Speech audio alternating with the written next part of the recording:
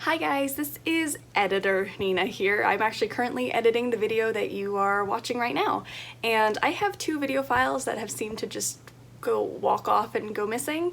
So I do apologize for this. The entire gameplay and my commentary is intact. You will see the whole game, every bit of commentary I have, but there's probably about a 20-minute section in the middle and towards the end where you just won't see my face.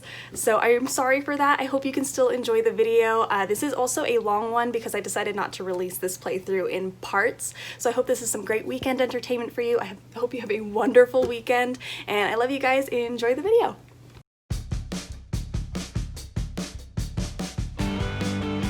Hi everyone, I'm Nina Kaskar, or Miss Scarlet in the Study, and today we get to play The Curse of Blackmoor Manor.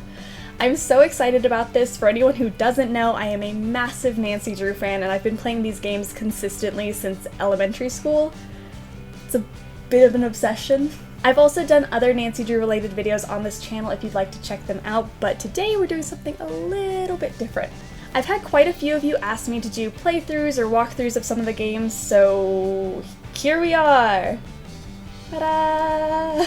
This is going to be a long one because I'm going to do a deep dive into as many Easter eggs, second chances, trivia, and pretty much just anything you can experience in this game. Curse of Blackmoor Manor is definitely a fan favorite, so I thought this would be a perfect place to start, and if we end up liking this, we can do more deep dives. So this is going to be a full playthrough of the game, so if you haven't played it already and you'd like to, I highly recommend it. And without further ado, let's get along to jolly old England, shall we?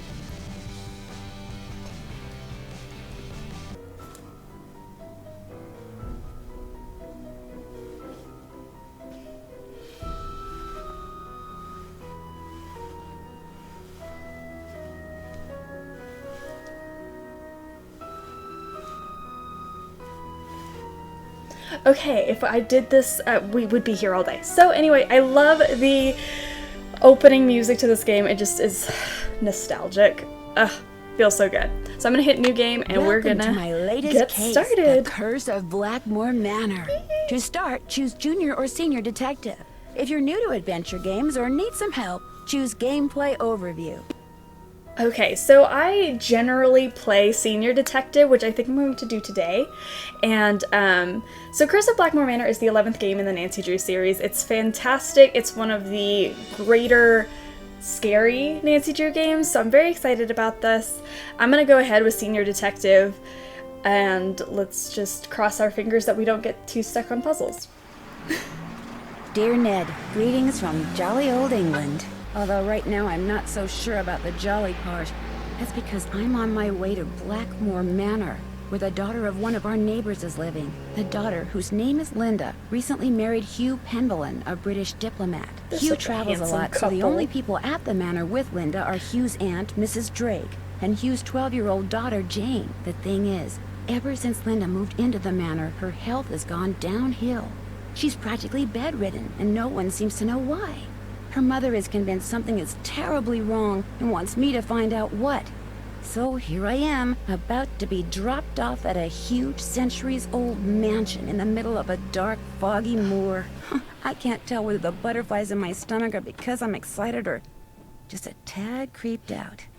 Talk to you soon. I hope. Nancy. Oh. Night, miss. Good luck. This is Blackmoor Manor. Look how pretty it is! One of the greatest things about this game is the atmosphere. I absolutely love this gloomy, dark, mysterious manor. It's fantastic. Such an ominous opening scene. Nancy.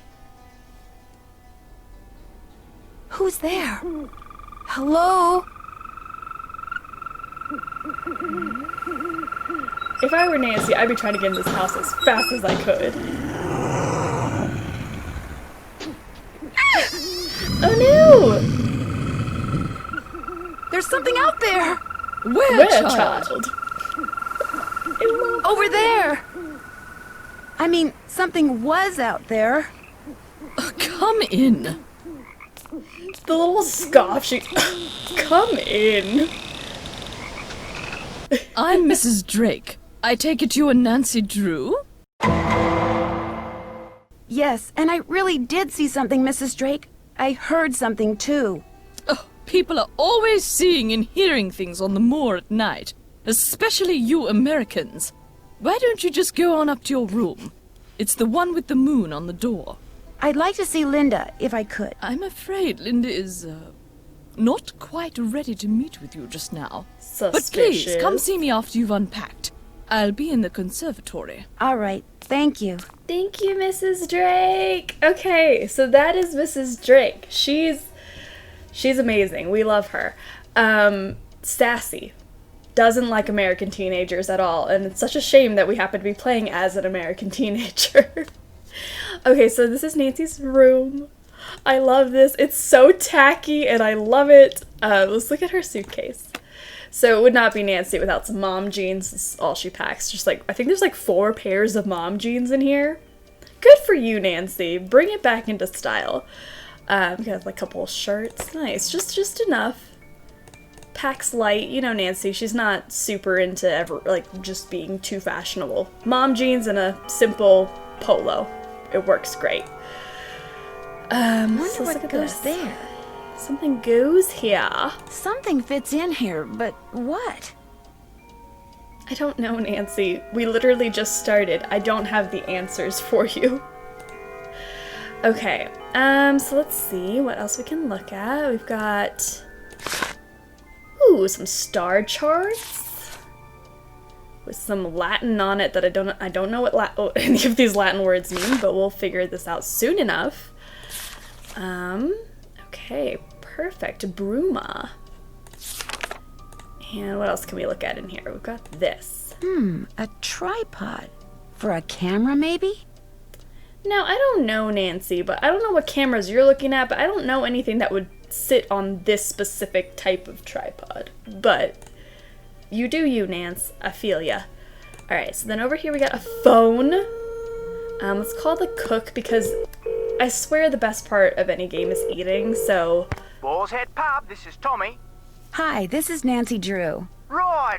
Nancy Drew, out at the old Blackmoor Manor, are you? Coo, you must be Hank Marvin up there. Pity about your kitchen, but we'll fix you up for some vexing posh. Just tell me what you'd like. Okay. What do you have? We've got some loop-de-loop, bangers and mash, a real fine pinky and perky, and a delicious dog's eye, me fork and knife, just rubber-ducked. Dog's eye. Hello? Could you repeat that? Poor Nancy. Sure, we've got some loop-de-loop, bangers and mash, pinky and perky, and a dog's eye, and they're all Robin Hood. Let's just go down the list. I think I'm gonna try to order everything on this playthrough, so let's start with some loop-de-loop, whatever that may be. I'll have some loop-de-loop. Clearly we're Okay, speaking in one code. loop-de-loop. Uncle Fred and Johnny Rudder? Sure, yeah. Send okay. Fred and Johnny on All right, over. then. We'll come round and leave it at your Rory. Oh, and we've got no hot potato about, so it may take a bit, but we'll have it up to you in no time. Fish and taters. Fish and taters. Alright, let's call Hugh. Hugh Penvillin. This is his manor after all. I'm sorry, I cannot take your call right now. Either leave me a message at the embassy or call me back later. Thank you. Does anyone else feel just slightly upset and offended when people don't answer your phone calls in games? Because I do, and I take it personally. So we have an alarm clock. That's going to be useful later. And let's see what else we can do right now. Ooh, we got a beautiful mural. Nancy's room is very gaudy and very tacky, but I love it. Ooh, got a Newton's cradle over here. I could sit and watch this for hours, but, let's stick to the task. So we got a box with animals on it. That should be important for something, sure. And we got a book.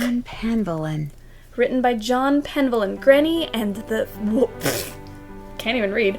Granny and the Water Fairy. Alright, it's story time, guys. Let's take a moment to read a story. In a faraway place beside a pond, since gone dry, there lived a frog named Granny. Granny was content to live by himself and never ventured into the pond, for back then it was a fearsome place full of crocodiles that lurked beneath the surface just waiting for a tasty little morsel like Granny to swim by. But one day, a beautiful princess appeared out of the other side of the pond. Like I feel like I just read that completely wrong and I'm just making up my own story. But one day, a beautiful princess appeared on the other side of the pond. Like Granny, she was by herself, for she had been unfairly banished from her father's kingdom. I don't know about unfairly banished. I would like to see all sides of that story. She could have been, I don't know. Something happened with this princess.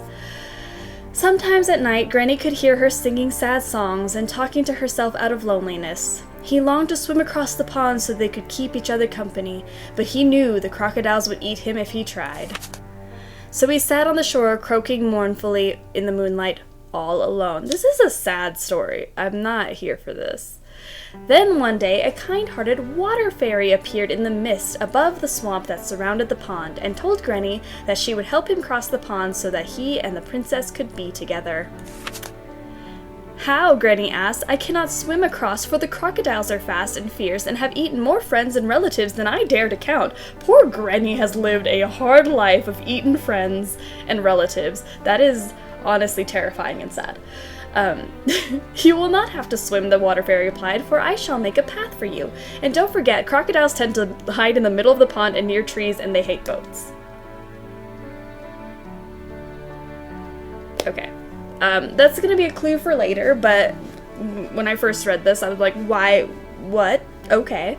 And we also have these little things stuck in the page here. So these are the signs for water, earth, fire, and air. Also gonna be important later. With that, a lily pad appeared, a lily pad suddenly appeared in the pond in the front of Granny. Although he was still afraid, he summoned his courage and hopped onto it. Then another lily pad appeared, and after that, another, then another. Granny leapt from one to the next, his tiny heart pounding in his chest, until at long last he leapt from the last lily pad onto the dock where the princess sat. She was delighted to see that the little frog, and when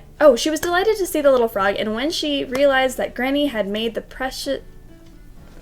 Do you guys ever feel like, you know, you're back in elementary school where you had to do popcorn reading and then you would, like, read the passage before the time it got to you? That's kind of how I'm feeling right now. I would always practice the passage before it was my turn to read. Anyway, beside the point, she was delighted to see the little frog, and when she realized that Granny had made the perilous journey across the pond just to be with her, she smiled for the first time since her banishment. Aww! So grateful was she for Granny's company that she gave the water fairy a gift, a bright red key, which the water fairy soon put to use. A red key. Okay, so I'm thinking we're gonna have to look for a red key. And all three lived happily ever after. Aww! The princess, the frog, and the water fairy all lived happily ever after. That's always a good end of the story. Okay, so that holds some clues for some later stuff, which we can address once we find them. We also have a crest up here with some symbols. This is something I'm definitely going to write down here. That's very important. So north, south, east, and west are all a little bit different. And they've got different colors. So good to know. We will take note of all that. Okay. So it looks like we've pretty much seen everything in the room. So it's time to go explore this spooky manor. Okay. Ethel, do I have to learn this? Yes, Hello? I'm afraid you do. If I do well, can we play a game? Yes, but only in French. Oh. Ow. Okay, so who's in here? This is not a good time. Oh, alright, let's not disturb whoever's in there. And let's go up these stairs. Okay, so the stairs make noise. Whoop. Wah. Blooding. I love the subtitles for each of these sound effects because it's just fun to see them written out in plain English. Okay, so they basically get up here and all of these correspond to a different noise, and you basically have to just put them in the order that you saw them on the stairs. And because I've played this game so many times, let's just stick it in there. B-A-D-C-A-D-E-E should be the solution to this, and we should get a key. Alright, we've got a key. Don't know what we're gonna do with the key. But this definitely looks like a red key. I thought it would be a red key. So yeah, that's a red key that we read about in the story. What is this? This is a doorbell. I always thought this was a doorbell. It's a keyhole! Let's stick a key in the keyhole. The key fits, but it won't turn. I need to put some kind of grease in there first. Okay, so keep an eye out for grease, guys. We need some grease lightning. Oh, forget it. Stay in Italy as long as you want, then. Some kind of husband you're proving to be. It's not all in my head. Don't bother. Oh no, that seemed like a very argumentative conversation. Linda? Hi, it's me, Linda. Nancy Drew. Nancy Drew, our friendly neighborhood detective. Well, welcome to Blackmoor Manor. I apologize for greeting you under such unusual circumstances. How's she So, feel? how are you feeling? How am I feeling? Well, I feel like... I feel like something really strange is happening. I really don't like that little chuckle laugh she Could just you be did. more I feel in specific? Could danger. I be more specific? Ah, the ace detective is grilling me for details. I'm tired all the time, my mouth is dry, my vision is blurry. But that's not important. Here's what's important, Nancy. There are some doors that should never be opened. There are some doors that hold secrets which must never be known. That's everything you need to know. Now if... Mummy, can I come in? No, you're supposed to be in your lessons. Lessons are over. I want to meet Nancy. I said no, Jane. Okay. That was my stepdaughter. She can be such a pest sometimes. Anyway, I understand you feel an obligation to my mother. Linda, but the worst trust me, stepmother ever. There's nothing you can do. You're welcome to stay, but I strongly recommend that you go home as soon as possible. No. I can't go home empty-handed. It might jeopardize my ace detective status. Linda? Okay, I'll let you rest. She's But just so I'll rude. be back. I'm here for you if you need me. I think Linda may be my least favorite character in this game because she's just so rude. I am just trying to help. I am here to be a friend. It's fine. She's got this really, like, great cell phone. And she's got some lotion and a mirror. Just the essentials, you know? I mean, I would feel... like, Linda, open the curtain, make it a little more homey in here. Like, turn the lights on. Take some of this, you know, coverings off the furniture. I just feel like this is not the great environment you need to be in right now. It's just not good. Alright, let's just keep going. Who's in this room? This must be Mrs. Drake's room. Ooh, Mrs. Drake. Guess she's not in her room. She's not in there.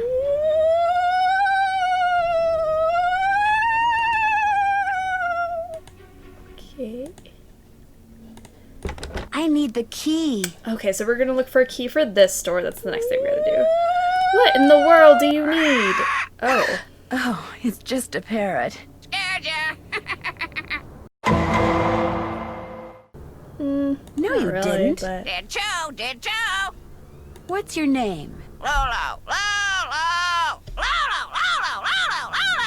Okay, I get the point. Lulu. Lulu. Let's just randomly ask a parrot if they know Latin. Do That's you a great by idea. any chance know Latin? Quiste rogavit, bene vidi vici, semper ubi sub ubi, morituris status. I'll take that as a yes. Would you mind translating something for me? Fire away. I want everyone, the next time you see a parrot, just ask them if they speak Latin. I think that Nancy's onto something here. Maybe most parrots speak Latin and we just don't know. Ruma? The longest day of the year is solstitium, the summer solstice. The shortest day is bruma, the winter solstice. Equinoctium vernum is a spring equinox. Equinoctium autumnalis is a fall equinox. Day equals night. Lulu's always right. Awesome. Bye, bird. Ale, bye-bye. So one of the cool things is Lonnie Manella, who voiced Nancy Drew in these games, also voiced Lulu, which I think is one of the most irritating voices in all of 33 games. But she's so talented. There goes my cell phone. Hello? Hi, Nancy. Hello. It's Mrs. Petrov. How is everything? Have you seen Linda yet? Literally speaking, no, but I did talk to her. Not that she told me anything. I'm just about at my wit's end. I've never known her to act like this. The last doctor that examined her said that aside from a little dry skin, which is not unusual for her, she was perfectly fine.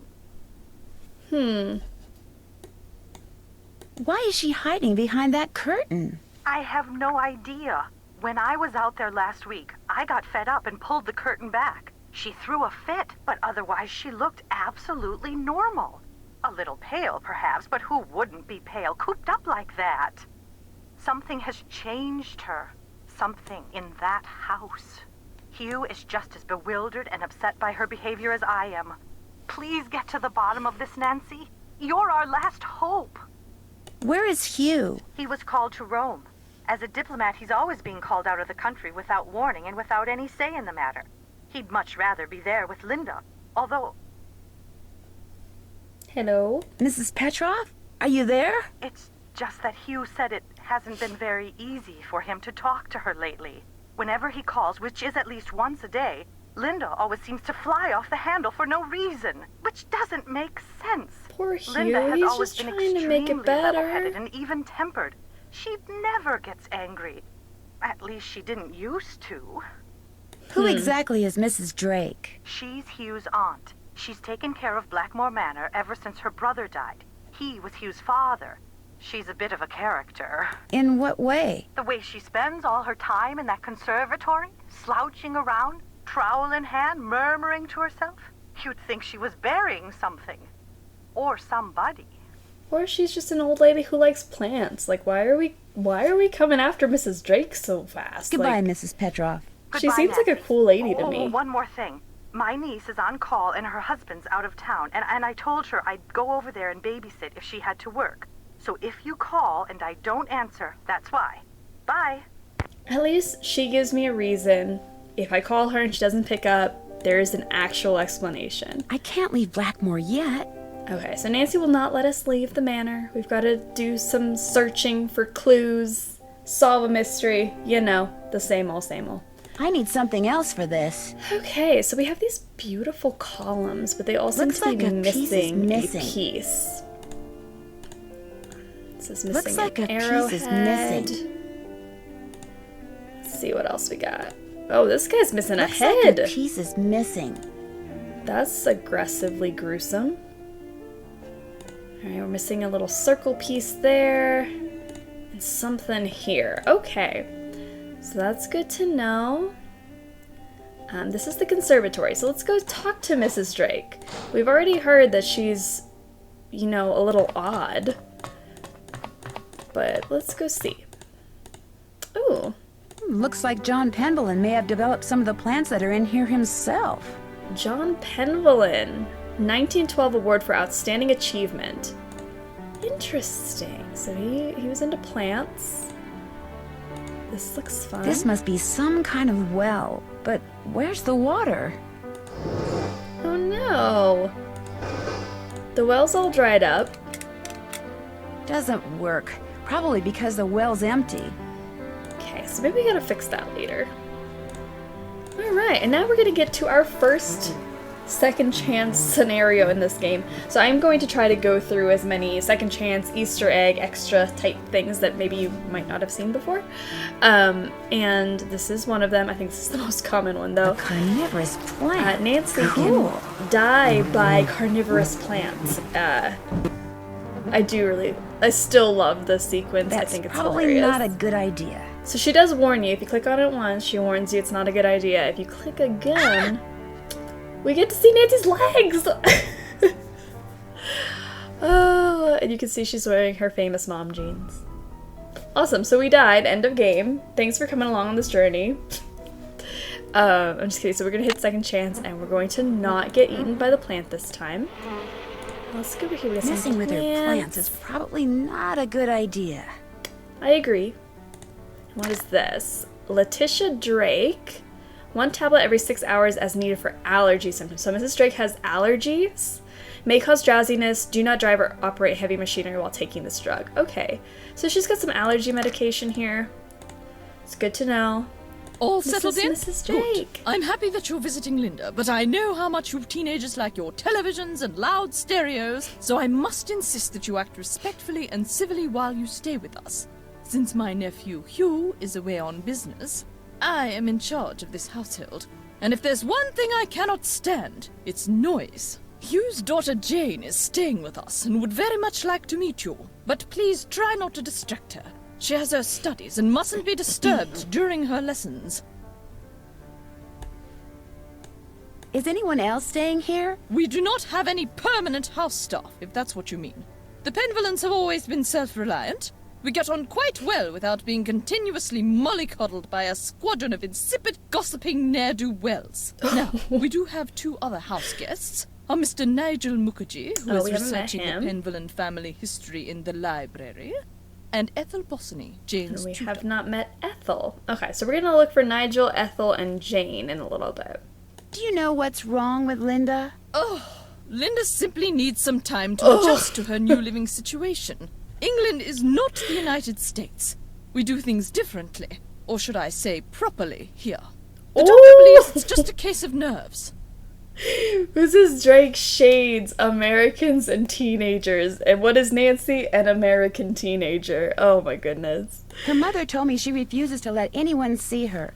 Is that true? I don't know, and the doctors don't know. No one seems to know anything. I don't know anything. All I've been told is that Linda is unwell, and that in her stead, I must look after matters. Now please, I really do not have time to entertain you. You may have the run of the house, but do not break anything, and refrain from mucking about with items that aren't yours. 2 rules Jane seems incapable of following. And before I forget, our kitchen is being remodeled, so our dining situation is rather unorthodox. I've made arrangements with a local restaurant to deliver meals to us. There should be a programmed number for them on the phone in your room. Feel free to order whatever you'd like. I spoke with Mr. Tucker at the Boar's Head pub, but frankly, I'm not at all sure what he said. Yes, his language is quite colourful, isn't it? He's Cockney, you see. My brother Alan and I loved to make up Cockney rhymes when we were young. We'd drive our governess quite batty. Haven't got a pot of glue, haven't got a pot of glue. Ha! How we teased her. Mrs. Drake, I don't understand the joke. Pot of glue? A clue, dear. Haven't got a clue. Rhymes with glue, you see. Okay, so he's speaking in Cockney rhyming slang, so maybe we could look up some more information on that. I'm concerned about that thing I saw outside. It was purely your imagination, unless you saw a stray dog. But I will not countenance any histrionics about this issue. We have enough to worry about with Linda. And please do not get any ideas about going outside to investigate. I do not want you tracking mud all over this house. Okay. I really wish we could actually go outside to investigate. That would be so much fun. This conservatory is very beautiful. But why isn't there any water in the well? I'm not quite sure. We never really used it, but it was always full of water. That is until my brother died. And then it just dried up. Most of these plants were brought over by my grandfather. He was quite the adventurer. I remember when he brought back Lulu from the Amazon. At first, Mother wouldn't allow us to play with it because it had picked up too many unsuitable words from sailors. But it gradually learned proper manners. I love that she calls Lulu an it. Can you tell me about Lulu? Lulu is a very old parrot. She must be over 80 years old. Dang. Please be very careful with her, especially if you feed her. Parrots have quite delicate constitutions, you know. Alright, so we need to be careful with Lulu because she's over 80 years old. Goodbye. The pleasure is all mine, child. Okay, let's get a move Who's on. hungry? Who's ready for some nummies? Did you say something, Mrs. Drake? Not to you, dear. Okay, but what if I wanted nummies, Mrs. Drake? You didn't offer me any. Okay, so let's head on up and go see who else there is to talk to.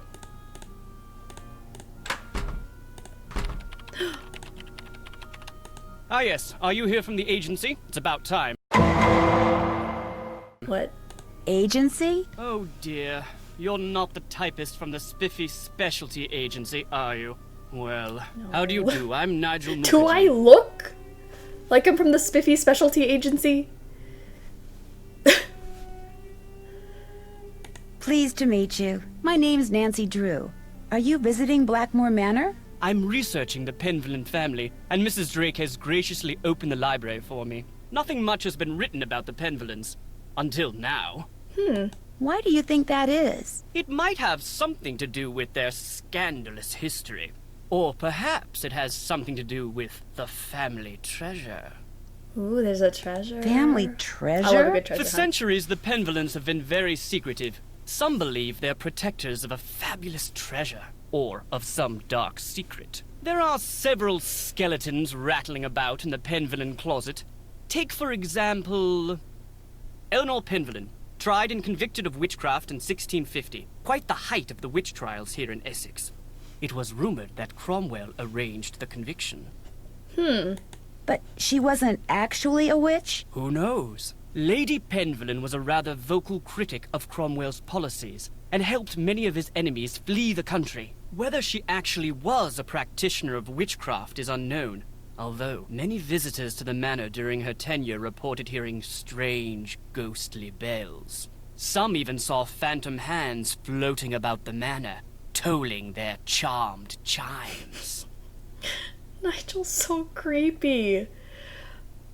You mentioned some kind of scandal with the Penvillen family? Well, having a family member burned as a witch can hardly be considered a mark of pride, I dare say. It's true. And then there's the whole business with the Blackmore beast. What? Blackmore beast? It's a story that's been told for generations out here. During the 1600s, many of the villagers reported seeing a strange beast with red eyes and giant fangs prowling the moors. They asked the mistress of Blackmoor Manor, Eleanor Penvillen, to put a bounty on the beast's head. But, oddly enough, she not only refused, she forbade anyone from hunting the creature. It was rumored that the beast was Eleanor's husband, whom she had cursed for finding out too much about the Penvillen secret. So we definitely 100% saw the Beast of Blackmore outside when we got here. When I was walking For up sure. to the house, I saw something with red eyes that called out to me. Really? How extraordinary. Are you sure it wasn't just jet lag? Positive, and I heard it make this kind of growling sound. Perhaps it was the cursed husband of Eleanor Penvillen, prowling about the moors in search of lost Yanks. Very funny. Who are all those paintings of in the Great Hall? Those are the Penvillens who owned Blackmoor Manor at one time or another. Okay, so all those paintings I'll that let we you get saw back to your work. are people that have owned this manor. So we can go look at those in just a second. Let's get this thing. Fascinating piece, isn't it? James Penvillen sculpted it in 1591, although it appears that wand was added at a later date. He was quite a flamboyant figure and never married, but one day a child appeared quite mysteriously in the castle, and he took her in as his own. That was Eleanor, and many of the townfolk believed her to be a changeling or fairy baby. Okay. Achoo! Viewed the door off.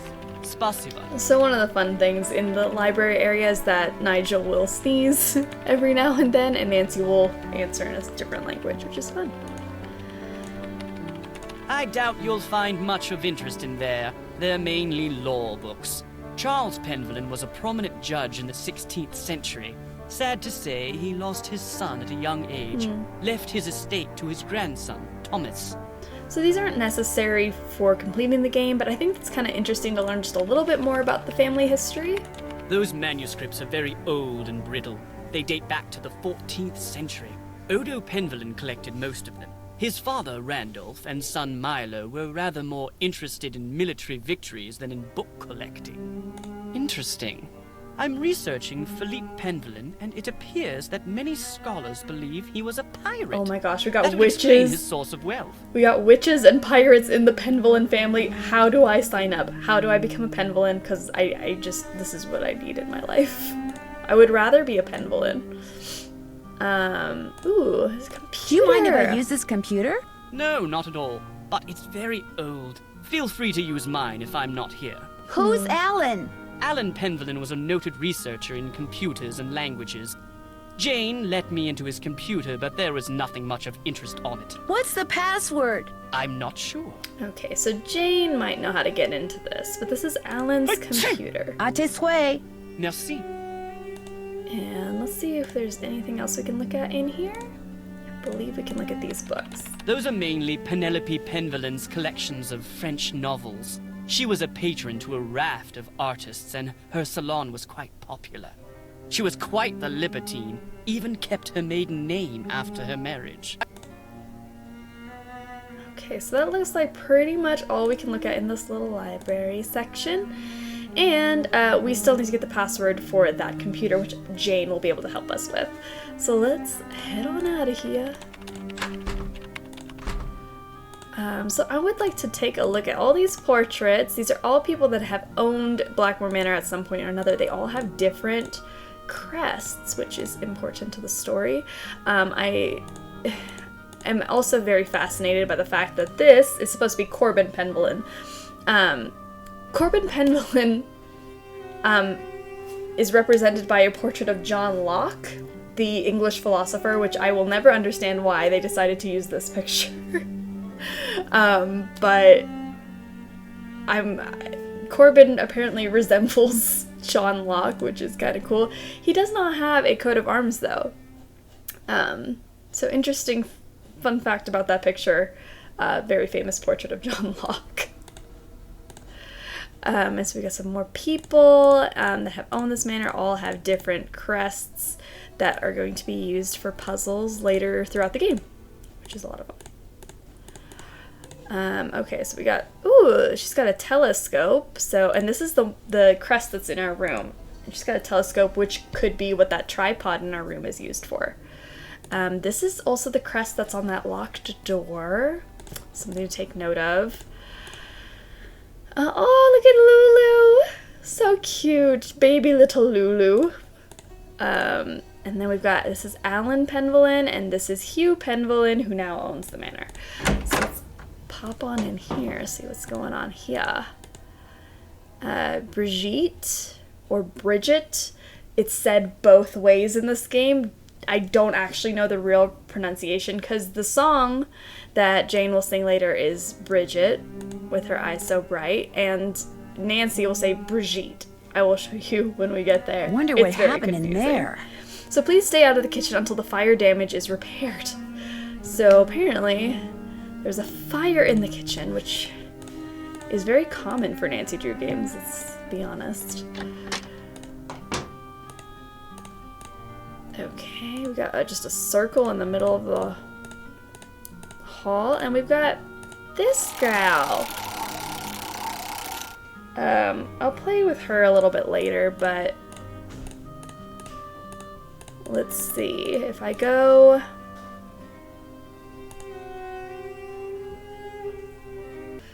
Okay, so I think it's about time that we go meet Jane.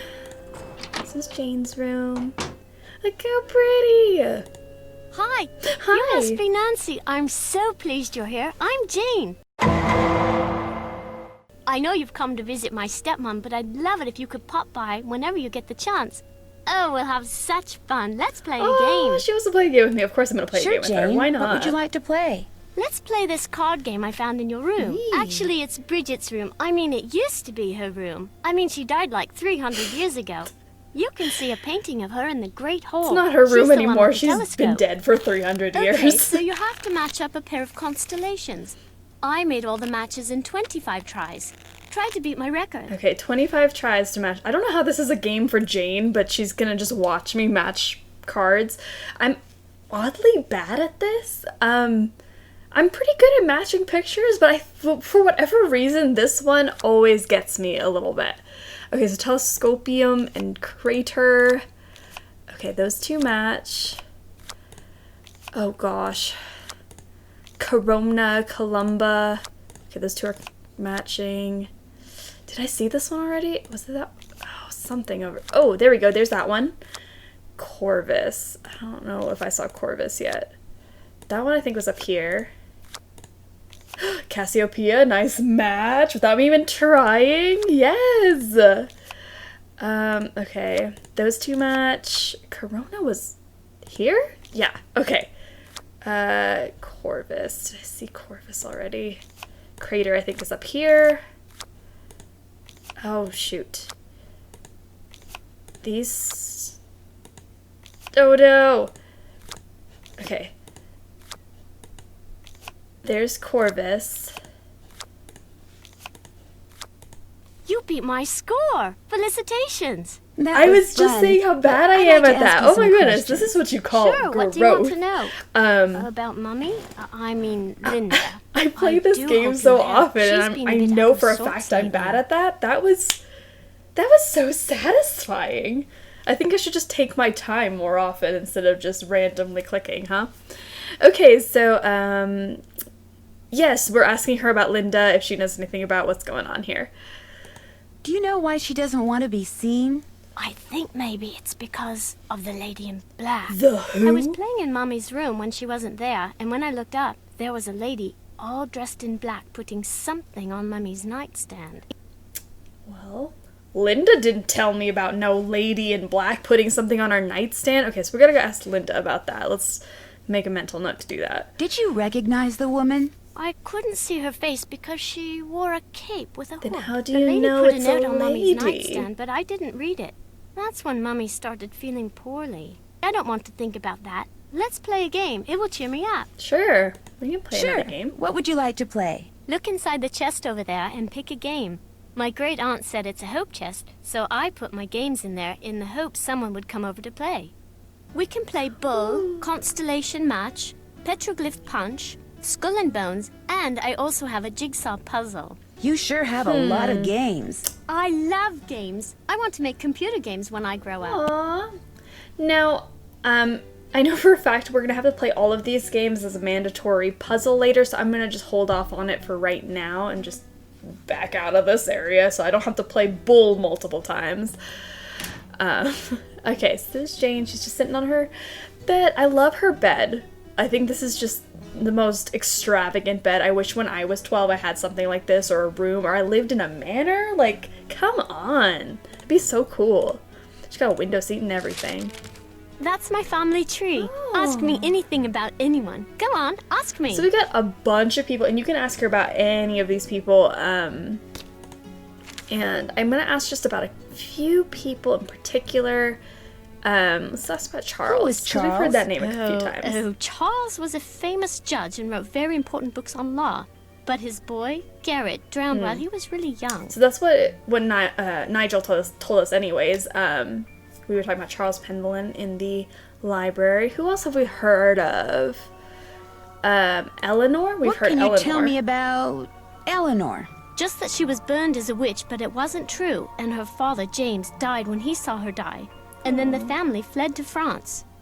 I don't want to talk about this. You just told me I could ask you any question, Jade. You don't want to talk about Eleanor, the witch, not witch? Okay, so let's actually ask about James now. That was her father. Who's James? He never married, but one day, when he was very old, a baby was found at the doorstep to the manor. He took her in and raised her as his own.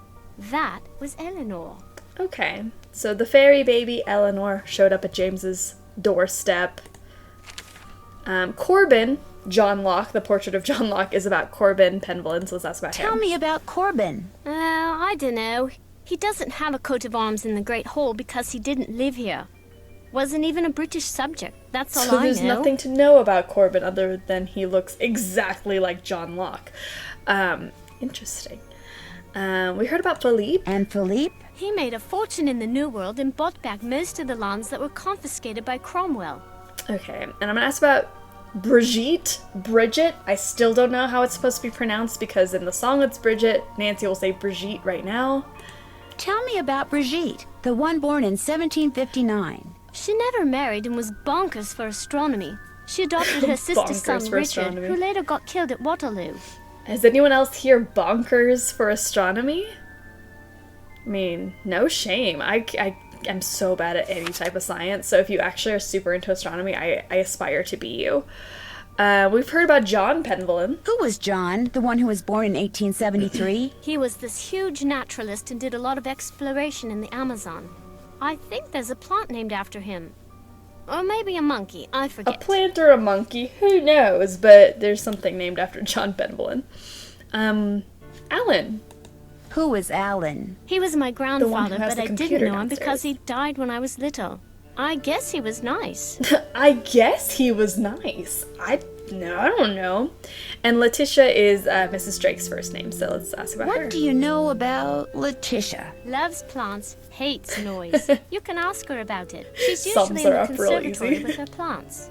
Okay, so she's in the conservatory. This is Mrs. Drake, her brother Alan, and then beyond that will be Hugh. And Hugh is now married to Linda. So there we go. Caught up on the Penvillin family history now? You good? You good? You took notes? Awesome.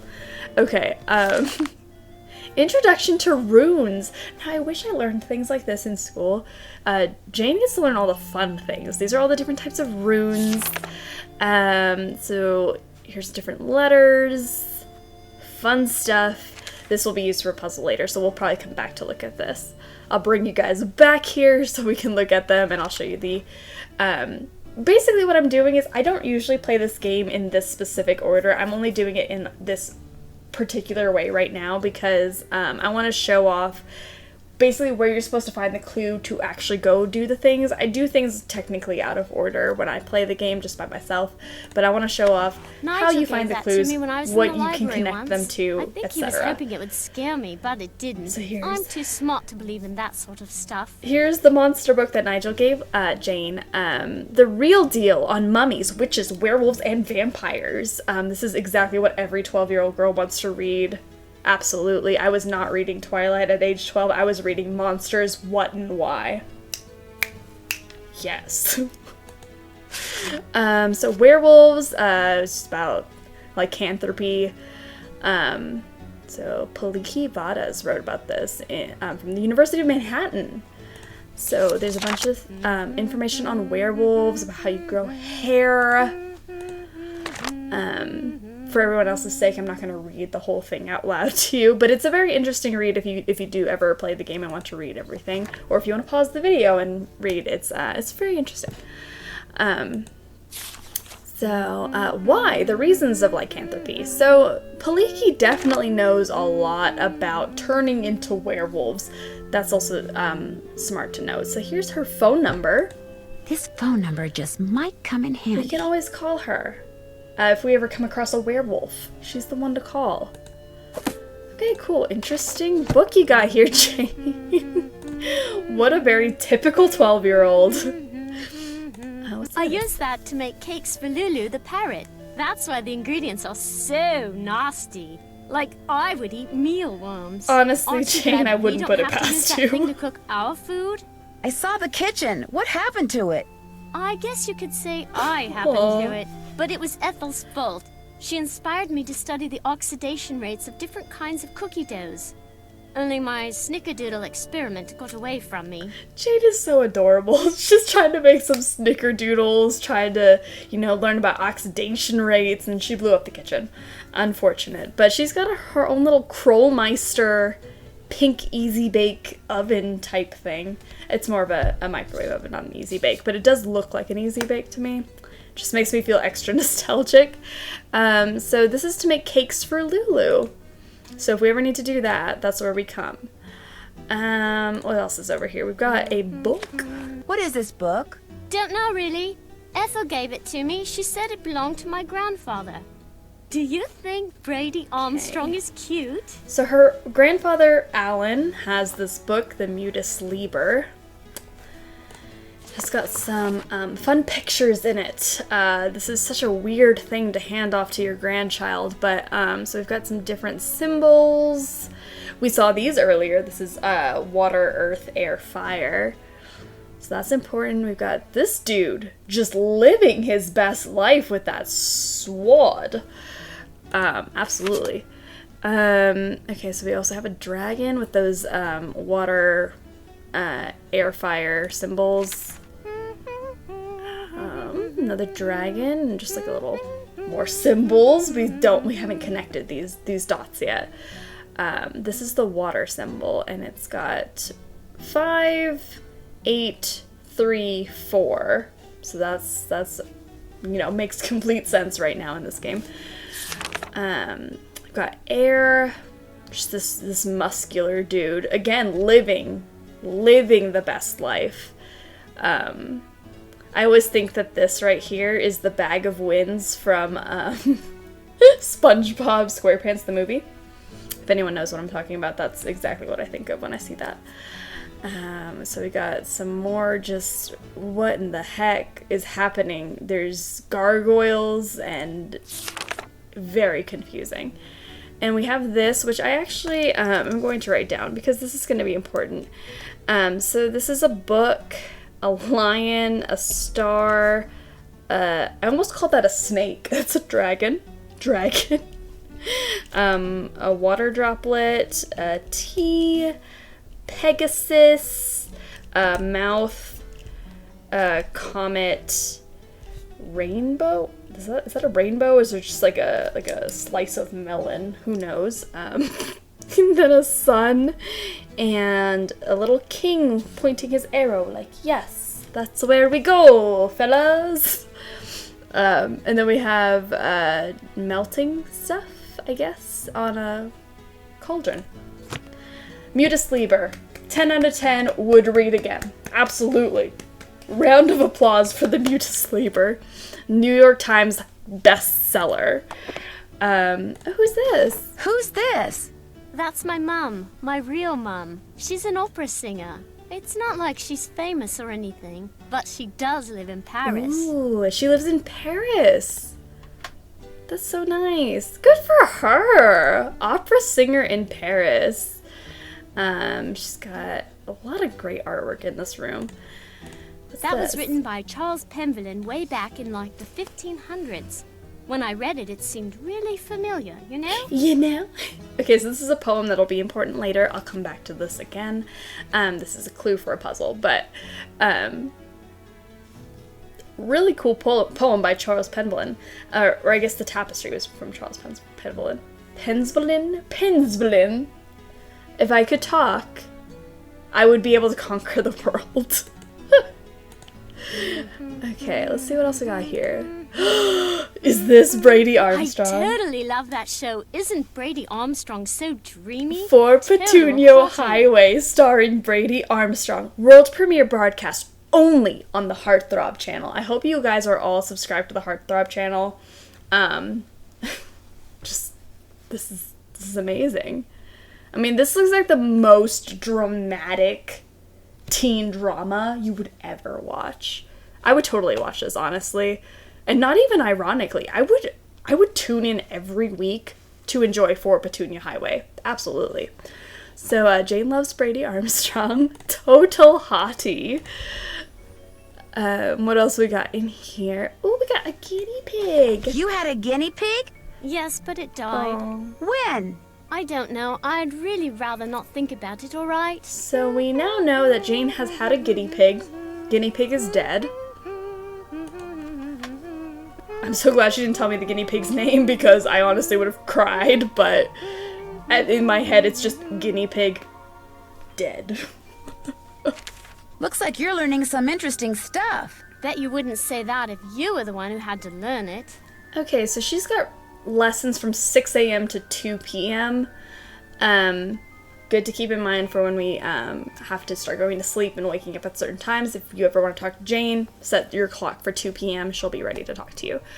But yeah, she's going to talk about Bridget, we don't know. I don't know. If anyone knows if it's Bridget or Brigitte versus whatever else it could possibly be, please let me know, because it is something that has bugged me for so long, because it's Bridget with her eyes so bright, or Nancy who says Brigitte. So I don't know. We'll hear the song in a second and it'll be a better rendition of what I just did. I apologize for all of that. But Ballad of Bridget. So they're gonna do that. They're gonna work on some French, some Latin, some science, some math, some English, and then she's got art projects about Bridget's favorite star constellations, to draw and color most favorite character from Dickens' book. Honestly, if I could study this in school, I would have loved school. Alright, so I'm gonna actually go over an Easter egg. So this little thing right here, we're gonna click it a couple times. So it's gonna be 1. It's gonna be a little tedious, but I promise it'll be worth it. 2.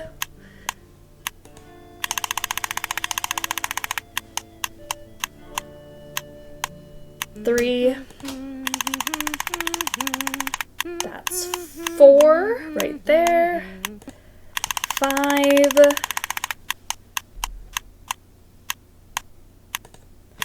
6.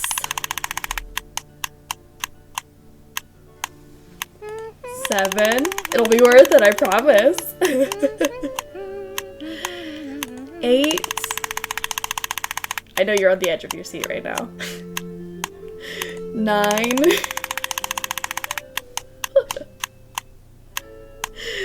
10. These are the things us children, when this came out, this is what we did because we thought it was hilarious. We thought this was fun to just click on things multiple times.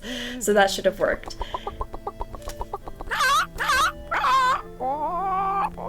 We get a little chicken noise, which means we have an Easter egg in our inventory, and I'll show you how to use the Easter egg a little bit later, but we have that. So basically what you want to do is click these chattering teeth 10 times, one more time, boom, you hear the chicken noise, you got the egg. Fantastic. But yeah, this is definitely something we did when this, like right when this game came out and we played this.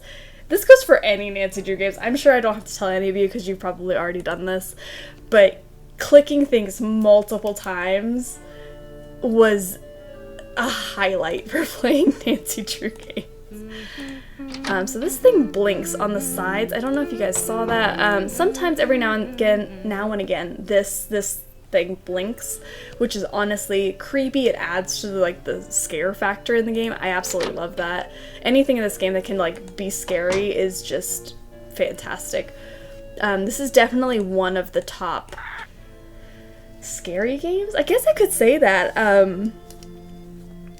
I guess I could say that it's scary. It doesn't seem like it is, but you know what I forgot to ask Jane about? I forgot to ask her about the password to the computer. Let me go ask her that real quick.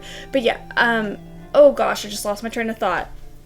I do like how eerie this game is. I don't think that it's particularly scary. I know a lot of people put this on their top scary Nancy Drew games list. It is creepy.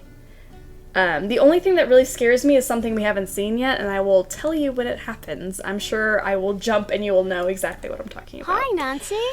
Oh, we can ask Jane some more stuff now. Okay, let's ask her. Have you ever seen anything strange outside? Once I saw my Uncle Roger's toupee fly off during a windstorm. Talk about freaky. Uncle Roger. So Uncle Roger has a toupee. I don't know why this always stands out in my head as one of the top things from this game is remember Uncle Roger. He's got a toupee. I mean, have you seen a strange animal outside? No, but I have heard weird noises like this. Howling. But not like a dog howling, more like something human. I don't want to think about that. It's scary enough having to live in this gloomy place. Aw, I was saying this earlier that I would have loved to be in Jane's position, but I can understand maybe as a 12-year-old this is kind of scary to live here and you don't want to learn Latin all day. I don't know. Do you think there's a treasure hidden around here? I highly doubt it. I mean, if there were, wouldn't someone have already found it? That's how I feel. When I asked Ethel about it, she said that it's the Penville name and heritage that should be treasured. Blech. Blech. Oh, here. Okay, so we're going to ask her about the password to Do the you computer. know what the password is for the computer in the library? Yes, but I won't tell. Not unless you beat me at Skull and Bones. My friend Hulga bought this for me. It's like Go Fish, but you have to Jane, collect three forcing of a to kind play weird games things with you like since zombies and ghosts. the early You go 2000s. first. Come on. Okay, so basically it's just Go Fish. It's just Go Fish. It's super simple. Super simple. Alright, so I'm just gonna make the wise decision to go with what I have the most of and go with spiders. Do you have any spiders? Here you go. That's a match. We already have a match. So I believe I have to get 5 matches to win the game, so everyone cross your fingers for me. Maybe we'll get this on the first try. Let's try. Okay, I'm feeling tombstones. Do you have any tombstones? No! Any bones? Sorry. Zombies. Do you have any zombies? Nada. Dang. Do you have any coffins? No! All yours. You got I a should have match. asked for coffins. Good for you. I knew I should have done it. It was Do you in have my any gut. skulls? All yours. Alright, she's just taking Do you have any all skulls? my pieces. Sorry. Okay, so we're gonna just play this a bunch of times, I'm assuming, because I know I'm gonna lose this round. And we're gonna keep going until we eventually get the password to the computer. Do you have any zombies? Nada. Your witches, please? I don't Get out your have shovel. any. Do you have any bones? Here you go. Yes. Tombstones? Do you have any tombstones? Sorry. Any haunted houses? This is an emotional Sorry. roller coaster. I really can't deal with it. Do you have any zombies? Sorry. Any bats? I'm gonna ask her for her Sorry. witches because she asked me for witches before, and she has them. I know. Do you have she any has. witches? I know Here you you have go. them. Oh, she only has one. How disappointing! Don't come ask me for witches when you only got one witch. That's such a tease. Do you have any bones? Sorry. Dang. Any bats? No, Go I don't dig. have bats. A match? Jane. You're doing great. Do you have any ghosts? Here you go. Yes. Okay. I haven't asked for tombstones. Do you have any tombstones? Sorry. I got a match. Do you have any skulls? Sorry. What bones? Do you have any bones? Sorry. I got a match. So I got 1, 2, 3 Would you happen matches to have already. any Oh, ghosts? dang it! All yours. You got a match. Good for you. I Do knew you have that any was gonna happen. skulls? I knew it. Sorry. Bones. Do you have any bones? Dig. Dang. I got a match. Okay, so I got 4 matches already. Do you I have think I any need one more. skulls? Get out your shovel. I need one more match. Do you have any bones? Here you go. That's a match. Do you have any haunted houses? Here you go. I got a match. Okay, I think we just won. Oh my gosh. I don't know, maybe I should just do this for every game I ever play, just talk about how bad I am and that, you know, I'm not gonna win on the first try, and boom, it happens. Everyone take note, do that. 1, 2, 3, 4, 5, 6. 6 matches already, fantastic, I'm pretty sure we've won the game. Do you have any skulls? By default. I win. Alright, we got 7 matches! You won. Good job. Wow! Okay, the password for my I'm so grandfather's proud of computer myself. is on his I coat of shouldn't arms, be, it's just a plain as game day. of chance. Okay, so let's ask her about the lady in black. The lady in black you saw in Linda's room. Did she look like anyone you know? Like I said before, I couldn't really see her face, but she was kind of dressed like the lady in the Great Hall. Which lady? Eleanor. Eleanor. I know it sounds weird. That's why I didn't want to tell anyone. It's too creepy. Sometimes wonder if I just dreamed it all up. Mrs. Drake is always saying I have a rampant imagination. Alright, let's get going. I should get going. Toodles.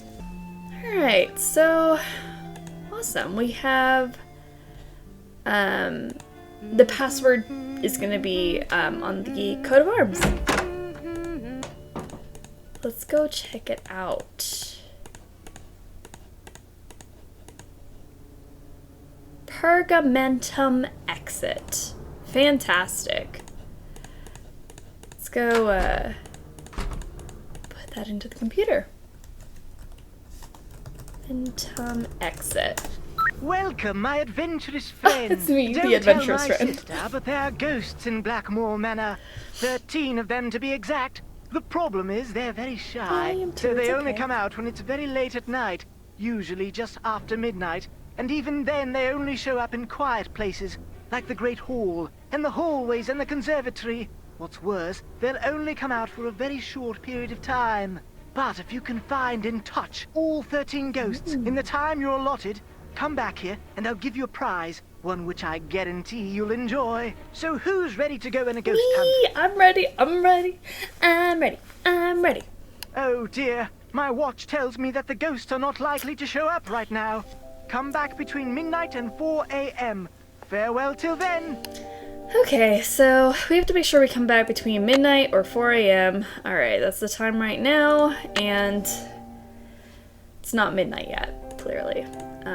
Oh! Nigel's gone. I'm gonna snoop through his computer. Just because he's not here. Why not? Ooh, general notes.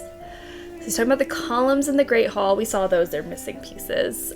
Missing some minute detail. Okay, cool. Rules I found in Corbin's secret room? In France. Oh, in France, not here. I was like, oh. Make reference to the Mercury column and how his key is held in hand. Most likely the statue in the library. And that only by persuading Mercury to face north, lift his eyes to the sky, will the wand be released. Okay, so we gotta figure out a way to move that statue.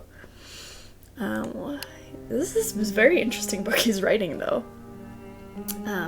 Randolph, Odo, Milo.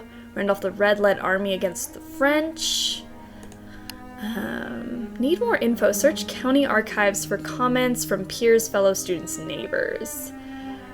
Okay. Use dragon to symbolize the forge. Okay, so he can't find a forge.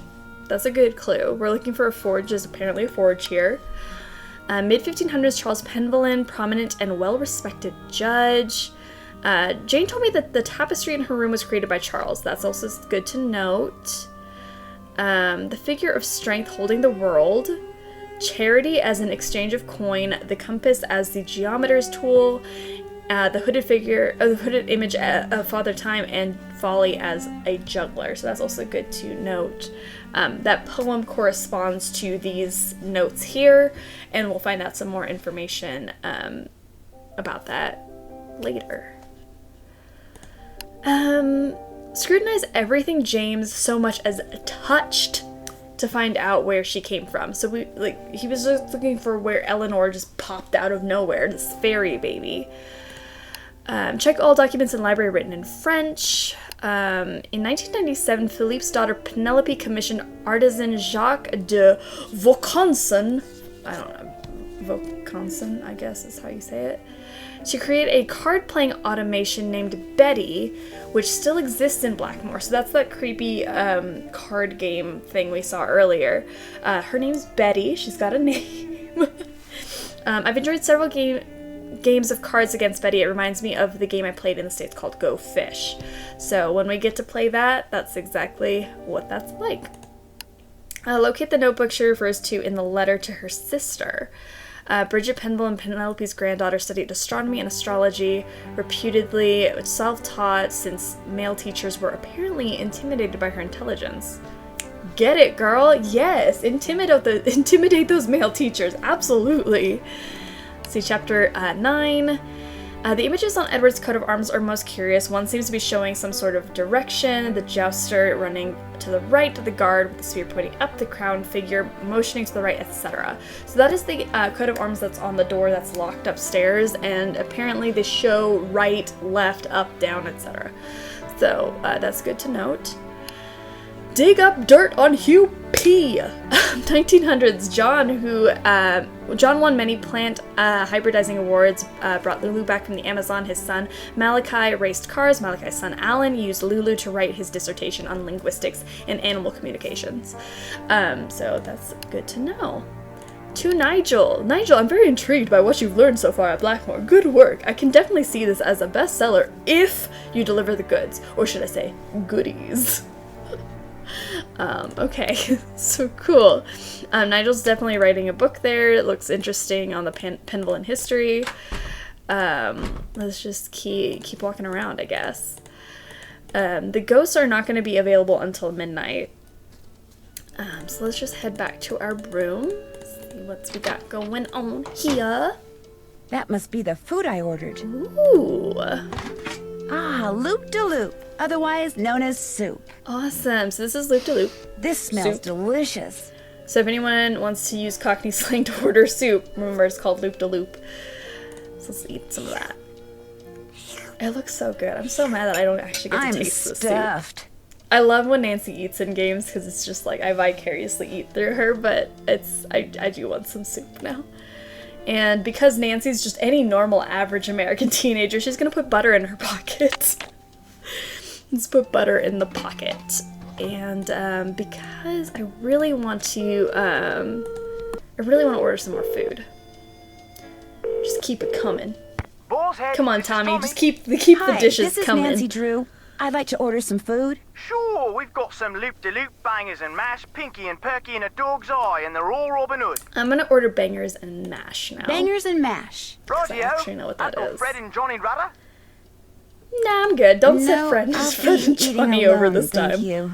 All right then, we'll come round and leave it at your Rory. Baked potato. Baked potato. Okay, so Uncle Fred and Johnny Rudder are just bread and butter, which we have butter in our pocket now. Cause why not? Live your best life, Nancy. I'm actually going to use this butter as a lubricant here. So let's This'll loosen things up in there. see if this key fits now. Haha! So we've got different symbols here, which will correlate to the poem inside of Jane's room, but I still don't really know what we're doing yet. So I'm gonna hold off on that for a while.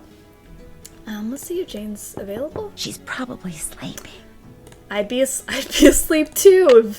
Yup, I would be asleep too. See if Linda's awake. Linda looks like she's up. Let's see if Linda has anything to say. I'm sorry to bother you again, but Jane told me about the lady in black. What lady in black?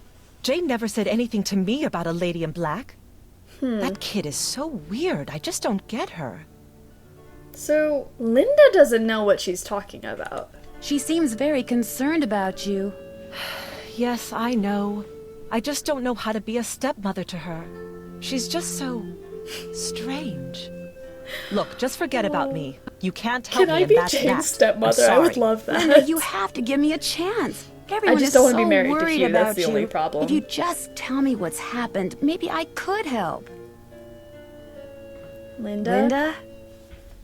I made a promise to your mother and I plan to keep it. I'm here for you when you need me.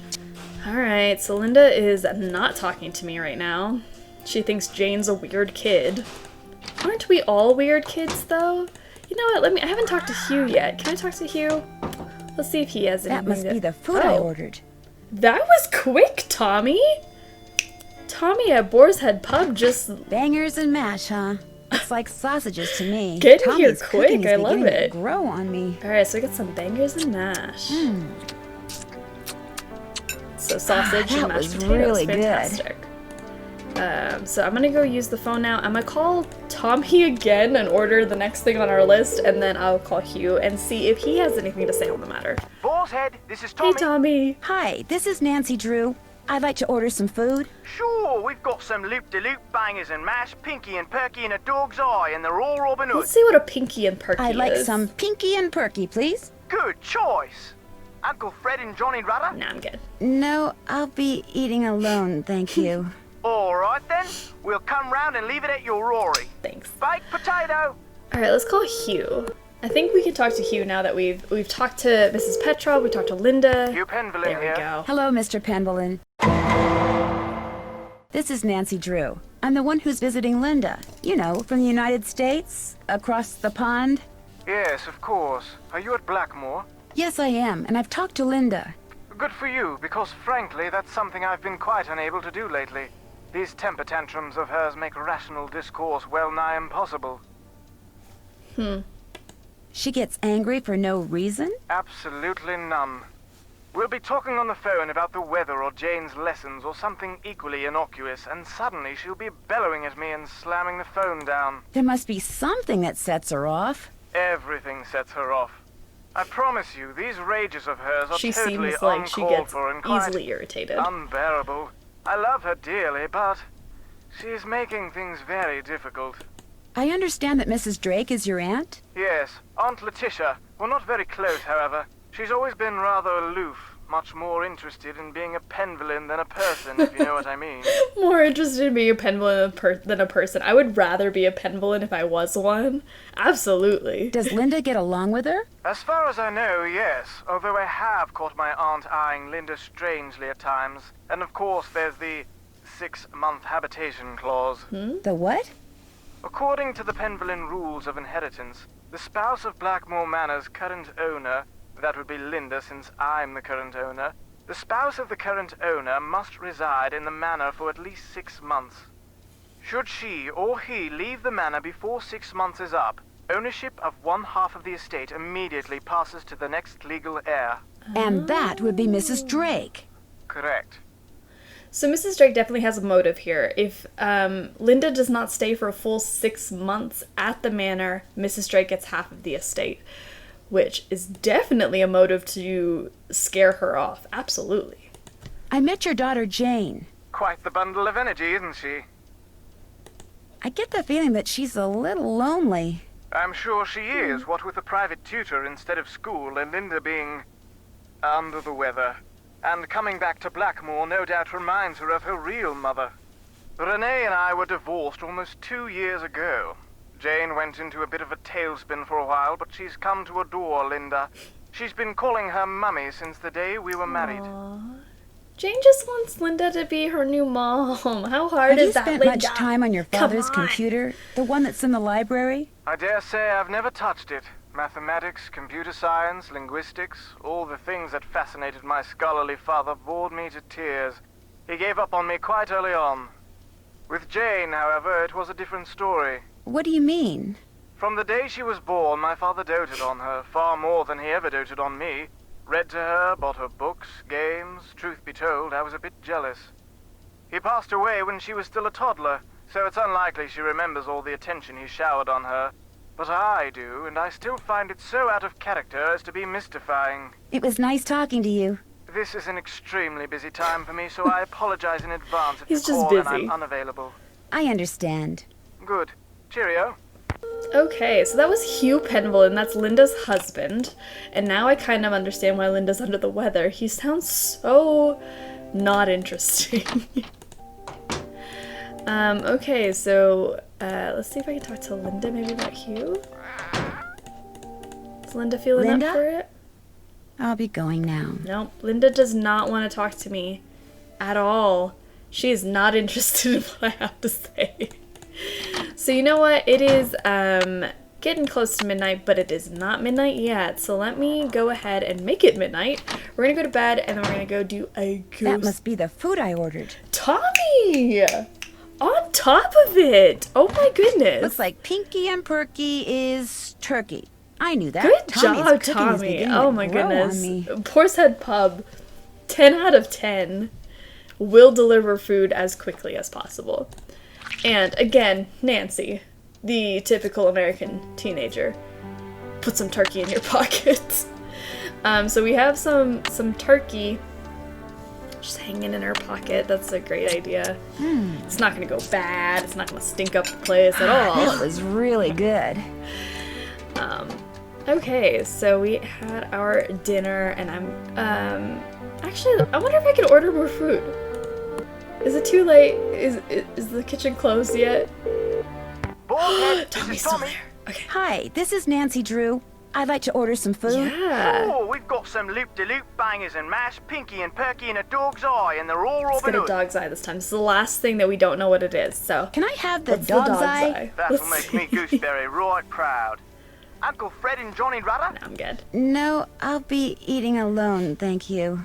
All right then, we'll come round and leave it at your Rory. Baked potato! Alright, so now I'm gonna make it midnight so that we can go chase some ghosts. Let's make it midnight. Let's see what happens.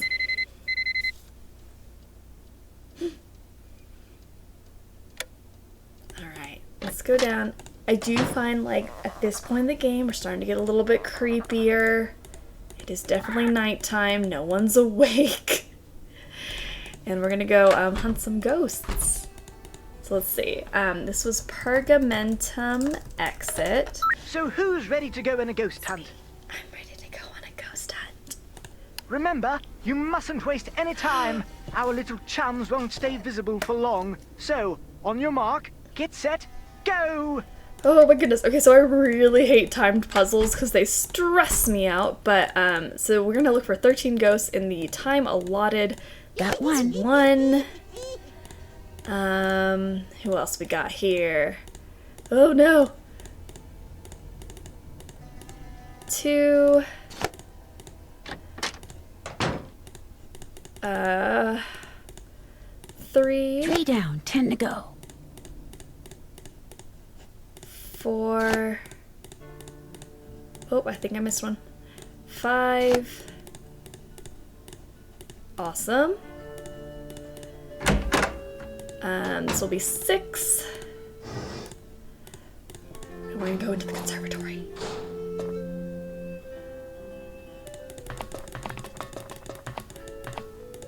Seven. Speed is my name. Let's go. Nancy, you can go faster than this.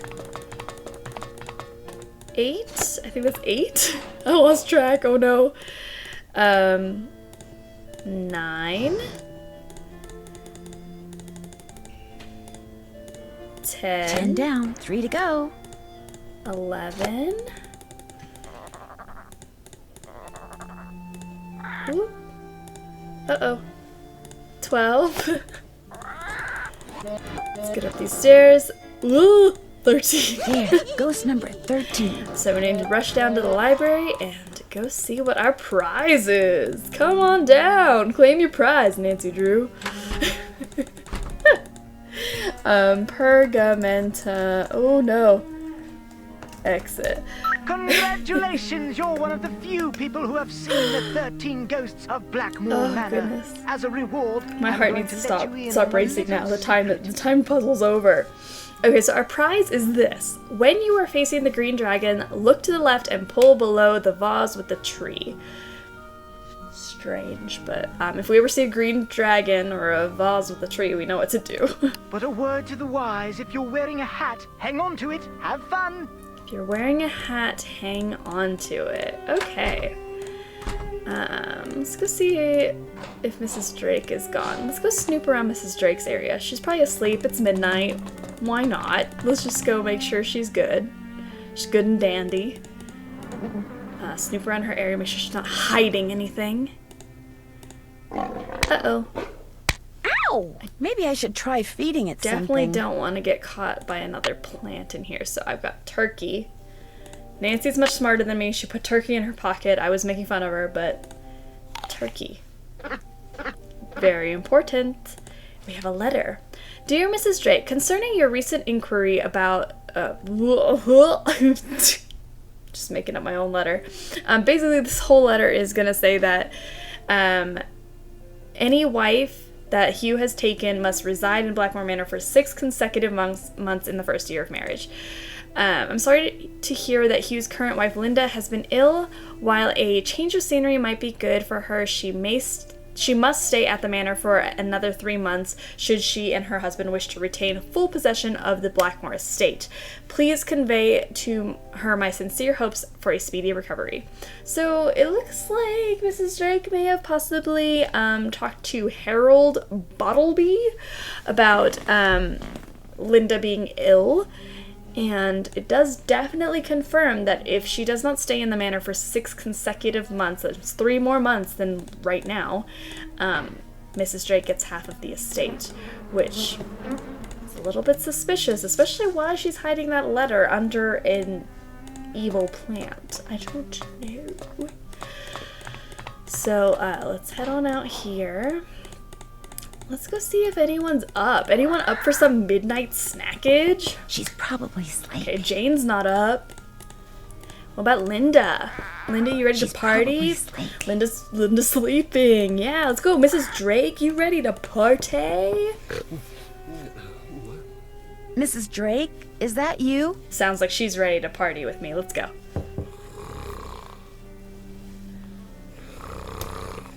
Hello, Mrs. Drake, are you in there? Mrs. Drake!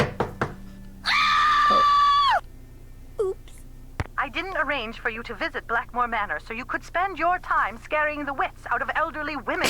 But I really had no idea Mrs. Drake would react like that. I mean, all I did was knock on her door. It was the dead of night. What on earth were you expecting? For her to get up and have tea with you? I'm sorry, Yes. Mrs. Petrov. I guess I wasn't thinking. We're gonna have a rave in the Well, burnt-up unfortunately, kitchen. what's That's what we're done gonna is done, do. and there's nothing more to be said. Well, there's one more thing. I'm fired. Bingo. Bingo bango. Okay, so that is the second chance you can get. If you go in the middle of the night and try to wake up Mrs. Drake, you will get fired. It's great. Great stuff. Great stuff. So let's try that again. Mrs. Drake, is that you? So let's not wake Mrs. Drake up in the middle of the night. Maybe a good idea to just leave her alone. Lulu's up. She can party with me. Say goodnight, Gracie. What's that supposed to mean? Everyone's sleeping. Go to your room and set your clock. What time do most people get up around here? 6 a.m. 6 a.m. Set your clock for 6 a.m. Ah, sweet dreams. You're gonna need a bigger bowl. Alright, so everyone gets up Pay no around attention to the bird 6 behind the curtain. a.m. So that sounds like a good time to wake up. I mean, I'd rather... That must be the food I ordered. Tommy! On the ball with this A food. meat pie. That dog's eye thing had me worried. This smells delicious. Okay, so we got a pie, which is a dog's eye. So cool, that's all the food you can order in this game. We've sufficiently eaten our way through the Boar's Head Pub menu. I'm stuffed. Same, Nancy. Watching you eat that food definitely stuffed me. Alright, so let's make it 6 a.m. Let's see what people got going at 6 a.m.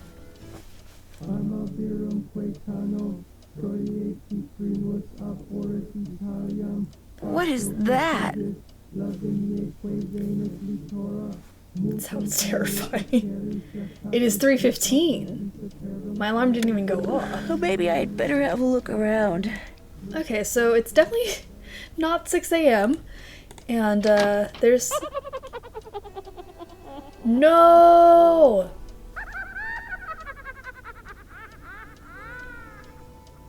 I definitely don't enjoy the cackling, but we're gonna go out and investigate. I don't know. Doesn't look like there's anyone here. Polly is a stupid I need the bird. key. Polly is a stupid bird. I don't see anyone. Okay. That was scary. There was somebody definitely cackling.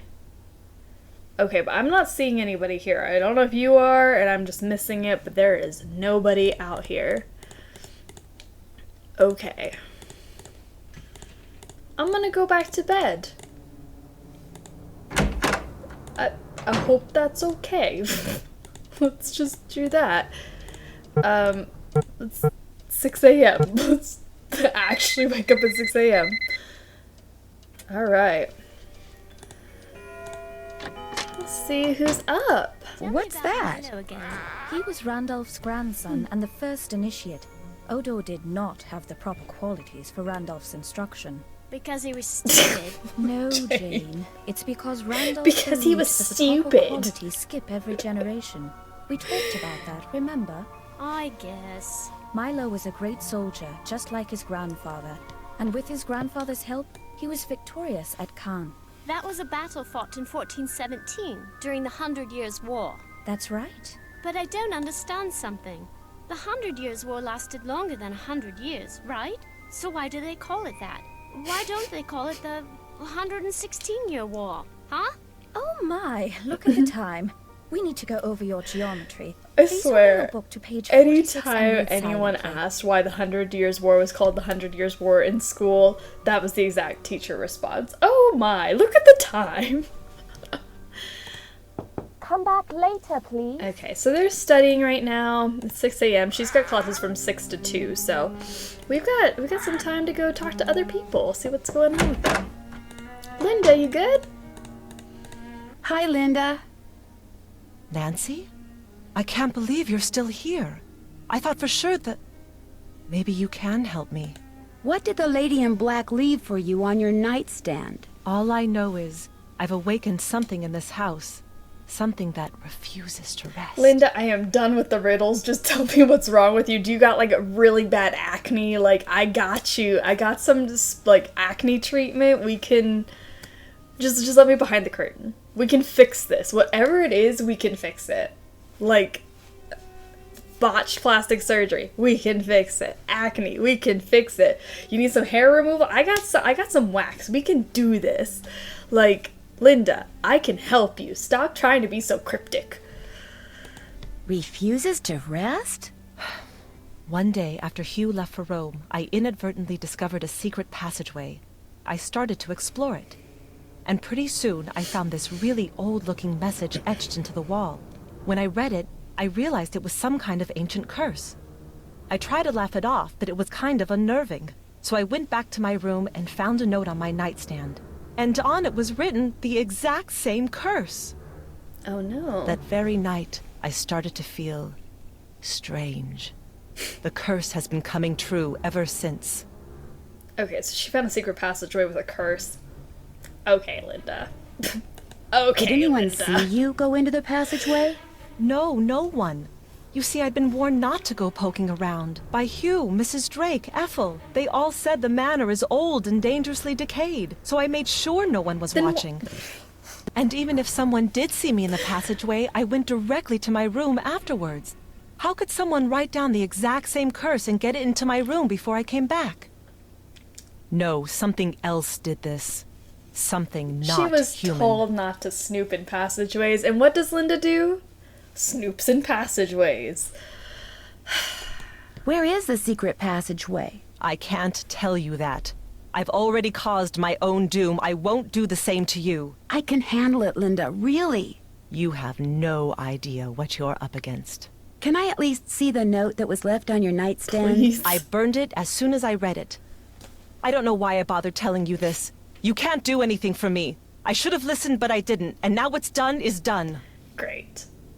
This is super helpful to me, the detective who's trying to help you. How well do you get along with Jane? I've been giving it the old college try, believe me. But she can just be so strange sometimes. How so? She'll just do the oddest things. Like one night just after Hugh left, she came into my room and insisted I read a book to her. That's definitely not weird. That doesn't sound very odd to me. The book was on monsters, vampires and werewolves and witches. I mean, what kind of little girl reads books like that? She fits right into this house, that's for sure. I don't think that it's that weird that she's reading a book on monsters, but Linda thinks it's weird, so I don't know. Linda is so unrelatable. I don't know what to do with her. Lulu, you got anything for me? Anything new? Pal? Nah. Bye, bird. You know who we haven't talked to yet? My most favorite character that I don't think gets enough gets enough credit. So let's go ahead and call my boyfriend Ned.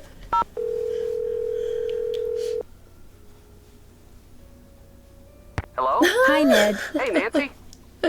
Ned needs more love in this world. I really do think that we need to shower Ned with some love. Just wanted to let you know I got here safely. So how's Blackmoor Manor? A little on the spooky side. How's Mrs. Petrov's daughter? A little on the spooky side. Which means? It's just very strange. She stays in bed hiding behind this curtain all day. Do you have any idea what the deal is? She thinks she's been cursed. Cursed? What do you mean? She saw this ancient curse in a secret passageway, and now she thinks it's coming true. Yikes, that's kind of nuts. She doesn't think so. So what'd the curse say? She refused to tell me. Sounds to me like you'd better give finding that out your top priority. It is my top priority. Linda's stepdaughter, Jane, she has this really weird picture book in her room. What do you mean, a picture book? Pictures are all that's in this book. No words, just these strange hand-drawn images. And the book is old, like it's been around for centuries. Drawings, huh? Maybe it's some kind of an ancient instruction manual. You know, for people who didn't know how to read. Could be. When I asked her about it, Jane said her grandfather gave it to her. And then... And then what? And then she changed the subject. Sounds like that book may prove to be pretty important. I'll talk to you soon. You'd better. Bye, Nance. Okay, so that was Ned Nickerson, Nancy's boyfriend. I know you probably don't know who he is because he doesn't get enough credit in these games, but it's okay. See who else let's call home. See if anyone's at home. See what's going on there. This is the Drew residence. Please leave a message at the beep. Hi, Hannah. Bye, Hannah. Hannah's not available right now. What about Paliki? This is the woman who wrote about werewolves. Maybe that's important. Let's figure it out. This is Paliki. Hi, my name is Nancy Drew. Could I ask you some questions about lycanthropy? I'm sorry, I'm about to leave for a seminar and I'm very busy. Besides, I've written 2 books and 12 articles on the subject. If you have questions, perhaps you should try reading one of them. I'm sorry. I did. That's how I got your number. Well, if you didn't understand something, I'm afraid I really don't have time to explain it to you.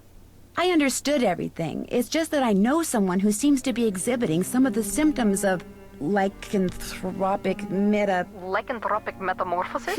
Well, that's different. Talk to me. Paliki's like, I've got time now. I've got time now. You know a werewolf? I want What to do you meet with this consider to be the werewolf. definitive signs that someone is turning into some kind of animal? Symptoms are relatively subtle. A dry mouth, a fatigue, impaired vision, and reduced blood flow to the skin. Is this person pale? I can't say. She won't let anyone see her. She just lies in bed all day behind this curtain. And at night, what does she do at night? I can't be sure, but I do know that I saw something outside the night I arrived. Some kind of animal. And when I asked to see my friend, I was told she was unavailable. This sounds very promising. You don't really believe she's turning into some kind of creature, do you? Young lady, I believe the human mind is capable of far more than we can ever imagine. Pale skin, dry mouth, fatigue. The human mind is perfectly capable of causing the body to exhibit such symptoms, if it is so motivated. What would motivate someone to turn into an animal? Most lycanthropes are under a great deal of stress, due perhaps to the death of a loved one, marriage, divorce, a relocation, that sort of thing.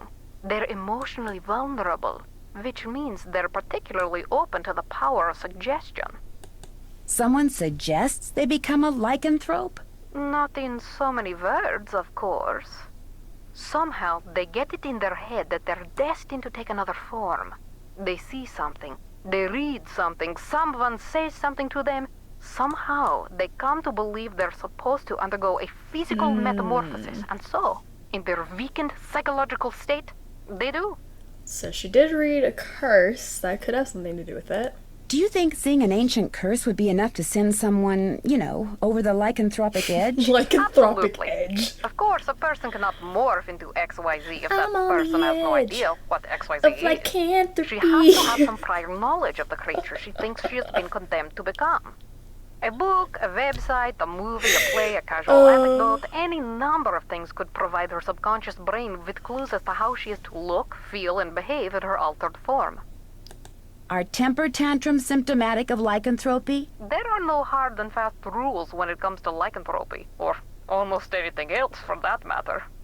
But if someone believes that what they're changing into is irrational, or has a bad temper, then they will exhibit irrational, ill-tempered behavior, especially if this is contrary to their former nature. Thanks for your time. So, Linda's turning into a werewolf. That's good. That's good to know. Maybe Mrs. Petrov should know about this. Hey, Mrs. Petrov, your daughter's turning into a werewolf. There's nothing I can do about it. Hello, Mrs. Petrov. It's Nancy Drew. What's happened? How's Linda? She's fine. I mean, she's no worse, at least as far as I can tell. That's good news, I suppose. What can I do for you? Did Linda say anything to you about finding a secret passageway? No. Linda told you she found a secret passageway? Yes. Do you think she wasn't telling the truth? I don't know. Given her fragile state of mind, what's true and what she thinks is true may well be two different things, that's all. When you were here visiting Linda, did you ever see or hear anything odd? Yes, Mrs. Drake. Oh, burn. Burn. Mrs. Drake is something odd. Blackmoor Manor looks like the kind of place that most people would assume is haunted, don't you think? Frankly, I was too worried about Linda to take notice of much of anything there. Except that most of the rooms I saw looked like they'd been decorated by a medieval monkey. Mrs. Petrov with these burns. Yeah, I saw something odd in the manor. It's called Mrs. Drake. And the manor, yeah, it was definitely decorated by a medieval monkey. Goodbye, Mrs. Petrov. Goodbye, Nancy. Oh no, Mrs. Petrov. Alright, we haven't looked at the web yet. This fun phone has a web function, which means we can have email. Frank and Joe told us congrats on the gig and, you know, good luck. Bess and George, they're at sailing camp. That's good for them. Cheerio, Pip Pip, and we'll talk to you when you get back. No email service. Okay, so we can't send emails or receive them outside of the US. Okay, cool. So we have no email function. See, internet. So the fun thing is, throughout the game, you get more internet search things you can look at, depending on stuff you've seen. So we talked to Tommy and Mrs. Drake about Cockney slang. So we get Cockney rhyming slang. We can look that up and find all the information we could possibly want on it, about Mickey Mouse as a house, you know, Irish Rose nose, you know, Uncle Fred and Johnny Rudder, bread and butter. So, cool thing right here. Let's see, we got a healthy diet for parrots. These are the things that you definitely should not feed parrots. But you know I'm going to. Alright, so I think Jane is still in her lesson, so what Je suis tu et il est. Good. Again? Je suis tu et il est. She's conjugating her French to be verb. So that's what she's doing right now, but she's gonna finish school at 2 o'clock, so let's just make it 2 o'clock instead of just hanging around. Let's see if we can go talk to Jane, because she's probably one to find some secret passages. What 12-year-old in a manor would not... Nous sommes, vous êtes, ils sont. Again. Nous sommes, vous êtes, ils sont. Oh, that was a creepy glitch. It sounded like they were still working, but she's Hi, good. Nancy. She's available to talk, but that was super weird. It just kept conjugating verbs. Scary. Do you know of any secret passageways in the manor? I found one, but all it did was lead to this funny picture. Do you think you could show me where the passageway is? Wouldn't you rather play a game with me? I'm so bored. After you show me, I'll play a game. I'll play a game with you after you show me the passageway. No, we'll play a game, and if you win, I'll tell you where it is. I got this at this really neat museum in the States. It's supposed to be an original Maya game, but don't worry.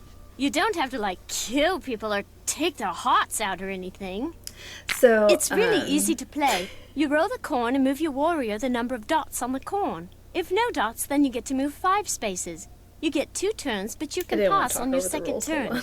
You just keep on going down this track, and you can capture my person if you land on him. Whoever gets all the warriors wins. I'll be blue. Here we go. Okay, so we're orange, she's blue. So Bull is the game that was featured in Nancy Drew, Secret of the Scarlet Hand. It's game number 6.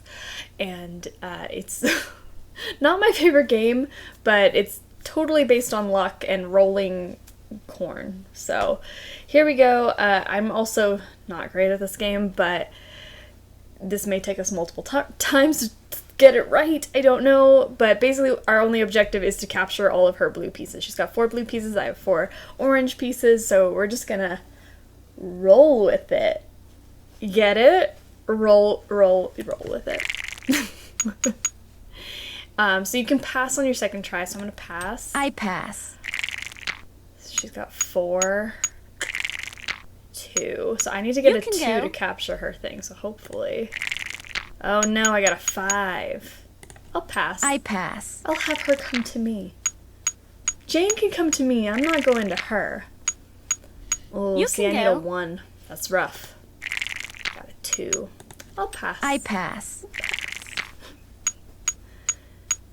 Pass. She's gonna pass. Good move, Jane. Good move. So I need 1, 2, 3, 4, 5. The likelihood of me getting a 5 is very low, so I'm just gonna go ahead and pass. I pass.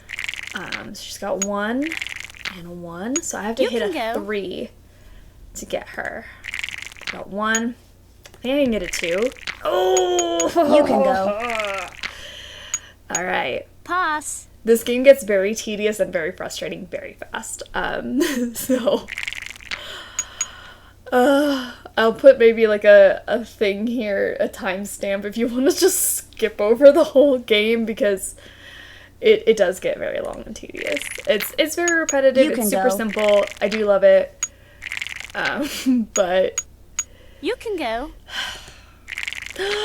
All right. Yeah, so we got 1 of hers, and see, it's in my little orange jail now. Okay, we got 2, pass. I'm gonna try to speed this up a little bit. She's got 5, she's probably gonna pass. Oh no, she's gonna roll. How brave of you, Jane. You can go. 1.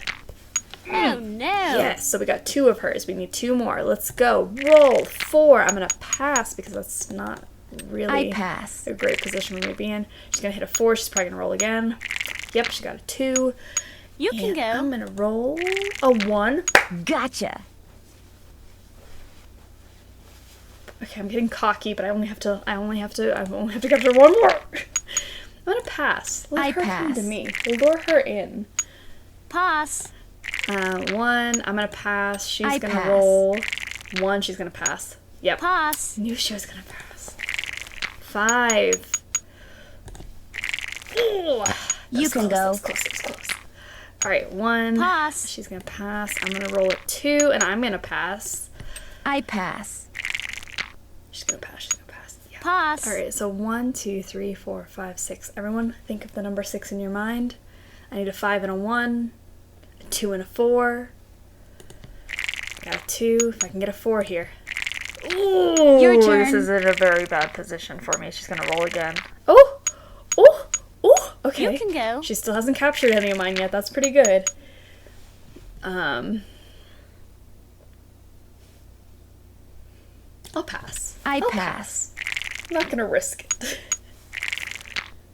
All right, I need a 3. You can go. I need a 3. 1. I need a 2. Rats.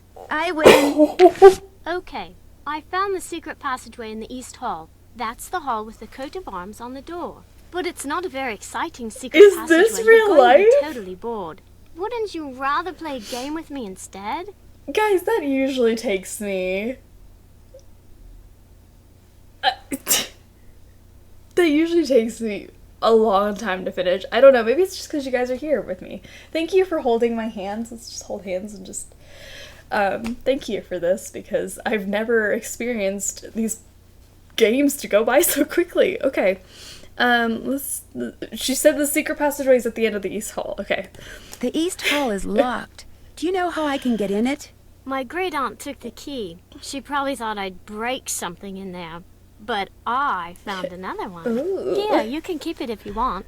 Okay, we got a new key. Have you ever heard anything strange at night that sounds like chanting? No. No. I should get going. Come back soon. All right, so cool. Awesome. I think we've looked at everything in her room, so I think we're pretty much... Oh my god! You startled me. You must be Nancy. I'm Jane's tutor, Ethel.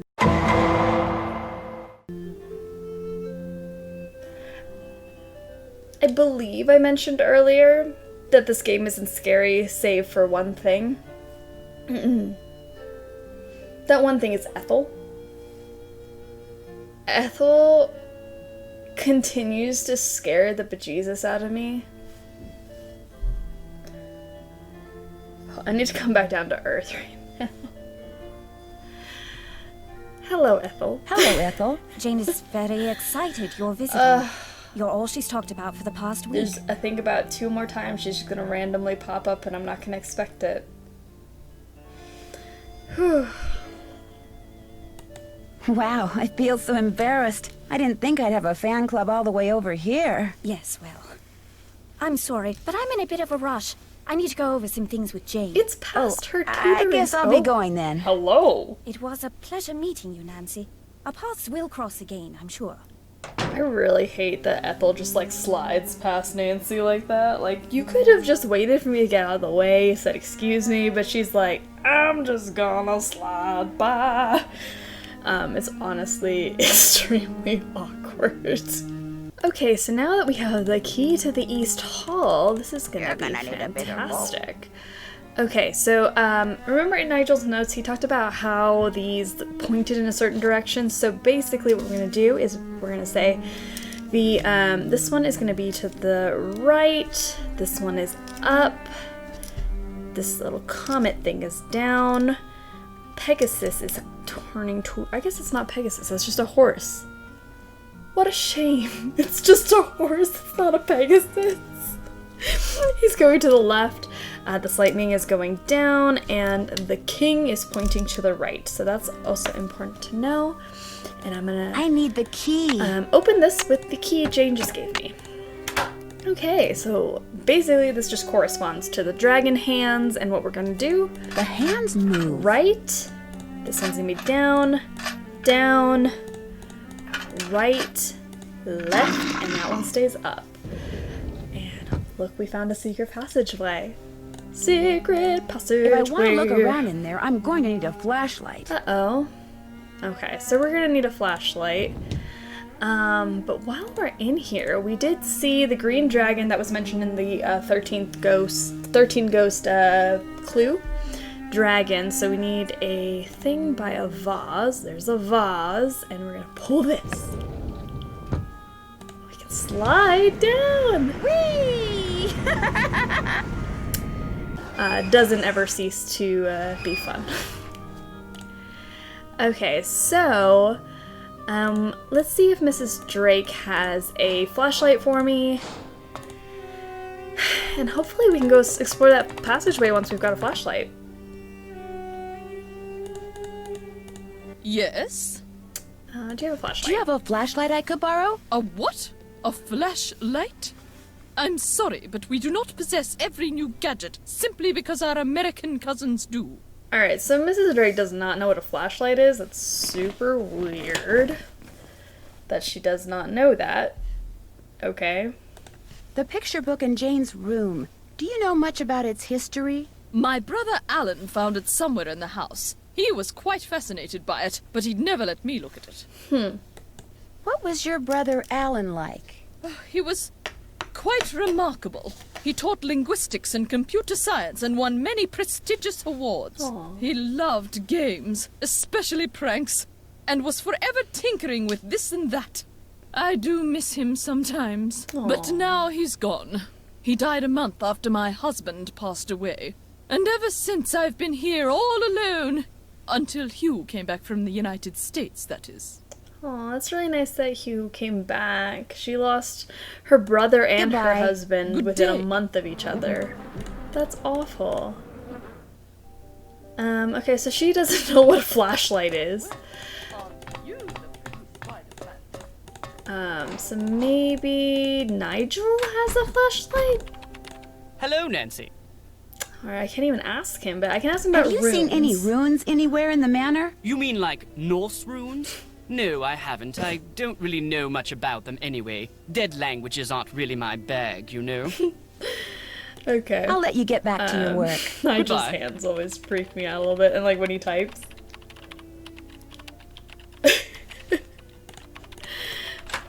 Alright, so maybe Jane. will have a flashlight. Jane, you got a flashlight on ya? Hey, Jane. So, did you find what you were looking for in that secret passageway? Let's just say you live in a very interesting house. I don't want to hear. It's so scary to think people can be looking about behind these walls. But you shouldn't tell anyone about them either. If you do, they'll probably close them off and say they're too dangerous. Probably. But do you have a flashlight? Do you have a flashlight? A flashlight? Oh, Nancy, flashlight is an American term. In the UK, we call it a torch. I don't have one, but I do have a whole bunch of glow sticks. If you want one, you have to play a game with me. That's the rule. This is a game I bought in Arizona. You have to make as many matches as possible. On your mark, get set, go! So the reason Mrs. Drake did not know what a flashlight was because it's an American vocab word. In England you call it a torch, and I didn't call it a torch when I asked Mrs. Drake about it. So she's like, I don't know what a flashlight is. We don't have all of these fancy gadgets. So we're gonna play some petroglyph punch in order to get some glow sticks instead of an actual torch. Petroglyph punch is a nod to Secret of Shadow Ranch, where you find petroglyphs. There's some similar ones here we're going to see in a second. So I'm going to go ahead and do it on easy level because I'm not a maniac. Okay, so basically we just want to get three or more in a row. You can do more, and you'll get more points if you do more. So let's see. I got... See, like right here I'm going to do 4. Boom. Fantastic. Here I'm also going to do 4. We're going to get some more points for that. Oh, what is... Oh, we might get a 5. 5, guys. We got a... We're 5 guys. We got a 5, guys. Alright, we got 3 here. Let's see what else we got. Ooh, these guys. These petroglyphs go together. Perfect. Perfect. Alright, and this goes here. Let's see. Oh, we can match these up now. And that one can match up there.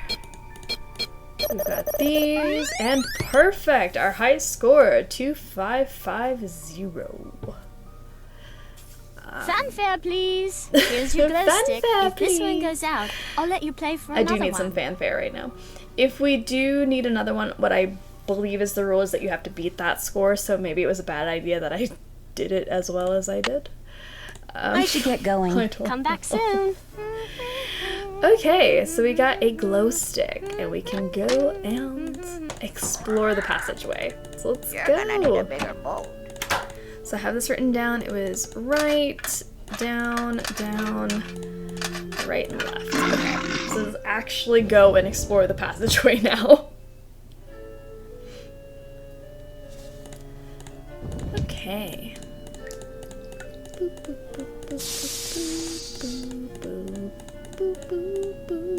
That doesn't look like a curse. That looks creepy, but it doesn't look like a curse. Barber, and a picture of a parrot. I wonder if Lulu has something to do with this. Okay, barber.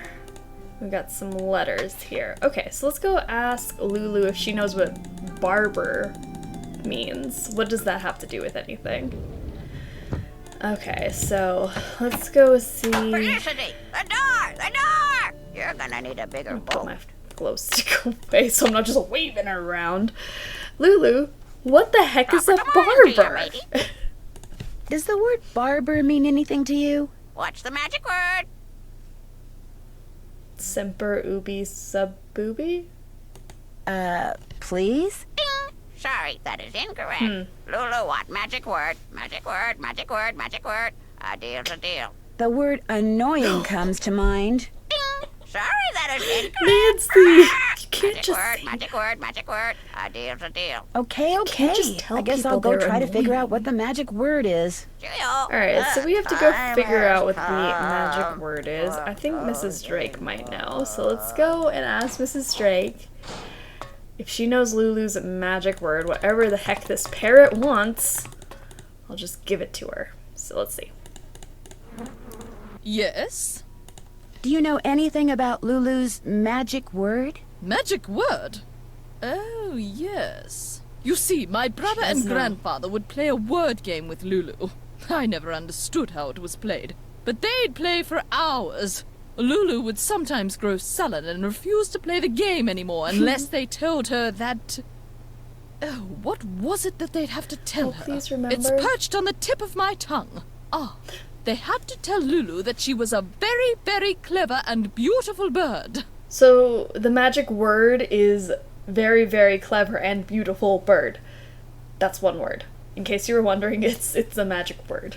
Not a magic phrase. Don't get those confused. That is just one word. Very, very clever and Would you beautiful have a bird. torch that I could borrow? No, I'm afraid not. Jane ruined all of ours with some sort of experiment she cooked up. But I believe she may have some of those glow sticks for illumination. So now that I found the correct term, she still does not have a torch for me. Day. So, we could go tell Lulu that she's a very, very clever and beautiful bird, and hopefully she'll tell me what the heck barber means. I mean, I know what a barber is, but maybe there's a different definition that I'm not aware of. Uh-oh, not good. Stay away. What? Stay away. What's not good? Behind you. Don't look. Don't look. What's behind me? Don't look. Don't look. I'm not falling for that. There's nothing there, Lulu. Nothing there. Fooled ya. Aww. Lulu tricked me. I know the magic word. Magic word. Magic word. What's the magic word? Lulu is a very, very clever and beautiful bird. There we go. Clever and beautiful. How true. How true. Clever and beautiful. Easy, Lulu. You're hurting my ears. So, what's your word? Barber. Leech. Leech. Leech. Leech. Leech. Leech. Barber equals leech. Bye, bird. So we probably have to type leech into the little thingy back here. So let's get these going. We will have to use that. I almost call it a dinosaur. It's a dragon. We'll use that dragon every time we want to go down here. So we'll go all the way to the end where this thing is, and we're going to type in leech.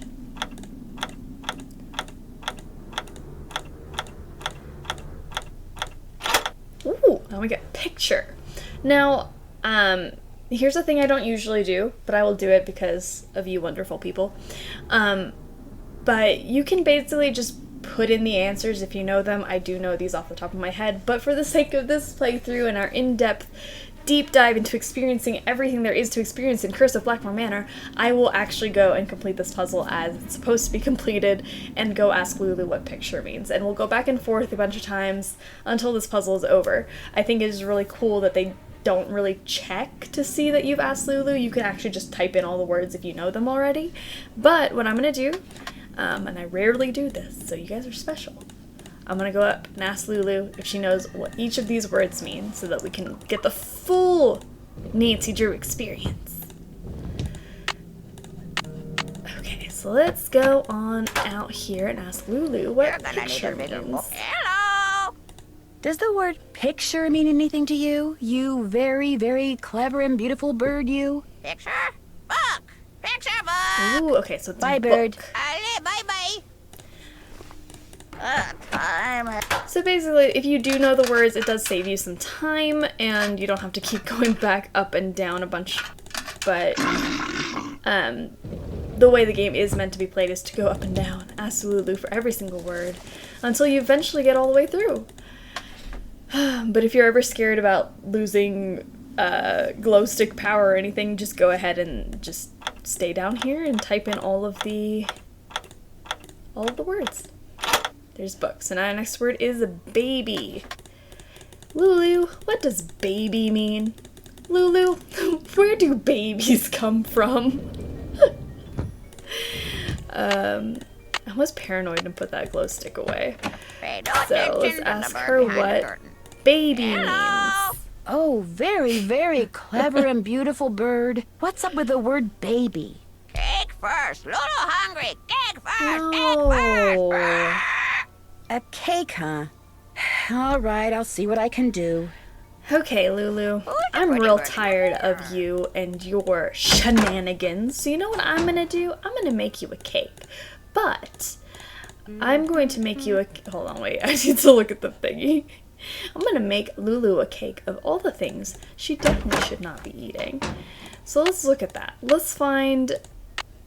What can I not feed a parrot? I can definitely not feed a parrot. Avocado, tea, coffee, chocolate, uncooked potato. Don't feed your parrots uncooked potato. Any kind of lunch meat. Okay. So let's make a death cake. I'm going to bake another cake for Lulu, if that's okay. Help yourself. Alright, so definitely no chocolate. So I think we're going to just do a nice little cocoa kringle crust. Maybe some salami, some uncured meats, you know, just there's some salami on there. What else we got? We got mealworms. Ah, she probably... Oh no, I messed up my cake. Oh no. Lulu, if that's Hold on, okay. wait, I backed out of my cake. Help yourself. I was just looking at all the stuff we get. Let me start over. Here we are, back in my kitchen. Welcome to Scarlet's kitchen, where we're making death parrot pies. Cocoa kringle crust with some salami and avocado. Absolutely. And you know what? We're gonna just stick that right on in the oven, and we're gonna just push go. And we'll just hope for the best for poor Lulu. Hopefully her digestive system can handle this. I feel like she should. She shouldn't, like... This is a kid's game. Like, they're not gonna kill off a bird. Come on. Come on. And the winner is... Hello! Lulu want a yummy cake? Cake! Yay! Lulu want cake! Okay. Yeah. I don't feel so good. Oh no. Oh boy. Rosebud! Nancy, what did you do? What's Oh going on? no. It's Lulu. I'm afraid I fed it something I shouldn't have. Well, I love how they all Hugh refer to Pendleton Lulu just as an called it. to say that his little girl just called him. She's upset, which means he's upset, which means... Well, which means you've been uninvited to Blackmoor Manor. You mean... Call a cab, dear. You're fired. Call a cab, dear. So that is our next second chance. This is another way you can get fired, die in the game, is if you kill Lulu. So let's just do a second chance and not feed her that. Let's not do that. We've got the death cake in our inventory, so I'm gonna go to Jane's room and throw that out. Because that's kind of nasty. I'm going to bake another cake for Lulu, if that's okay. Go right ahead. I better get rid of the cake I have before I try baking another I agree, one. Nancy. Let's get rid of the death cake. 'Cause maybe make a mealworm crust. What else can we do? We can do some crackers. Yeah, why not? I think mealworms and crackers makes a great cake. So we'll just hit go.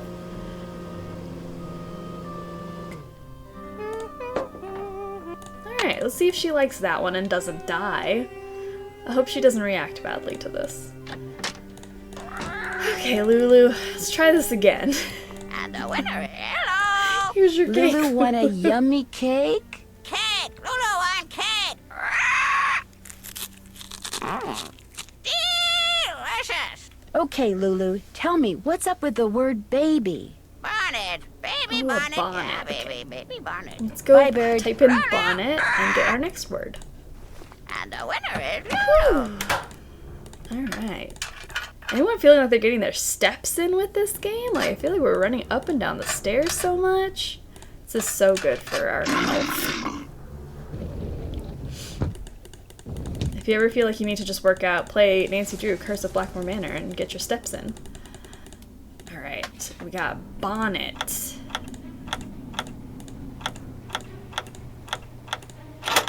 Hour. Okay, let's go ask Lulu what hour means. Yeah, this puzzle does get kind of tedious, but it's totally cool. Let's see what's going on. Ooh! You gave me such a fright. What were you doing in there?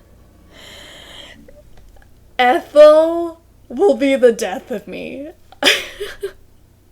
I found a secret passage off of the East Hall. So I knew it was suspected. coming too. These old homes I'm like, I know usually she have a pops secret up here passageway somewhere, or but it two. can't But I possibly must be insist now. that you no longer play in these areas.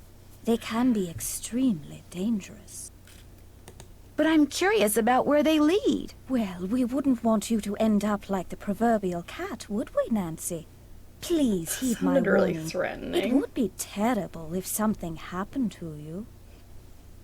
What's gonna happen to me, Ethel? What you're teaching Jane looks pretty rigorous. Let's switch the But subject to interesting. your I believe young people need to have a well-rounded education and learn tutoring what profession. every other Penvillin should know. Have you seen the book in Jane's room called the Mutus Liber? Yes, the silent book. It's quite fascinating and very old. Jane's grandfather left it with me to give to her. Honestly, what was Ethel doing on this side of the hallway? Where was she going? It almost seems as if it's telling some kind of story. Yes, but a long-lost story whose meaning will probably never be understood. Okay. Have you ever heard the legend about the beast of This is the Blackmore? longest Of we've ever gotten to course, talk to everyone Ethel. who This is grows up nice. in these parts knows it. But it's just a myth, one that unfortunately proved to be quite damaging to the Penvillins. Damaging to the Penvillins? Well, yes. Eleanor Penvillin was executed because the villagers believed that she had created the beast. Things cannot get much more damaging than that. Do you know much about the Penvillin family history? Only that they were a very well-respected and talented family. Many of my ancestors were tutors of some of the Penvillins, and I feel very The way honored she to fixes continue her hair that when she tradition. says that. Well, I won't keep you any longer. Goodbye, Nancy. Who's the pretty bird in the mirror? And she just disappears. I already forgot the word. Is it hour? Hello. You're such a very, very clever and beautiful bird. I'll bet the word hour means something to you. Cake first. Lulu Really? hungry. Cake first. You want another cake already? Yeah, I I know the literally drill. just made a cake, Lulu. And the winner is...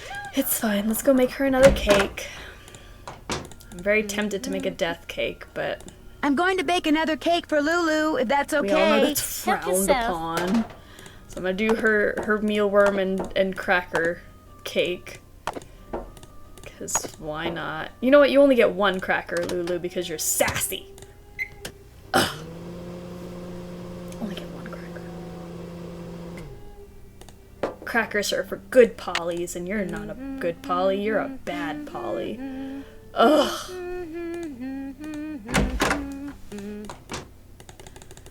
Here's your You're gonna dang need a cake. bigger bowl. Hello. Lulu want a yummy cake? Cake. Lulu want cake. Delicious. Good. So tell me what the word hour means to you. Glass. Our glass. Duh. Bye, bird. Should have known. Felicity. The door. Yeah? No. Thought I had it.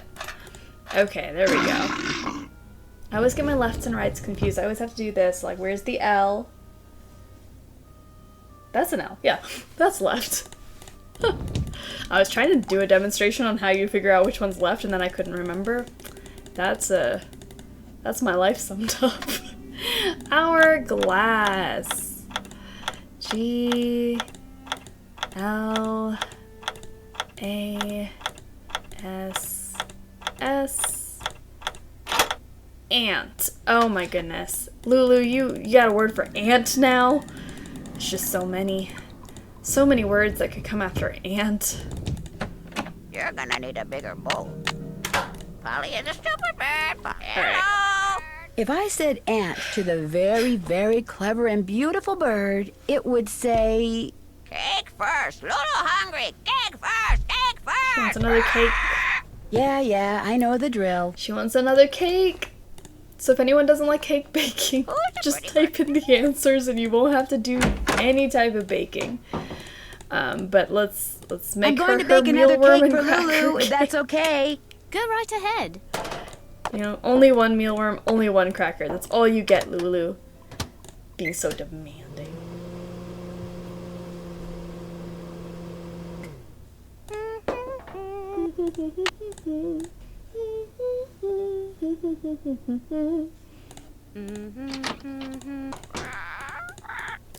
Alright, Lulu.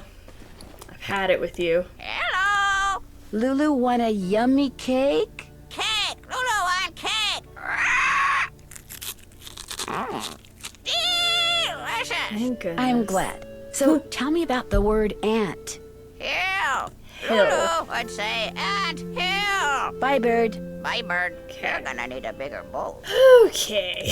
And the winner is Lulu! The winner is definitely Lulu in this situation. Oh my goodness. Okay. Alright, let's type in hill and see if that does anything, if we're gonna get another word.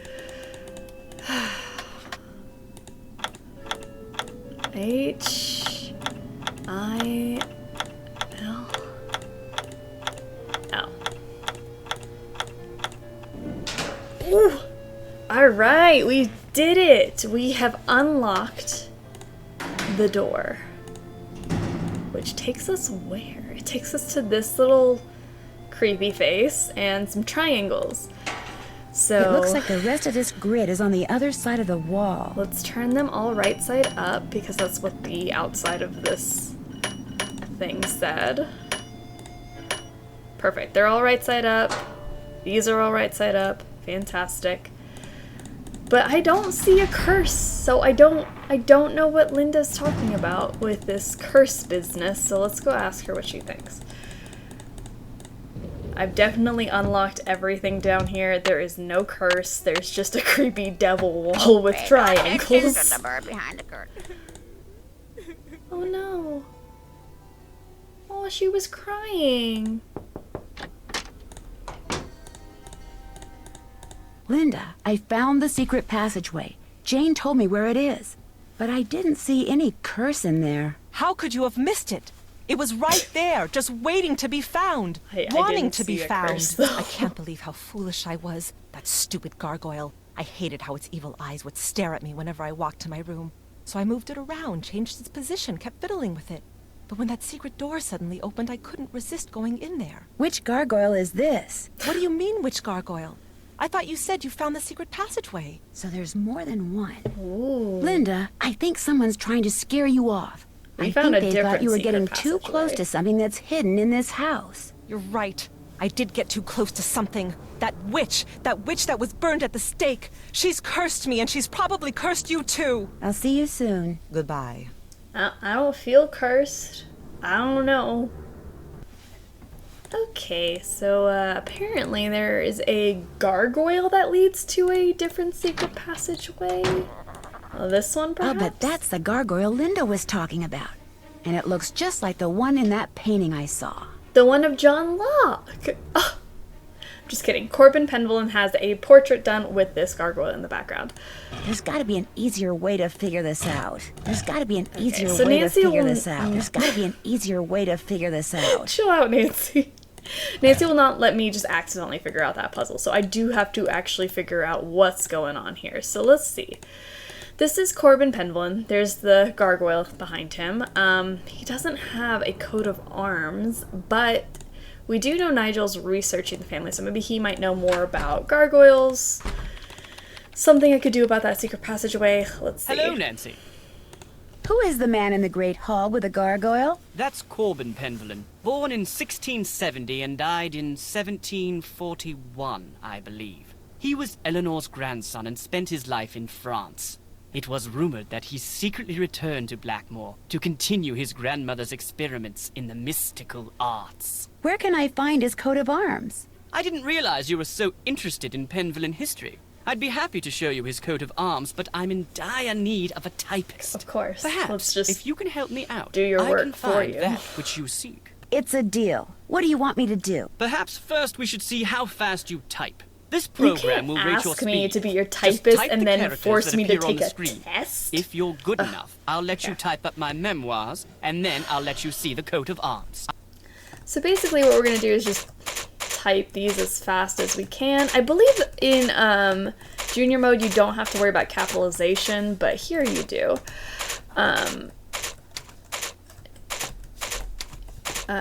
Oh gosh, they're coming at me so fast. So basically it's just testing how fast you type. It's not anything too crazy. So how's everyone else's day going? What's happening in your life? I hope you're doing well. I hit caps lock for whatever reason, and that just ruined my whole thing, but it's fine. You know, you live and you learn. That's a 1 and not an L.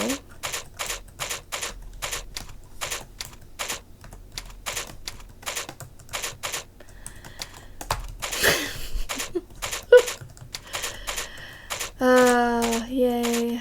Alright, 45 words per minute. I don't think that's as good as I've done before. Excellent score. Now, here's what I'm I'd not like quite you sure to what the type up. cutoff These is, are my but I memoirs. feel like I 45 is think you'll not find them nearly quite as well as I interesting. usually do.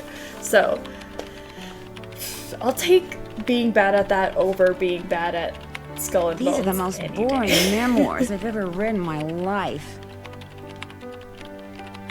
So just some awful memoirs.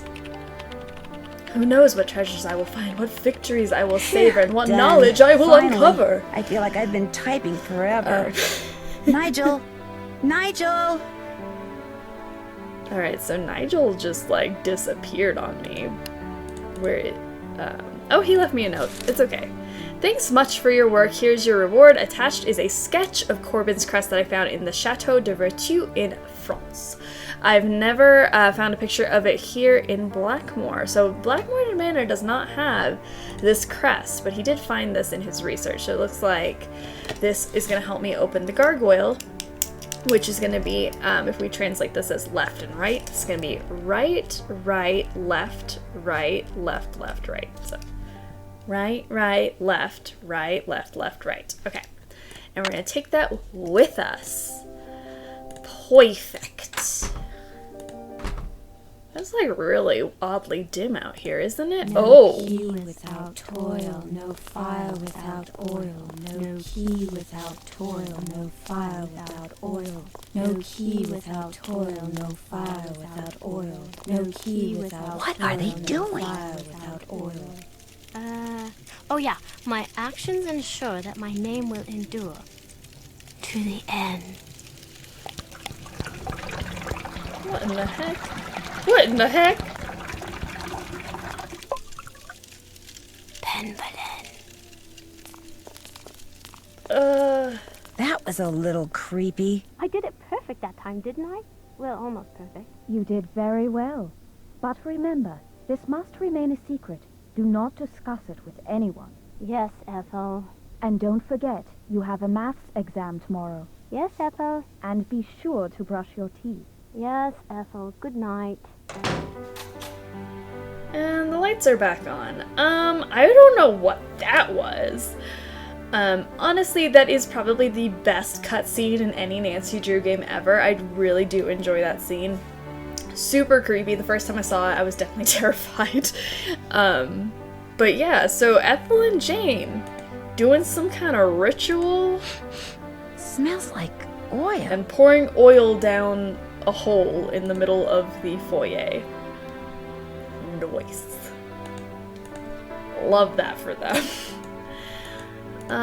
It is definitely, it's 3 in the morning. It's such a rando time. She's probably sleeping. Oh, even though we literally just saw her 2 seconds ago pouring oil down a hole. Okay, Nancy, that's fine. I'm not weirded out by this at all. I went into Nancy's room, but I'm thinking I want to do this first. So we said right, right, left, right, left, left, right. We have a secret passageway now. What is this? I can see into Linda's room. room. Is this Linda's room? This is a really nice, like, new... Oh!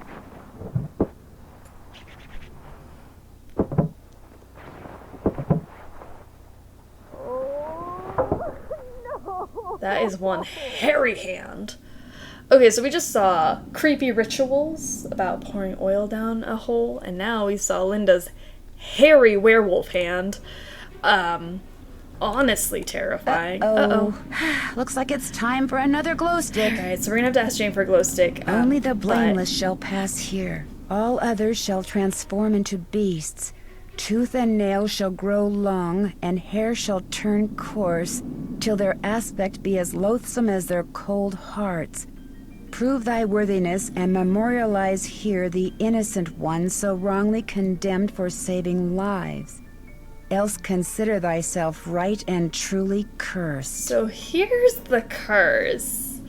Okay, tooth and nail shall grow long and hair shall turn coarse, basically turning into a werewolf, unless we can put in the name of somebody who was wrongly condemned for saving lives, which was Eleanor. So we need to type in Eleanor here, but it's written in runes, so we're gonna have to go check out Jane's room to go figure out what runes need to go in here to spell out Eleanor. Also, we need another glow stick, so let's just wait till morning. So let's head to bed. Jane will be done with lessons at 2 p.m., so let's just set it for 2 p.m. instead of waiting around all day. Might as well. Perfect. And now we're up. And... Écoutez, répétez. Je suis, tu es, il est. Je suis, tu es, il est. Nous sommes, that's like the second time that's happened where they were conjugating while I came in. Hi, Nancy. I would like another glow stick, Could I get another glow stick? Yes, but you know the rule. First, we have to play another game. On your mark, get set, go! Alright. Let's do it again. I think we have to beat this high score, 2,500, so let's do it. I'm here to beat some high scores, yo.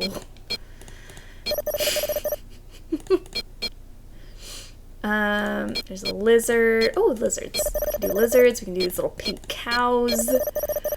I actually don't know what most of these things are, and I've just made up names for them over the years. Let's see. We got 4 little crying men.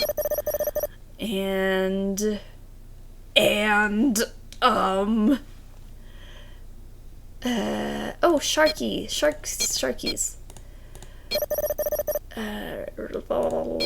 Little bull people. Purple gear thingy.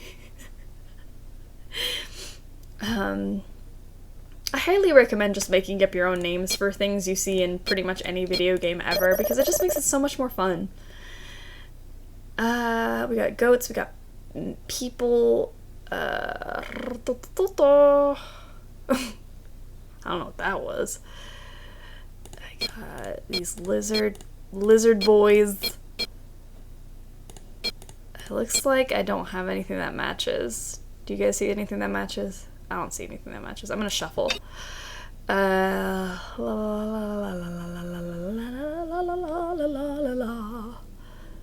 really don't see. Oh, there's some sharks. Shark boys. We got some lava girls in here, maybe, possibly. I don't know. Got some of these guys. Bears.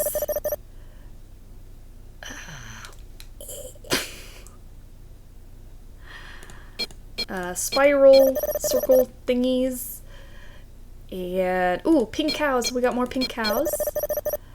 And oh gosh, we just need a little bit more. We just need a little bit more. No, shuffle, shuffle, shuffle, shuffle. Pink cows. Oh. That was terrifying. We almost lost. Okay, it's okay. Hooray! You've won! And here's your reward. Alright. Glow sticks. Also, thanks for the glow stick, but rituals, middle of the night, you know anything about that? Jane, I saw you and Ethel performing some kind of ritual. What were you doing? Huh? I don't know what you're talking about. Okay.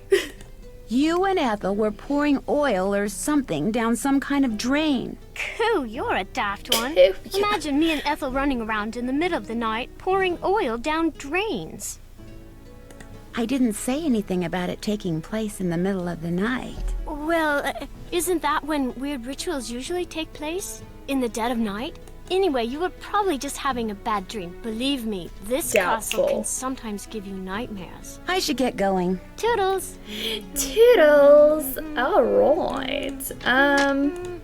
Okay, so before I forget, let me go into Jane's room and look at these runes. We're trying to type out Eleanor. So let's see here. We got an E that kind of looks like an M. An L that looks like that. I could be this, but there's also another I over here that's just a line. So it could be one of those. Not quite sure. Then we have an N. An O is over here, which looks like a bow tie. How cute. And then R looks like an R. So that's how you say spell Eleanor in runes. So that's what we're gonna do right now. We're gonna go down to the secret passageway and type in Eleanor on the curse. See if that does anything. Right, left, right.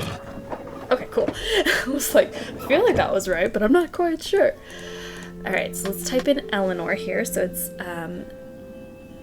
E L I N O R. Perfect. So this has now opened up a passageway over here. We can go left or right. Let's go right first. See what's on the right side. I can see into the library. Can look into the library, and we've got some fingers and a little jewel. So we don't have too much information on this yet. If you do know the answer at this point in the game, you can just stick it in here, but I'm going to kind of go in a different order now. So we don't really know what this means just yet, so I'm going to hang on a bit before I solve that puzzle. So let's go down this way. So this is what happens if we went left. And we see another little devil guy, and these are the same triangles that are flipped upright. So let's try to flip these upright. Perfect. They're all upright now, but it doesn't look like anything happened, so maybe I need to check the other side of this wall, and maybe that would have done something. So let's go back to the other passageway and see if it did something. So this will get us out of this section, and then this will get us out of this section, and we can go down to the East Hall.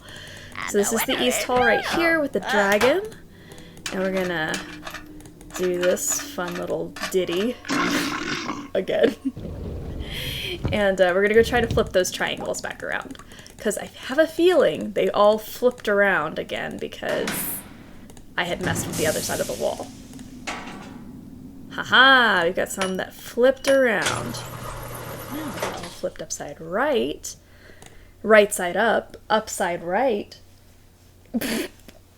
Yeah. And we have this. Wow, looks like I won't be needing any more of Jane's glow sticks. Okay, so we have a... This is not the right time. I'm so sorry, Nancy. So we have a glowy rock instead of a stick now. So let's head on in here. Okay, so can't really see what's going on too much, but there's a bunch of doors. So my best educated guess is to just go forward. Let's just go forward, see what happens. Oh my gosh, the room is moving. The room just moved. Okay, so let's just keep going forward. Okay, something moved. Maybe this door? Oh, that's got a wall in it. Okay. Let's see. What about this way? Ooh. Ooh.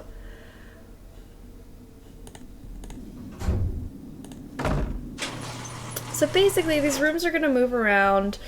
We're going to try to find a map. Okay, so here is another way you can die. This is also what I was hoping for. If you step on this grate, here's how Nancy will die. The floor's buckling! Oh no! We got squeezed. I don't know which second chance we're on right now, but that is another way you can die in this game. Super fun, super scary. So let's just hit second chance, and it basically just shoots you back to the beginning of the map. And what you can do, this is a fun trick here. If you open and close this door twice, the room is moving.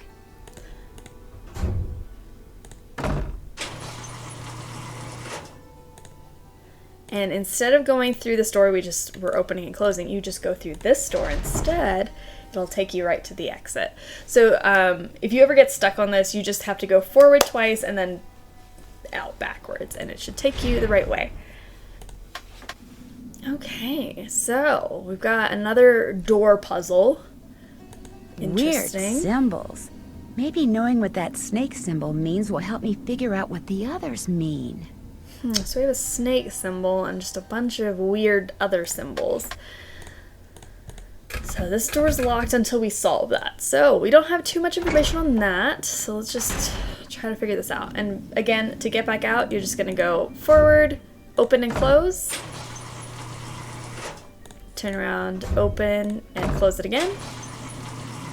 And you're gonna just shoot on out of here. Now there is a map. I'll probably try it the next time I go through here. I'll try to go find the map so you guys can see it in case you haven't found it before. And it can tell you how the rooms actually move.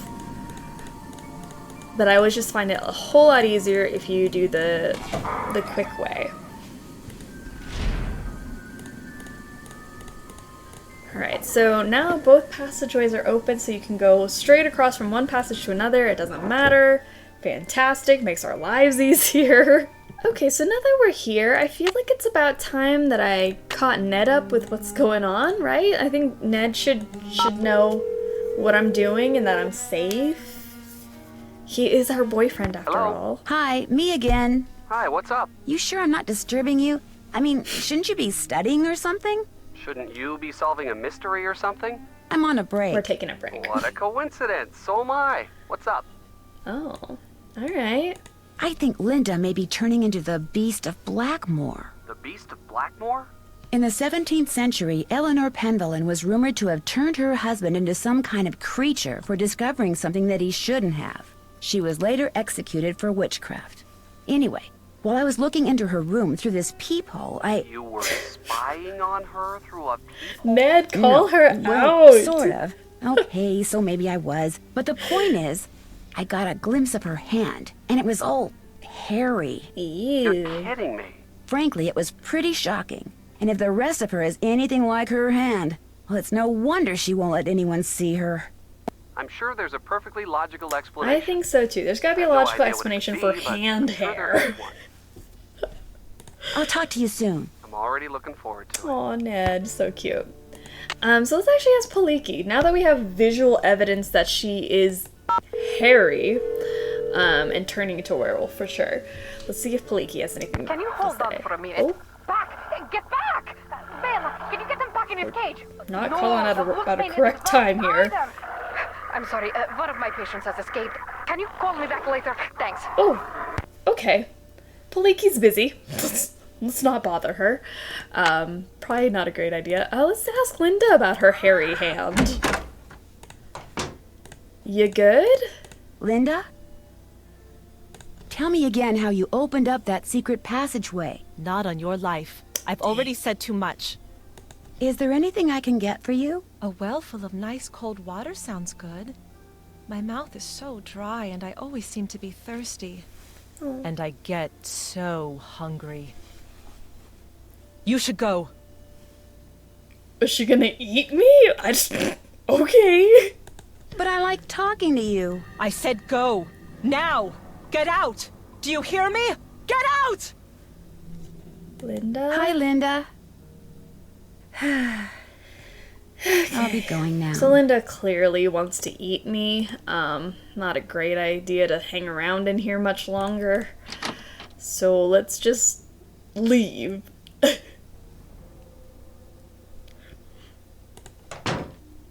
So the person I can think of that might know what that little snake thing means would be good old Nigel.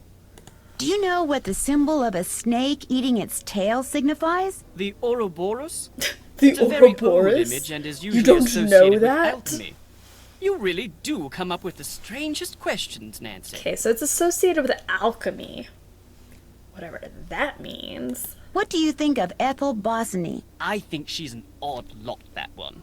She has no formal background in pedagogy or scholarship. I would be a much better influence on Jane were I her tutor, but Mrs. Drake insists on employing Ethel. I'll let you get back to your I work. would not want Ballet. Nigel as my tutor, for sure. Absolutely not wanting that. Okay, so now that Nigel's told us it means something to do with alchemy, let's go and head down there and see if maybe there's something we can do about that? I don't know. Let's see. Try to solve that door puzzle. Okay, if we get here... Oops. Okay, so here's the door, and I believe... I'm going to try to find the map this time. I think if I go forward...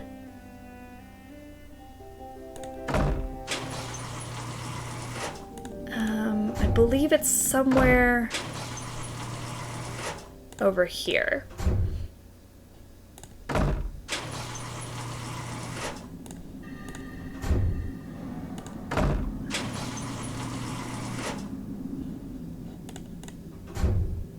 There we go. Okay, cool. So this is the map. This is what I was trying to find the first time. And just needs to go a little bit further. So here's the map, and this is basically how the rooms move if you ever want to see how it works. And basically we're the red dot, and we're gonna move around the rooms, and we'll see how it goes. Okay, so let's go through forward. So I'm gonna show you the long way so that in case you would want to see what that looks like. So see, the rooms moved, and so now we can go these directions. Okay, so let's go this way.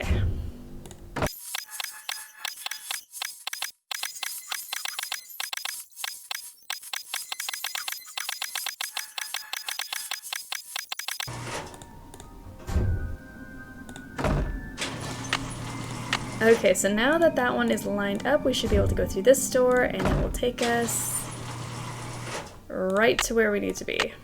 So see, we're on the guy now,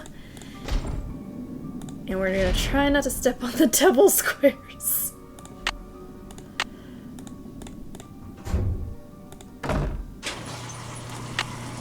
Alright, and we've moved, and we're not gonna go through there.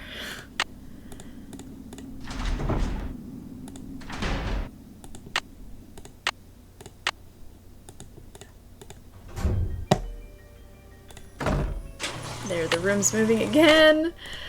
I hope this has illustrated why I don't do this legitimately every time I play the game.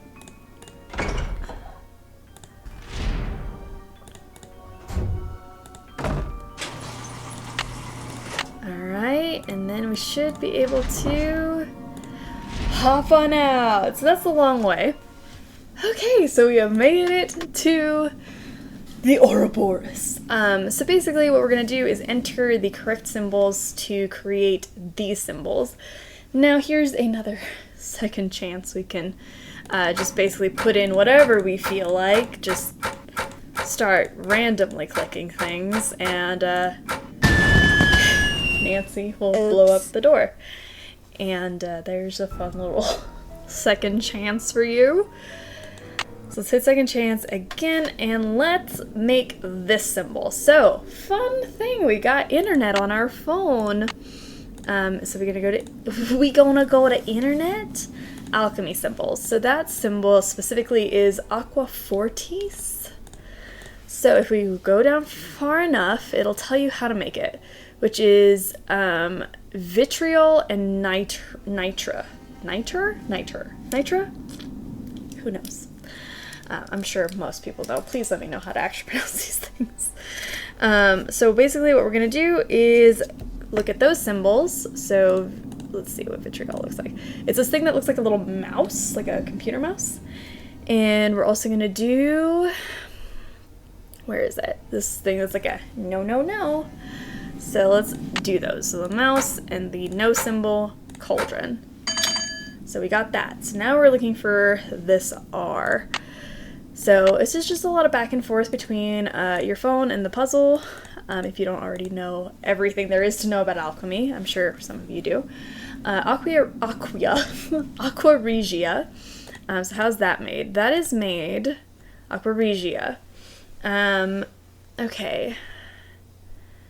Spirit of salt. When 3 parts spirit of salt were combined with 1 part aqua fortis, it would create aqua regia. So we're basically just going to add spirit of salt to what we just did. So 3 parts of this little like sideways girly. So 1, 2, 3, and then this little mouse and that, which creates aqua fortis, which will make aqua regia. So now this looks like mercury to me. So let's go over here and double check all that. Mercury. So how do we make mercury? Mercury, lime was created by burning chalk or limestone, while mercury was obtained by burning cinnabar, or laden with mercury sulfide.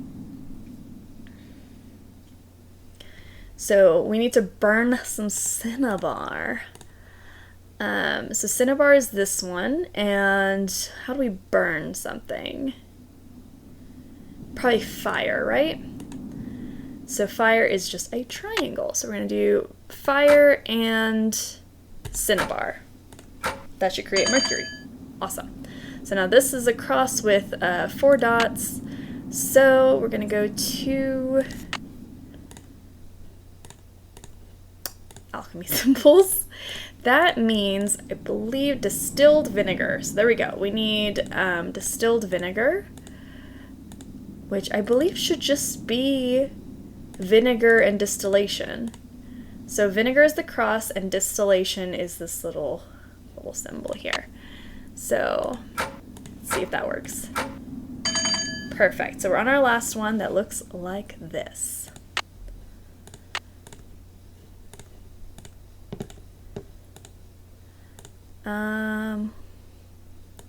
Where are you?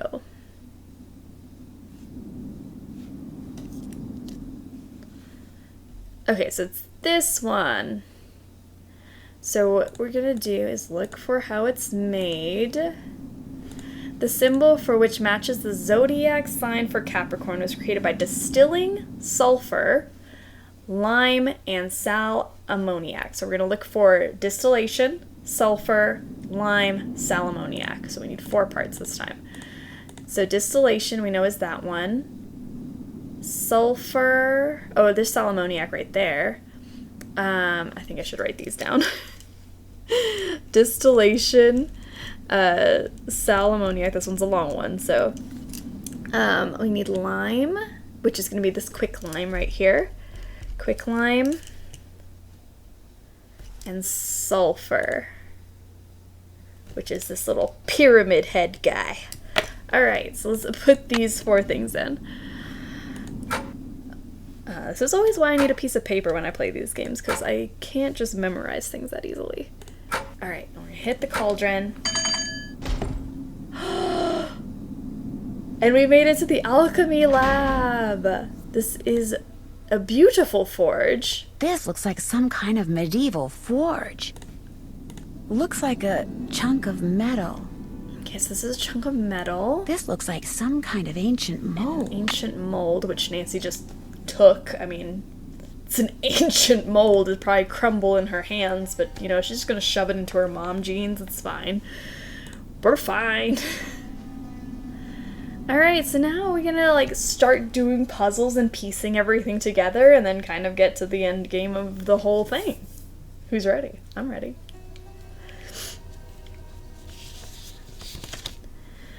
Okay, let's look over here. So, first off, we've got... My dear initiate. My dear initiate. Initiate. Congratulations for progressing this far. Your goal may not be in sight, but it is very, very close. I leave this for you because the Athenor can be daunting and not a little discouraging. Just bear in mind that to use it, you must first light it, and light it, you must give it 4 things: earth in liquid form, air, water, and fire. Should you require more information, consult the Mutus Liber, something even my grandfather Corbin apparently did with some frequency. Penelope Penvillin. Wow, this letter was written more than 200 years ago. I regret that we shall never meet, but you will get a glimpse into my life when you encounter my contribution to the security of our treasure. Likewise, were I somehow able to project myself into the future, I would learn something about you were I to come across the obstacle which you will have created. Blackmoor Manor is indeed the sum of the hearts and minds of all who have dwelt here. Welcome, Penelope Penvillin. So, we basically need to light the forge in order to uncover a treasure. So we got here, Blackmoor Manor has remained largely intact all these years. So we've got these certain burnt up papers that we can just catch a little bit of some of the history. Then we've got this book. Here's the granddaddy of all the books and clues in this game. So we have a map here that shows you all the passageways. There's the peephole. So if you hadn't seen this yet, this is where you would find everything that you're looking for. Well lock. Perfect. So this is basically the notebook that every single person that has inherited Blackmoor Manor has written a puzzle in order to find the treasure, the Penvillin family treasure. So, welcome dear initiate, pride of the Penvillin heritage. I can't read today. Welcome dear initiate, pride of the Penvillin heritage. So this is what Charles wrote. Charles is hiding Jupiter's mighty bolt. Thomas wrote in, lacking my father's wit and wisdom, I can only add to his genius. His tiles are now locked. The key is to be found near a staircase that sings. So basically what Charles did is he made the lock that's around Jane's door based off of the poem that he has in her room, and Thomas added onto this by creating the staircase puzzle that sings. We already got the key from there, so that's how we're gonna get that. Dear friends, dear Penvillins, I fear my time is soon ended. My efforts to protect those in need will soon seal my doom. I have constructed a column to represent Mercury, on whose swift wings would that I could escape these trying times. By moving the hands that protect my home with their alarm chimes, my father's work will release the wand. So Eleanor, we saw those little hands that are a security lock that we saw into the library that holds the statue. So those hands are Eleanor's puzzle. We're going to work on that. My return to our ancestral home is welcomed with neither gladness nor the embrace of family, but no force of a misguided man can destroy our tradition. I have endeavored to make our secrets even more firm, to bring fire to the forge, tame the Master Guardian Gargoyle and his 2 companions with Mercury's wand. So basically we're going to go around to find all the gargoyles once we find the wand, and that is what Corbin did. So here we go. We're going to move on to what a curiosity, what a fortune, what a dream to know that these strange riddles and puzzles have endured for so many generations. What an honor to contribute, and how busy I have been to bring the joy of discovery to you, my children's children. My playful companion hides the loving point of Venus's arrow. With this point, you will assist in the ordering of the knights who block the passage of oil to the forge. So that's Penny who wrote this. And how can a forge work without the sweet essence of air? So Penny's telling us we need to do air with Aeolus. So that's what her puzzle is. It does get kind of confusing. This is actually something I did struggle with the first time I played this game, is deciphering what all of these messages mean. So this is very exciting to look back on this book, especially when I go through the game pretty quickly. It's nice to go back and see this is actually how you figure out the puzzle instead of just doing them. So many years have passed since I first stepped into this strange universe. Using my coat of arms and star charts, you will soon discover how to open my moon box. So this is Bridget's puzzle is the moon box that's in Nancy's room. And we will learn how to open that. After discovering countless wonders around the world, what joy it is to find such mysteries at home. My dear grandchild John, on this day, your first birthday, I complete my destiny. A dragon now watches over the manor, and a column is dedicated to Saturn, the god of time. With time, you will discover the passage hides its key behind a target. We've seen a target. So Edward has the puzzle with the target. When you slide down the slide, you gotta hit the target. Boom. It is I who completes the key to guard the last column. So be it. Help my dear amphibious friend cross the conservatory's pond, and the Mars key shall be yours. That's John Charles Harold Penvillin. We'll get to Granny the Frog's puzzle as well. That's his. My computer will help you find the Saturn key. Be not afraid. I share the sentiments of our dear distant grandmother Penny. I too wish to have known you, my children. Be strong, and just in all that you do. Alan. A great shortcut through Father Albert's moving rooms is to open and close the Mars door 2 times without advancing through the next room, then turn around and voila, you're home. So that's basically the quick solution I did the first time of go through the door twice and then turn around.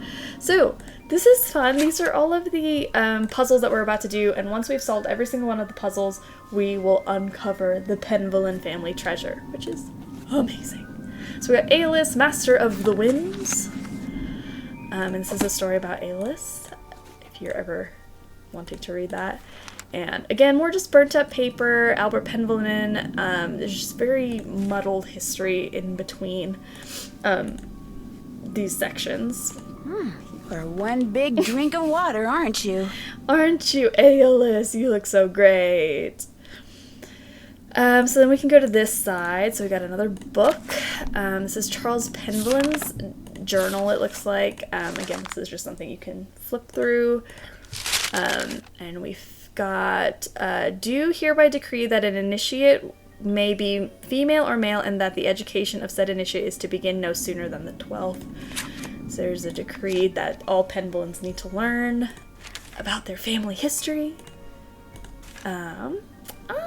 So we've got these little fingers, controls whether Mercury shall move, this little middle button, and then door chimes for secret doors and control for Mercury. This will unlock the key, and we're gonna go and turn the statue around to the north, have his eyes go heavenward, and we should be able to grab the key.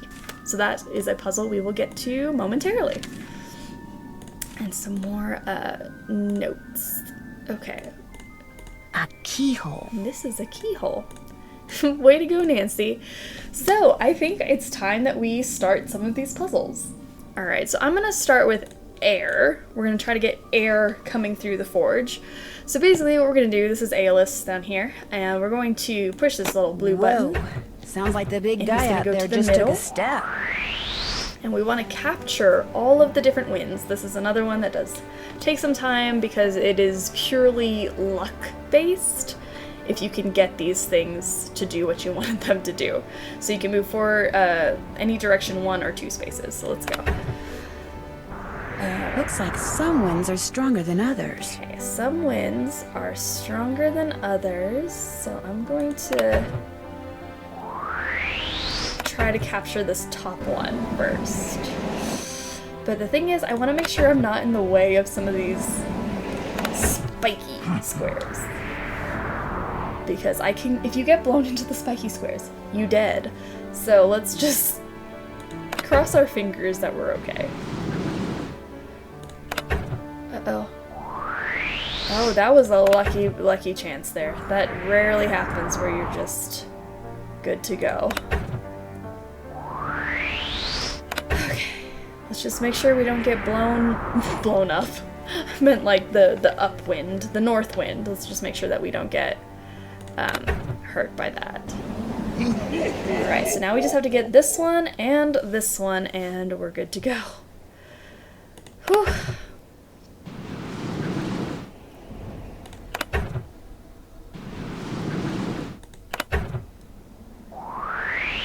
Okay, see, so the north wind is gonna blow me all the way up every time. Not great. Not a great look for me.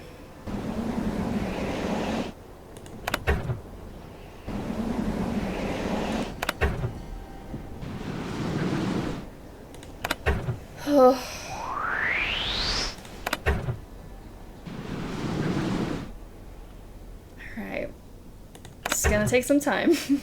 I can already feel it.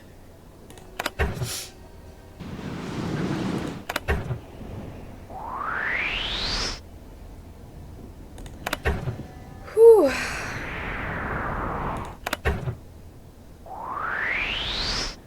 It gets very tedious, but eventually we'll get it.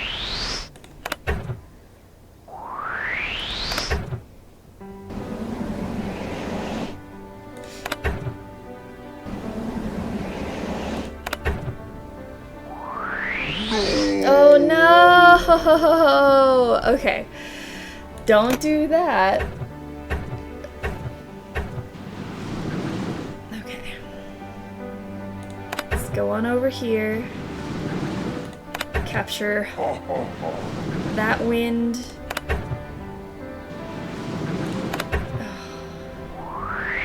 We'll get. I know we can. It's right there. I know we're gonna get it. Okay, so this guy blew me into this guy, so cool. Good. Okay,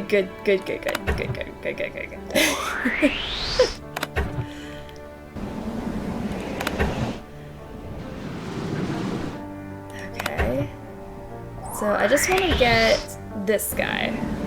And then, all I gotta worry about is getting the one that blows to the right, and we're fine.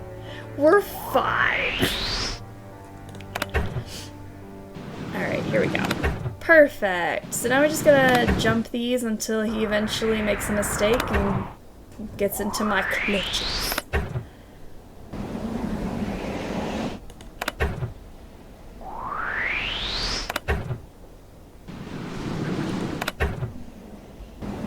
There we go. Okay, so It now sounds like air is going to the forge. we have air going to the forge.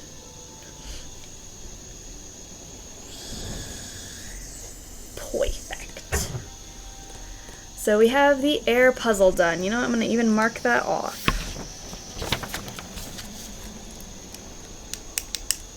Wind puzzle complete.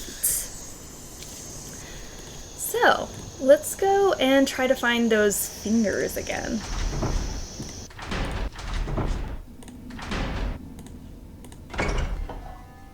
Actually, hold on. Let me just check something. Okay, I think we're good.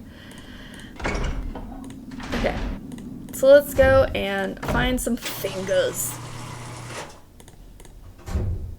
I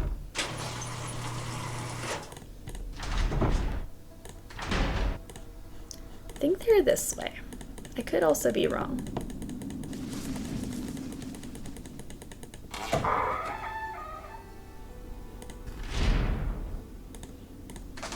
Alright, let's try this. Find it. I believe it's to the right here, and we're gonna go here. Perfect. So, there's the statue.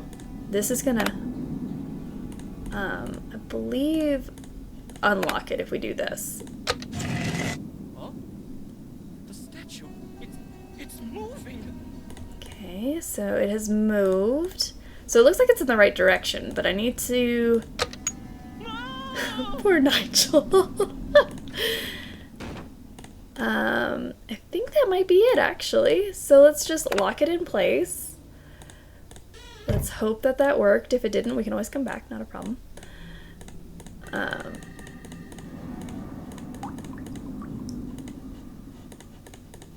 Okay.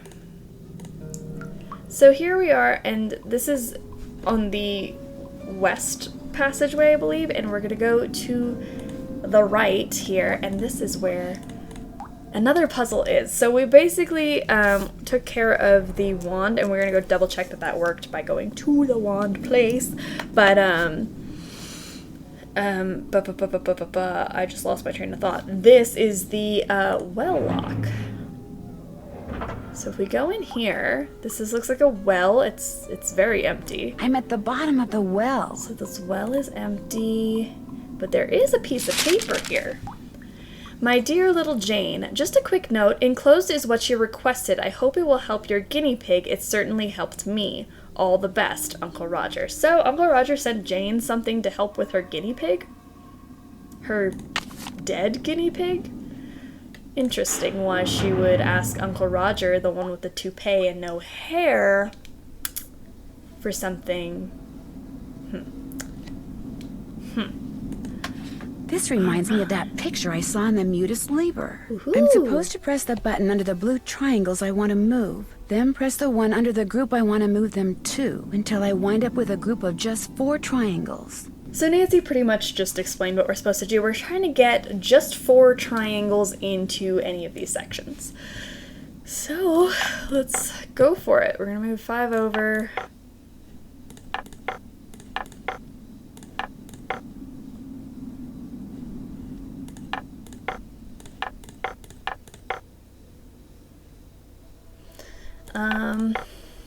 This is just one of those things I just randomly push buttons until I feel like I've done something. Here's 3. How do I get a 1?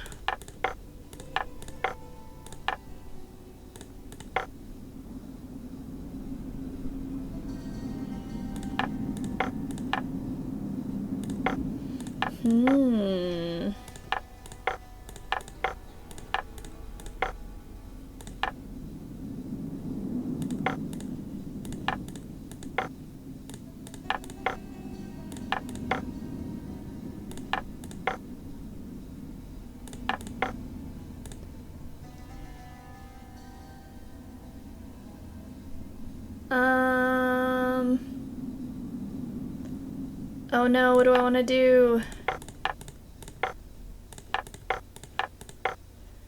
Math.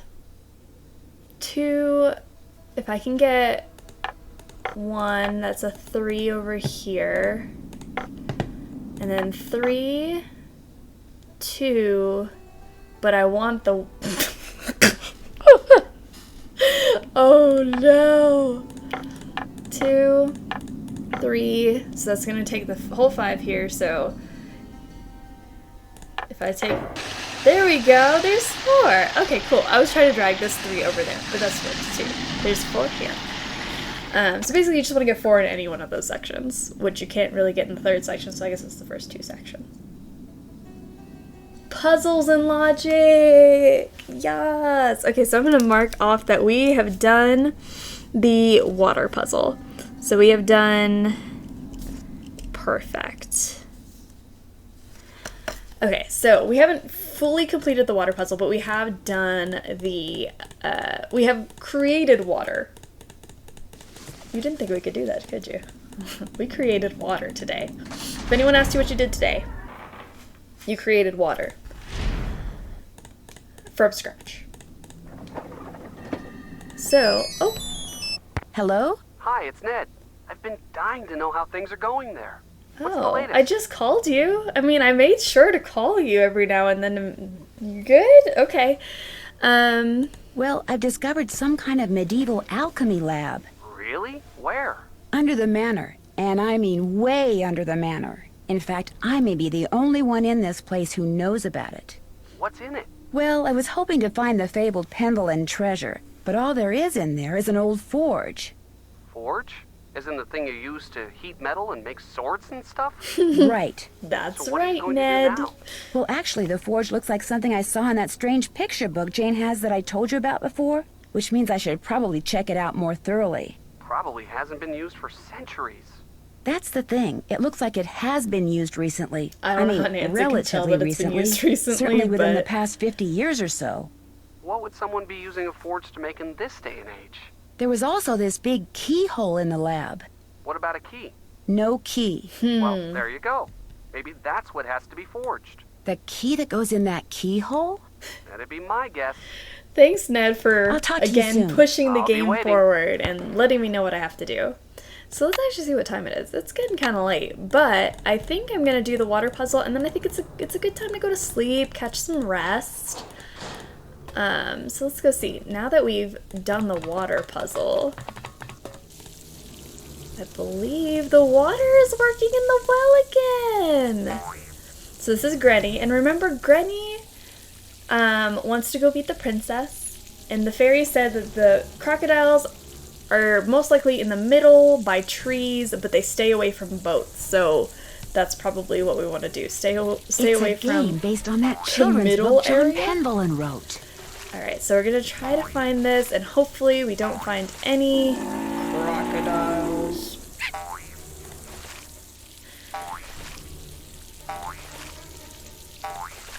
Oh no! I'm trying to stay away from trees, but it looks like maybe that's not the best strategy for me, and I can just roll. No. It's okay. Well, there he is. It's random every single time, so we're bound to figure it out eventually. Oh no.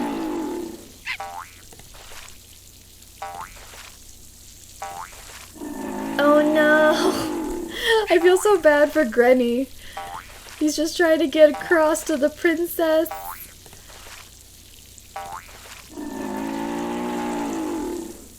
You know what? Eventually... What are you doing over here? That is not the middle or by trees. What are you doing?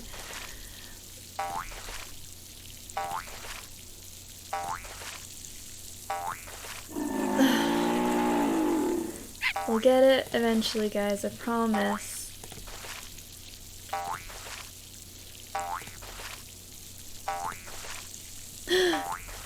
It looks like we got it. Yes! Alright. Yay! We made it to the princess! Uh-oh. And the frog vomited up a little knight's head. Perfect. We haven't talked to Mrs. Drake in a while. The well is filled up again. It's very curious, but quite wonderful. Oh, I'm glad she thinks it's wonderful, I think Ethel though. is trying to recruit Jane into some kind of secret society. Oh, for heaven's sake, child. Where did you ever get such nonsense? I saw Ethel and Jane performing this ritual in the Great Hall in the middle of the night. Poppycock! A ritual in the middle of the night? Young lady, I will not abide such wild stories. Imagine Ethel Bossany recruiting my grandniece into some kind of secret society. Next thing you'll be saying Linda has been cursed by some roving spirit, or that we have ghosts prowling about. Yeah, Right. none of that's happening, I'm sorry promise. for bothering you. The pleasure is all mine, child. Alright. So, I think it's a good time to go and get Nancy some rest. Oh, actually, let's go make sure that Mercury worked. Ah, thank you, Mercury. That's not Mercury, it's just the Mercury one. Okay, so we have a wand and a knight's head, but I definitely think it is bedtime. And I think it's actually a good time for me to show off this Easter egg. We got the Easter egg at the beginning of the game and I haven't even used it yet. So if you use the Easter egg on the last button on the phone. Oh, Susanna, don't you cry for me. I've come from Alabama with a banjo on my knee. So we get Shorty yodeling. So if you have the Easter egg on your cursor and you click the last button, you hear Shorty yodeling. Shorty from Secret of Shadow Ranch. Okay, so I believe you can do with the Easter egg if you hit alarm and make it 6 a.m. and hit set. Uh-oh. This is not what I wanted to happen, but this is something else. So this is not the Easter egg, but this is a nightmare sequence that happens. That's just a weird coincidence that it would happen right when I was holding the Easter egg. So, nightmare sequence. Honestly, this is one thing that definitely terrified me as a kid.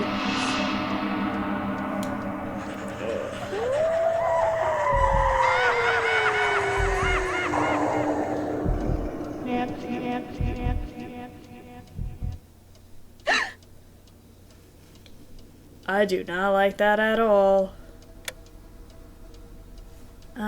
So maybe it's a good time to go out and explore. Make sure nothing's... Take it away. But how can you expect to feel better if you don't eat properly? Oh no. And from now on, just bring me what I ask for. A healthy digestive system cannot do without roughage. Roughage. Yes, Mrs. Drake. Uh-oh, what is that? Mrs. Drake?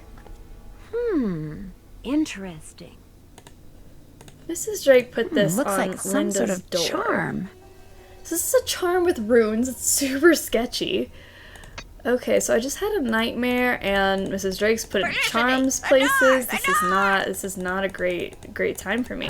I really do want to try to get this Easter egg to work though, because it seems like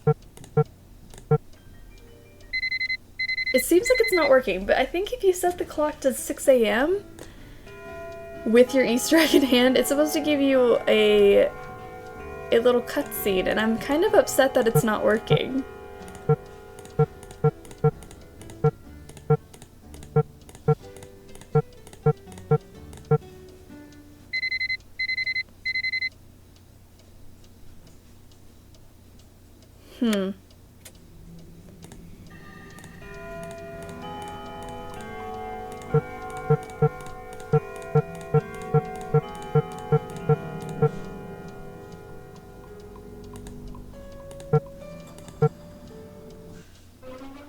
Alright, so this is the Easter egg thing. If you set it for 6 a.m., you get a little... How about we just shake this stuff off and go to the mall?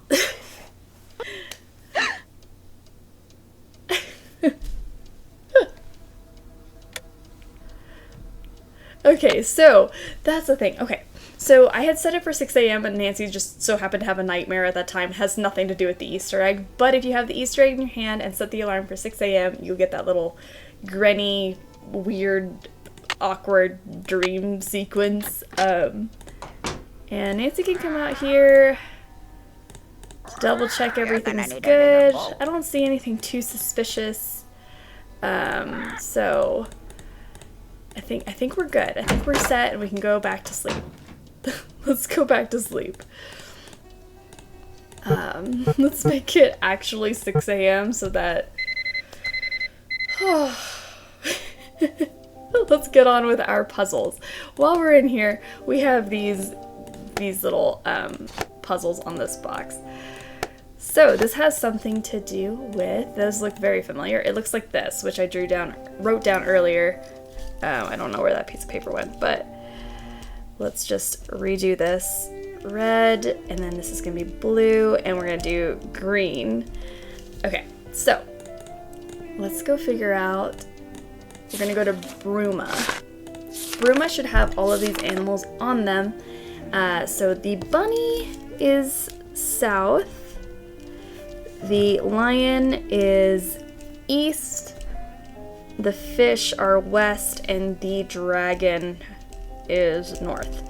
And the lynx is in the middle, so it's going to be completely covered. So, let's go.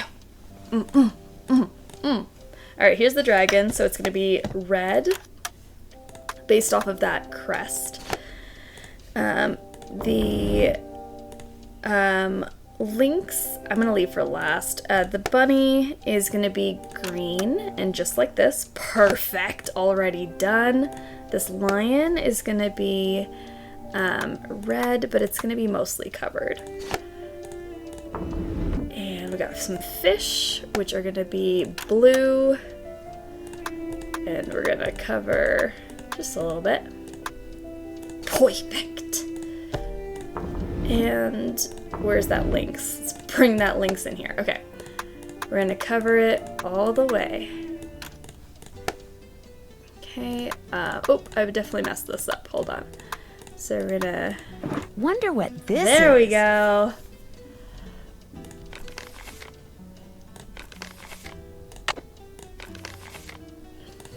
Okay, so we have a little eyeglass thing, which I think could fit in here. Look at that. Perfect. So basically we want to put these signs in order. So what we can do, use the power of the internet and let's go to why stars seem to move.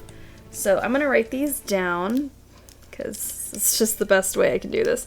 It's basically written in the right order. So here is Aries, Taurus, Gemini, Cancer, Leo, Virgo, Libra, Scorpio, Sagittarius, Capricorn, Aquarius, and Pisces. So basically you're just gonna put these, they're already in the right order, so I just have to put them in. So here we go. Where is it? There we go.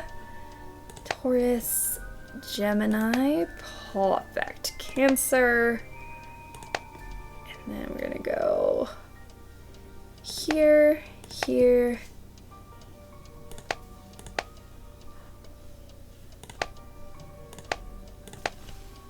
that should have been it. Awesome. So we have a key. We have a new key. All right, so it looks like so far we got this thing, this one, and the wand. That's all we've gotten so far. So we got a ton to still go. It looks like we're gonna need something here to actually solve a puzzle. So let's go ask Jane if she knows what that is. Come back later, please. Oh, she's studying right now. So okay, let's go try to do something else. Linda, you up for talking right now? Hi, Linda. I'll be going now. Okay. Linda! Yuck. Did you order this meat? I told you, I get hungry. Now go away. Linda, I don't think that's good for you to eat just raw meat. Okay, I'm gonna let you take care of your business. Mrs. Drake? Honestly, that is incredibly terrifying. Yes? Why did you put that charm above Linda's door? What? I fail to see why that is any of your concern. But if you must know, I was only trying to help Linda. Oh, I am at a loss as to what to do about her. A complete loss. Sometimes extraordinary situations require extraordinary measures. I thought that perhaps a charm would help. Whatever it is that's plaguing that poor thing. Aww. Goodbye. That's so nice. Good day. That's at least nice of her. Okay. Jane's still in lessons. Can't really do anything about that. Let's see if Nigel wants to talk to us. Nigel, let's go talk to Nigel. Bum, bum, bum, bum. Oh, well, he's not here. Maybe it's too early. Maybe no one's awake yet. Okay, hold on. Hold up. Wait a minute. Let's make it 2 o'clock so I can go talk to Jane.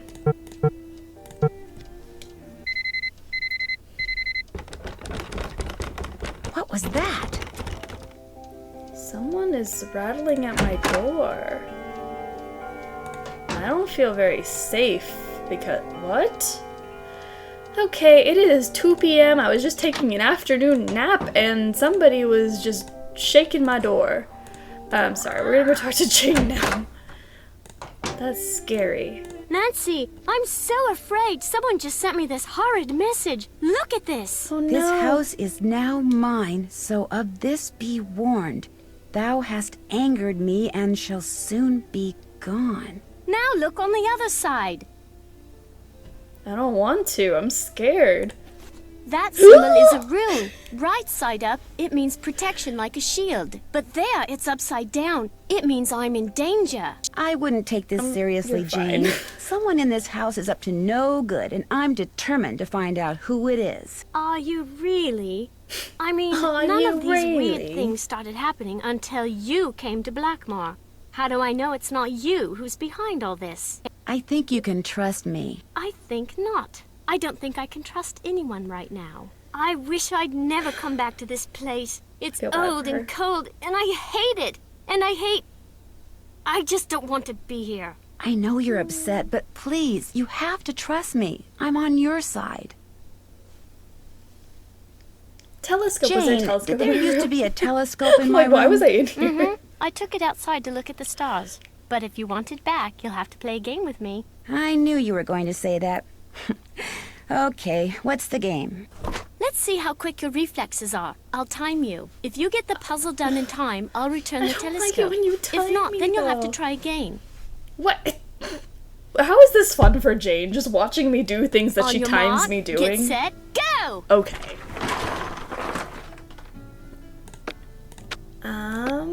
5 minutes. Okay. All right. I'm already stressed because she's timing me really. She's really timing me. Okay. Okay. I think this is honestly one of the weirdest puzzles I've ever done in my entire life. Okay, I just stressed out because she's timing me, and she's gonna start counting down, and I don't enjoy the pressure. Else I can't see anything. All right. Okay. It's fine. We're fine. It's all right. We're okay. I know everyone else is freaking out. It's not just me. We're all in this together. I think that goes there. This goes here. You gotta go up here. 4 minutes. Ah! Stop counting, Jane, I swear. You're making this way too dang stressful. Ugh, I can't. I can do things just perfectly fine without being timed. Why can't we just have fun? Why you gotta time me? Oh, that's not it. That goes there. There. You won. Good show. I'll put the telescope back in your room first chance I get. Thank you. I should get going. Thank you. Bye. Please put the telescope in my room, I swear. Okay. So now that we've done that, I'm gonna go and check out old Betty over here. Betty, let's play a game. Uh-oh. It stopped working. Dang it. Okay. Mrs. Drake! Fix it. You're the only responsible adult in this house, so I need you to go fix my game. Yes? I'd like to play the card machine in the Great Hall, but it's broken. It's not broken. I removed its crank, as it was proving to be too much of a distraction for Jane. I suppose I could see where it's gone to. But in the meantime, be a dear and do something for me, would you? Sure. Of course, Do I you always have to see do that something for somebody hodgepodge of else before they plants do over something there? for me. They're my prize seedlings. I had them perfectly arranged in that box, so I could easily move them about to catch the light. Unfortunately, Jane took all of them out when I wasn't looking, and now for the life of me I cannot get them back in the box, so that they all fit. Why don't you give it a try while I see about that crank? If we both succeed, we shall both be happy, if you catch my meaning. Remember, they must all fit in that box! Just pick them all up and stick them in. Okay, so these are usually some of my least favorite puzzles. I don't like slider puzzles, and I don't like puzzles of sticking things in boxes because I don't like Tetrising stuff together. So let's just cross our fingers that everything goes well here and I don't end up crying. Okay, so we gotta take it nice and easy. Just nice and slow. Make sure everything fits and that it's all... Oh, that already looks wrong to me, but it's fine. I'm trusting my gut. Okay, here we go. Perfect. Probably not actually perfect, but you know, as close to perfect as we can get. Alright, that looks good to me. I don't know if that looks good to you, but it looks good to me. Here. Oh no! Oh no, oh no, oh no. Okay, let's flip some stuff around. Maybe here. Where does this go? What? Okay. Okay, it's fine. We're fine. It's fine. It's fine. It's fine. It's fine. It's fine. It's fine. It's fine. I'm fine. I am not stressed out.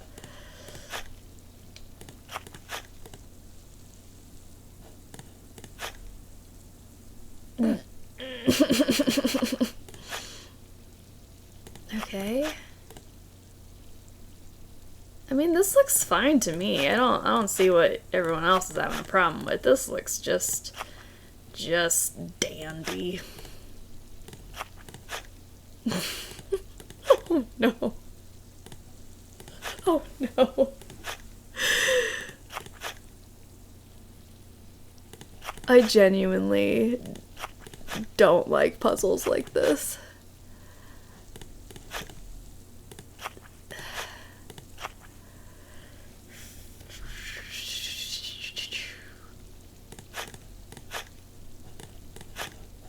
I am determined to solve this, though.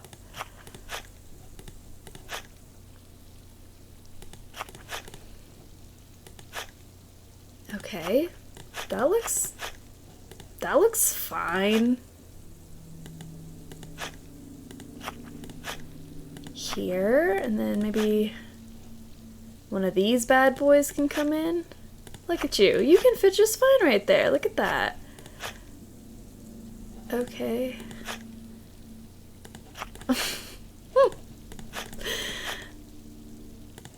Awesome.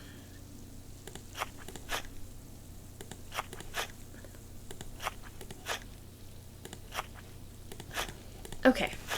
You know what? We're just gonna stretch it out. We're gonna just take them all out of the box and let's do a little... Yeah. Alright. Shake it on out. Alright, square in the corner. I feel like it's gotta be right. Let's just get like these all kind of squared up. Okay. What can fit here? No, I'm not feeling it. I'm feeling like maybe that can go there. And maybe this, but I also don't trust it. I don't trust it.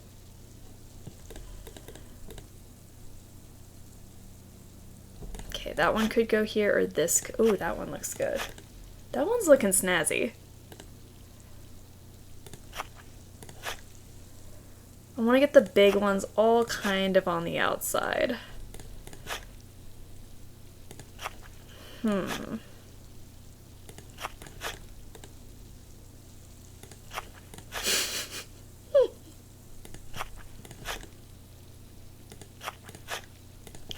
Okay. Okay, wait, hold on. Oh no, it's so close though. I can taste it. It's so close.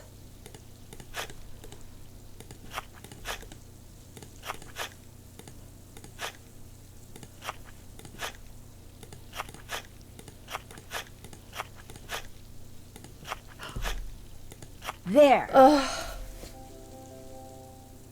Okay, so there are multiple solutions to that puzzle, and I am genuinely trying to solve these legitimately, and oh my gosh, that was intense. Okay, Mrs. Drake, I hope you pay me for that work. I want my crank. Please. I think if I go into the library and come back out... Oh, hey, Nigel! Ah, there you are. I'm sorry to inform you that I shall soon be leaving Blackmore. What? I just have a few things to take care of, and then I shall bid you adieu. Why? Where are you going? I have good reason to believe this place is genuinely haunted. There's no way I'm staying here 1 minute longer than I have to. Thankfully, I've finished most of my research and have enough to start my book. Okay. I'll let you get back to your work. Goodbye. He covered up the statue because it was moving, and he's leaving me now. That's not fair. Nigel. Selfish. Just selfish. Leaving me in this house with Linda, Mrs. Drake, and Jane. It's kind of selfish. Yes? Do you believe that Blackmoor Manor is haunted? No, of course not. I've lived here for many, many years, and I can tell you without a doubt that absolutely no ghosts walk these halls. Without An a occasional doubt, odd though? creak here and there, yes, but no ghosts. But I do sometimes wonder if those who have passed away remain with us, lingering on. I miss my brother terribly, and I sometimes wonder if he is in some way still here. I managed to get all those seedlings back in the box. Where's my Wonderful. And I managed to find that crank. There you go. Great, thank you. Oh my Goodbye. goodness. Okay, Run so we along. get to play more Go Fish. This is gonna be fabulous. Who's ready for Go Fish? Because I am not. If I could just hand you my mouse, any one of you, would love to. Alright, crank it up, baby! Alright. She's working, but I don't have a code to put in this just yet. So, we got her working, and hopefully Jane has found my telescope and has put it in my room. Oh, goodness, that is aggressive. Scratch marks, like something was trying to get into my room. There's some scratch marks there. Kind of scary. But here is a telescope, and I'm gonna stick my lens on here, and ooh! Alright, so I'm gonna write these down. So we got 1, and 2 is the parrot. Okay, that's gonna be 4. 4? Where's 3? Oh, there's 3. Okay, I think I just need 4, right? We got 1, 3, 2. Oh, there's 5. Alright, perfect. So we got 1, 2, 3, 4, and 5, and those are what we're gonna put into Betty's machine.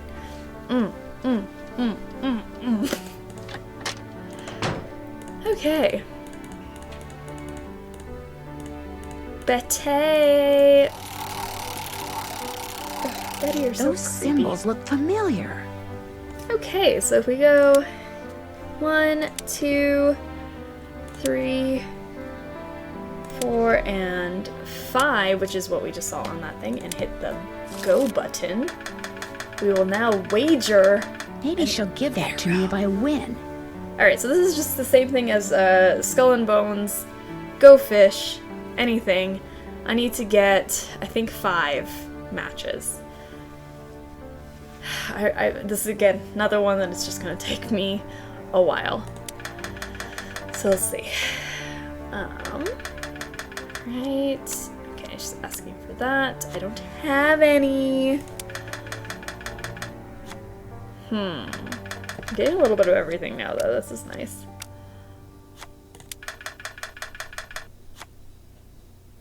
Okay. Ah, Calliope. I knew I should have asked for it.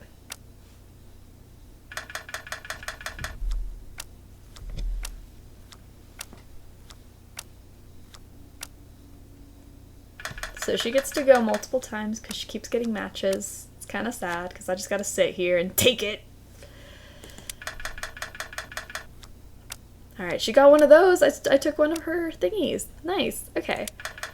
Ah, ha ha ha ha. Alright, I've got a match now. Perfect. So these are gonna glow green on the ones that I have. Alright. Oh. Ooh, I know she has that. Please don't ask for it. Oh, yes. I'm gonna... Oh no, she picked up the one she wanted. Now it's my turn, and I'm gonna ask for her little globes, and I'm gonna take them.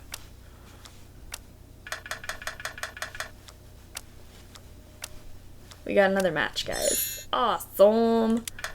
Make sure she doesn't take this. I know she has that. Aw, man.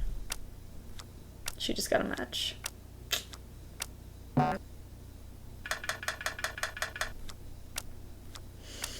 Oh, this is not looking good, guys. We started off good, and now it's not looking good. Okay. She gets to go again. It's fine. Alright. I know she has that one. Okay, she asked for Pegasus. I don't have it. I'm gonna ask for this, and I think I'll get a match here, because she'll give me both of her cards.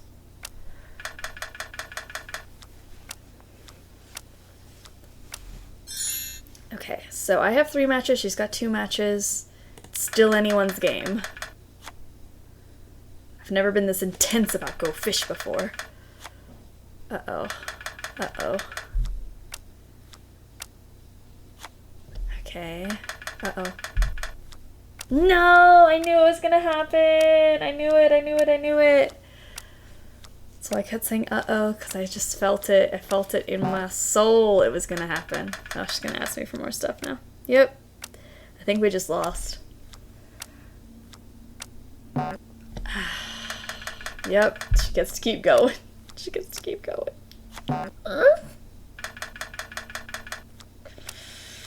Alright, we just lost. We just lost. We lost so bad. Okay. I don't even get to do anything. She's just gonna take all my cards.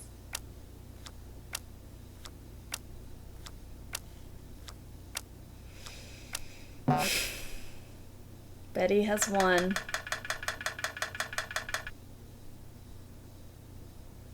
Alright, let's try this again. I'm gonna start from the right.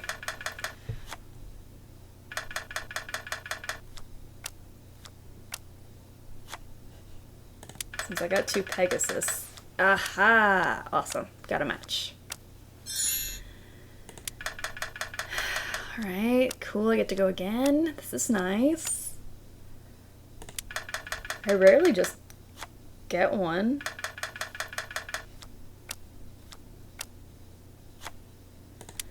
Okay, Polyhymnia maybe? Nope. Alright, cool. No hard feelings. It's fine.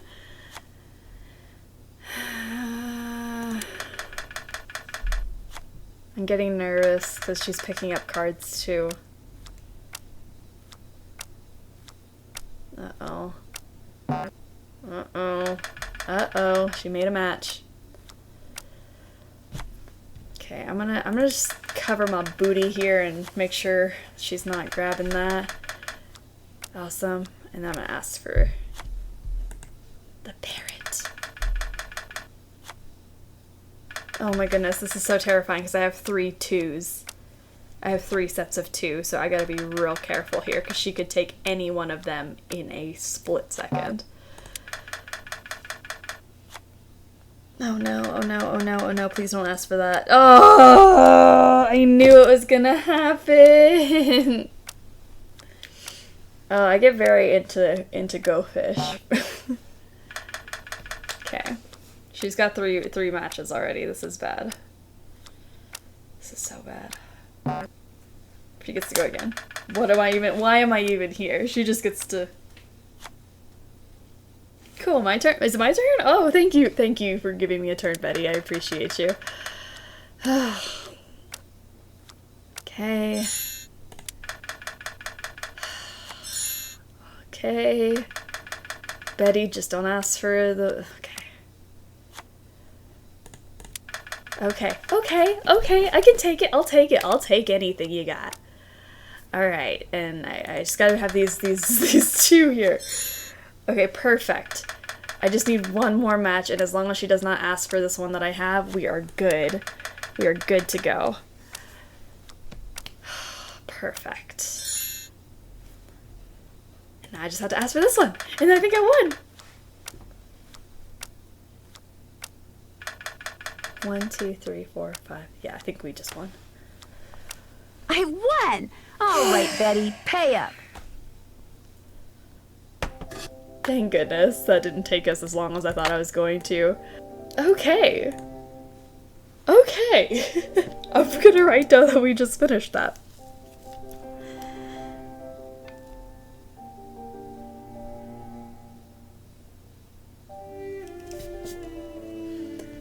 Alright, let's go check in on some people. Linda, I'm sure, still doesn't want to talk to me, but you know what? Let's just go ask.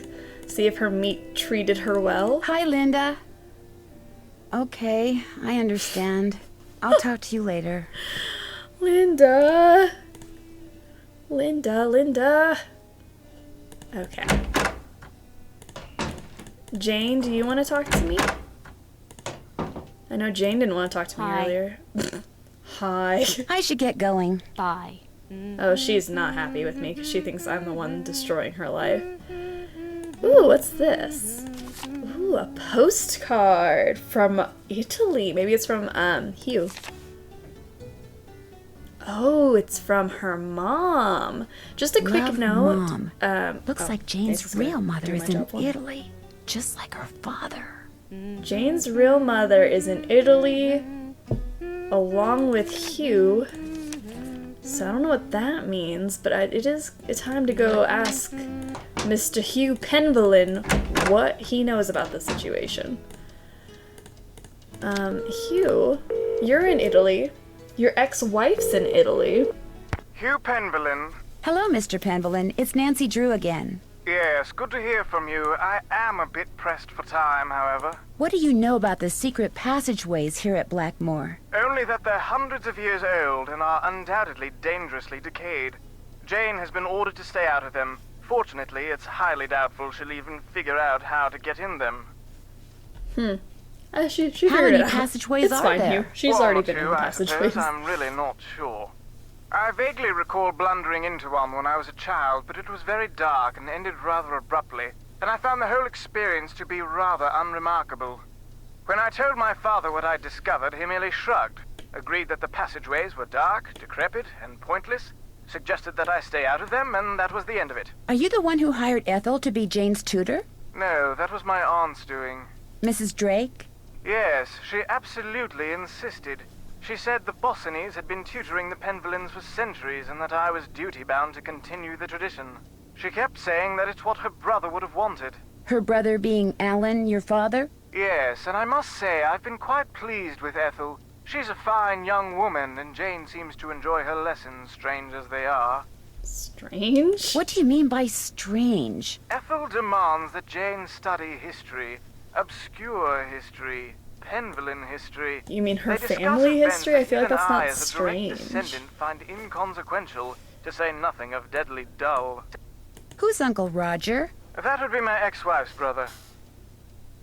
Is there something wrong with him? Other than the fact that he wears the most ill-fitting, worse-looking toupee that was ever created? No. So Uncle Roger has no Why? hair. Just That's curious. what's wrong with him. What do you know about the Beast of Blackmore? Pure medieval fiction, the product of little minds in an era of dangerously little education. I have forbidden Ethel to so much as mention it to Jane. Where did you hear about it? The man doing research in the library? Not Nigel anymore. Mukherjee? Nigel's gone, Another of my Nancy. aunt's ideas. The fact that the Penvillins have never had a book written about them has been a perpetual source of social embarrassment for her. How long has he had access to the library? For months now. Not that he's much of a bother. He's quiet as a church mouse, and he never seems to set foot out of the library. He was recommended by a friend, and he has assured us over and over that the book he publishes will cast only a positive light upon the Penvillin name. Although, come to think of it, I never have seen the contract he agreed to sign, which was to put that promise in writing. Sketchy. Do you remember that guinea pig Jane used to have? Vaguely. As I recall, it spent most of its life hiding under the shoebox Jane had put in its cage. It was black, I think. Harmless fellow. Utterly Black? useless, of course, but harmless. What happened to him? It passed away a year or two ago. I told Jane she was feeding him too much, but, well, at least the little bloke died happy. Well, she did say her guinea pig died. That guinea pig was definitely not a black guinea pig. It was a, orangey one? I don't know. Suspicious. Did you know that Jane's mother is in Rome? Renee is in Rome too?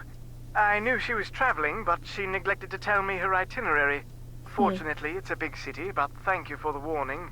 Okay, so he Anything didn't else? know that Renee was in Italy. It was nice talking But to okay. you. Wish I Thought could we be of would more check help. just to see if there was any weirdness happening there. Okay. Okay, so I'm gonna make it nighttime. I'm thinking, I don't know. I want some other cool things to happen. So it's midnight and ooh!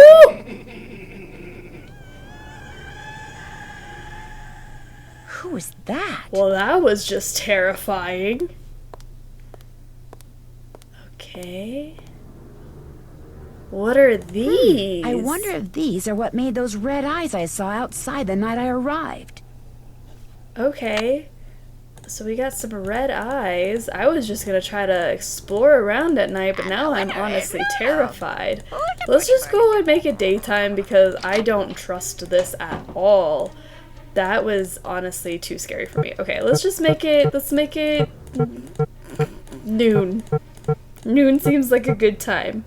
Let's make it 2 o'clock so we can go talk to Jane. I don't know. Let's get out of this situation. Okay. Holy smokes. Jane, do you know anything about this? Je suis tu et il est. That's such a weird, like... Vous êtes, ils sont. Nous sommes, vous êtes, ils sont. That the sound is layered weird. Hi. Have you ever seen these before? No, what are they? I was hoping you could tell me. I found them in the hallway. I've never seen those before in my life. They're kind of scary. You sure you've never I seen should those get going. before? Bye. Okay, that's fine. You don't know what we're talking about, and that just makes it even scarier. Okay, so we're gonna look at this poem. As the moon, I'm gonna write down moon, rises upon thee, fear not, but draw upon the strength, is a key word here, of absent friends, and toast to their memories in happiness and wonder, with the stalwart heart of a knight. Let charity is also a word that we need, be thy guiding angel. Angel, almost every other word I gotta write down. Stay firm in knowledge as a dedicated geometer is also another word we need. And fear not the ravages of Father Time. For dear child, as you learn the lessons of folly is also a word we need. Of this world shall dawn. Oh, folly, the secrets of this world shall dawn. Dawn isn't the last word we need. In thy soul. Okay, so these are all words that we're going to use to solve this puzzle right here.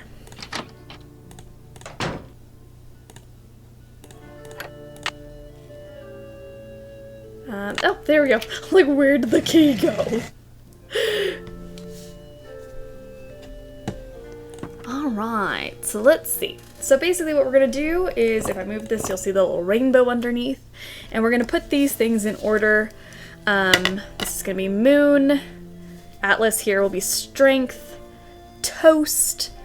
Night. Where's charity? Charity is down here. Angel. Geometer, Father Time, Folly, and Dawn. Dawn's going to be all the way at the bottom here. So, let's try to get this in the correct order going around in the rainbow. I, again, do not love slider puzzles, but here we are. So let's get everything here out of the way so that the moon can come in here.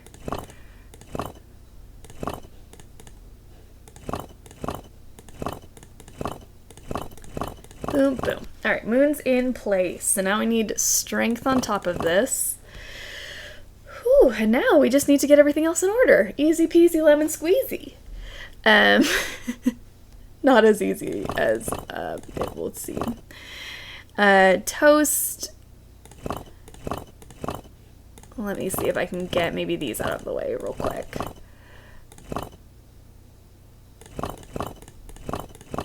Let's get toast and night are now in their little sections.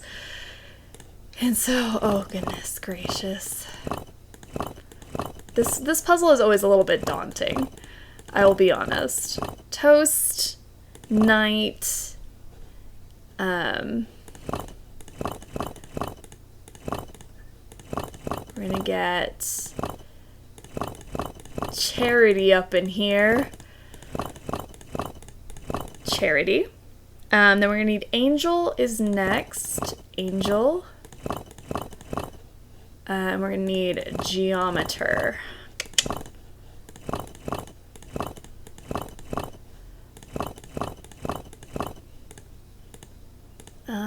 How do I want to do this? I want to get these all out of the way. Do I? Is that what I want to do?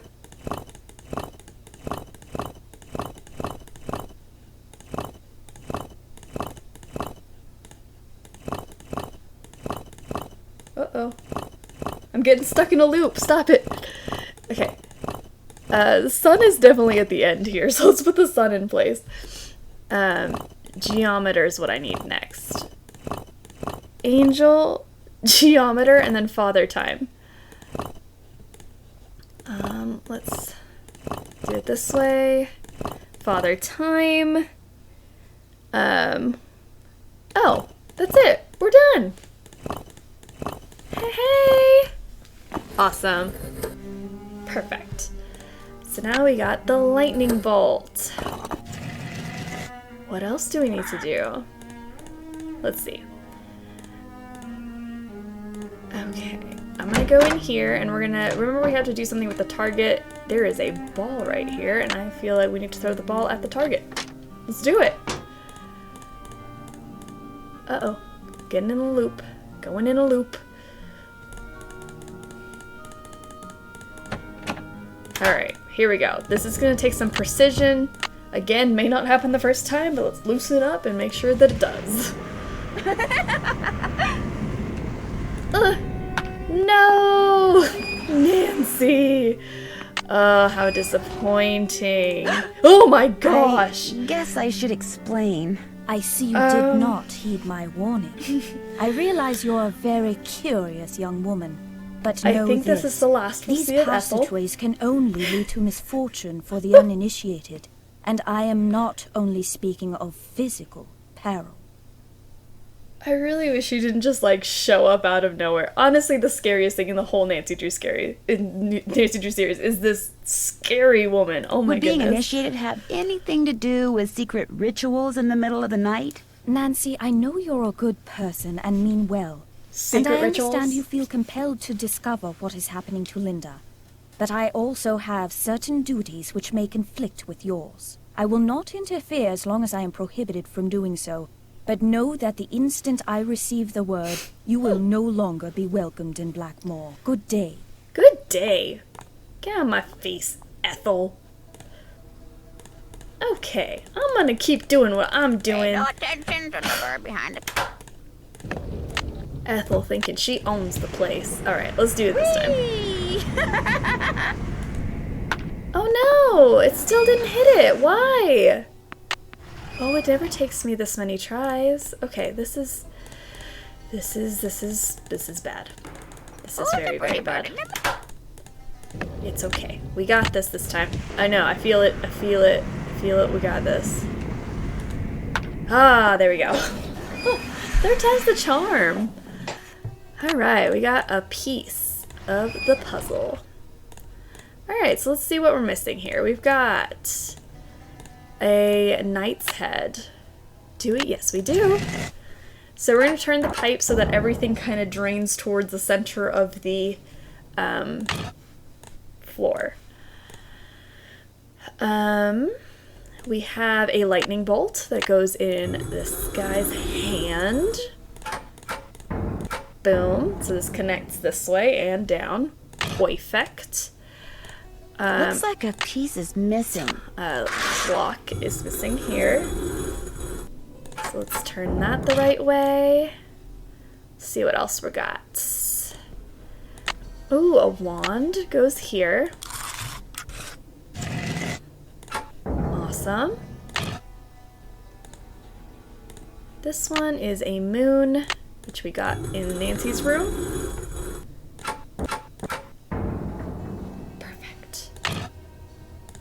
And we have this from Betty's game. Sounds like I did something right. Alright, something's working. So now we need to light the forge on fire. Let's do it.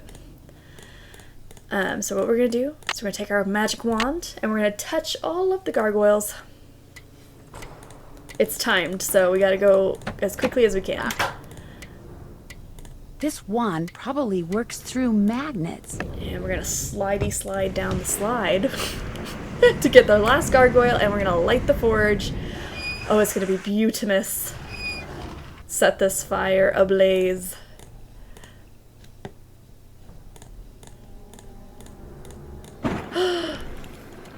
Whoa, something tells me I just succeeded in lighting the forge.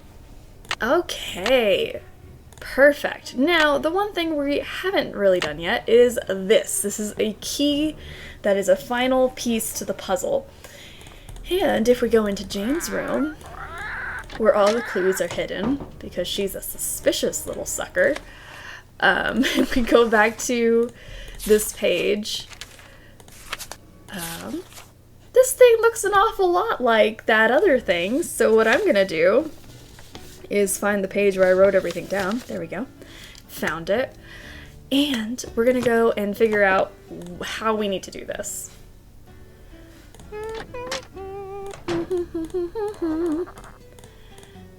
So we're gonna look for a book.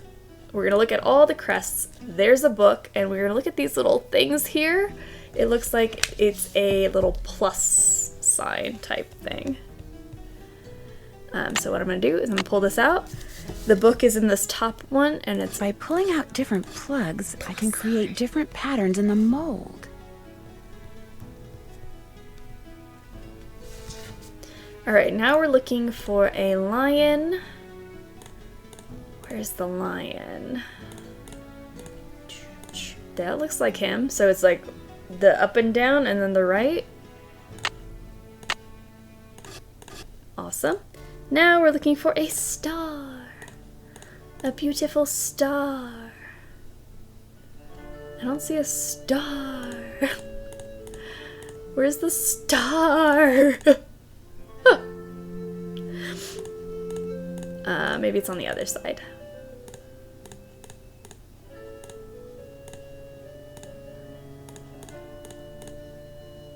There's the star. Alright, so the star is all of the pieces. Awesome. And now we're looking for a dragon, which is Alan. Just straight up and down. Okay, so the next one was a little like teardrop water droplet. Let's see if we can find it. Ba, ba, ba. Not seeing it.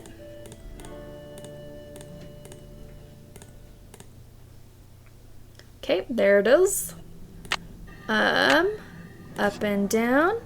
And now I'm looking for a T is the next slot, which is this one.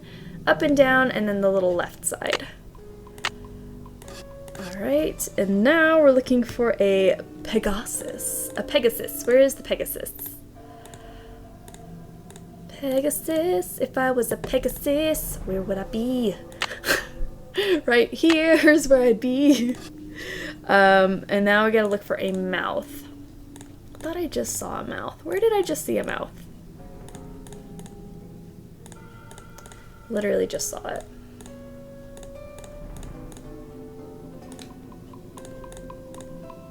Eee! Mouth. Okay. Is this, and then we're gonna look for a comet, which I think is on the other side. This is a nice little exercise here. Okay, I think, yep, there we go. Little plus sign. Alright, and now we're looking for a rainbow, which is right here. We're almost through. We're almost there. Which is up and then the right. This one into the right. Two more. Alright, sun. Now the sun is not going to be found on the wall. It's going to be found in our pocket because Corbin's thing is a sun. So this is what it looks like, and it's just these two dashes, so the left and the right side. Boom, boom. And then we got the little man with the arrow thing.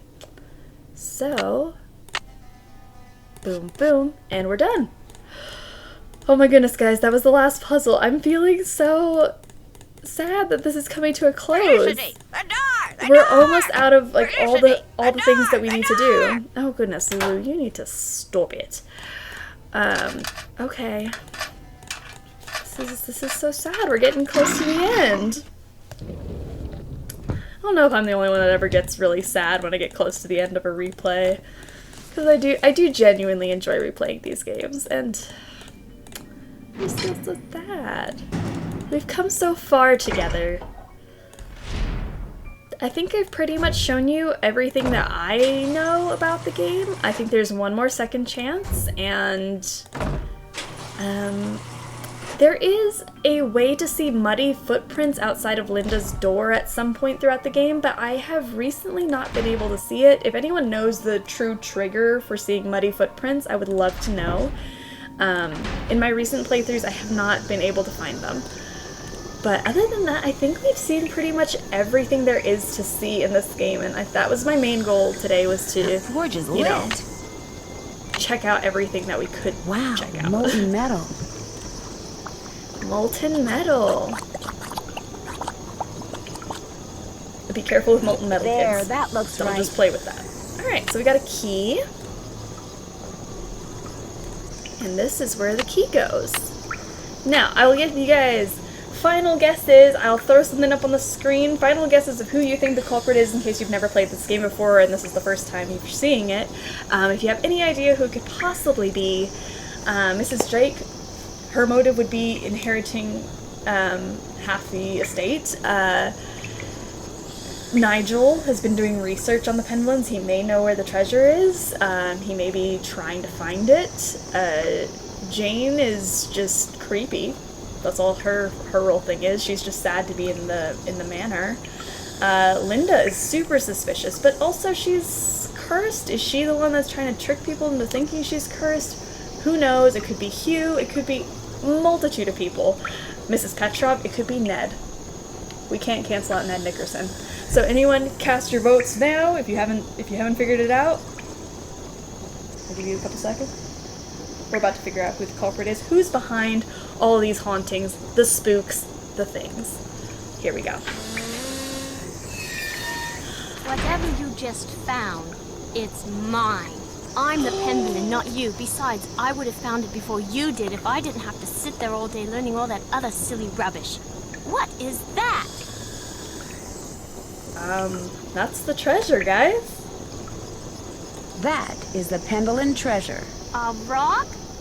600 years of secrets and mystery and puzzles, all because of a stupid rock? No way. There must be something under it. No! Don't touch Oh it. my goodness.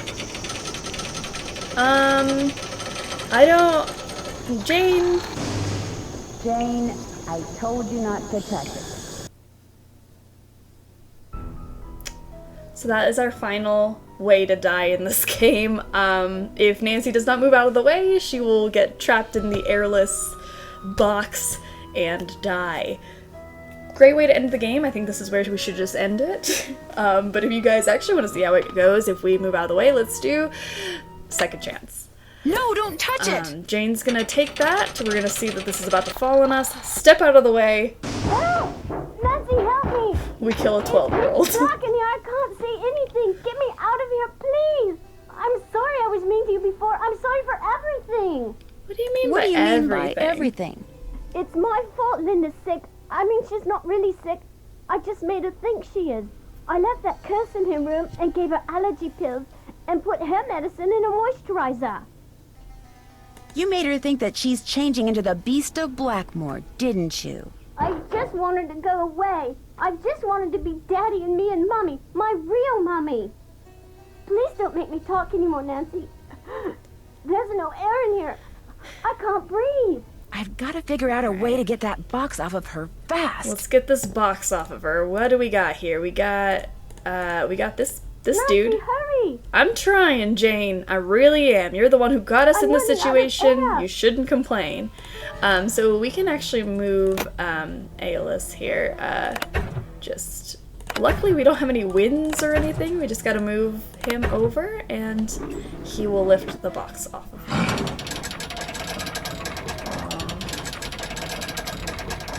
Thank you.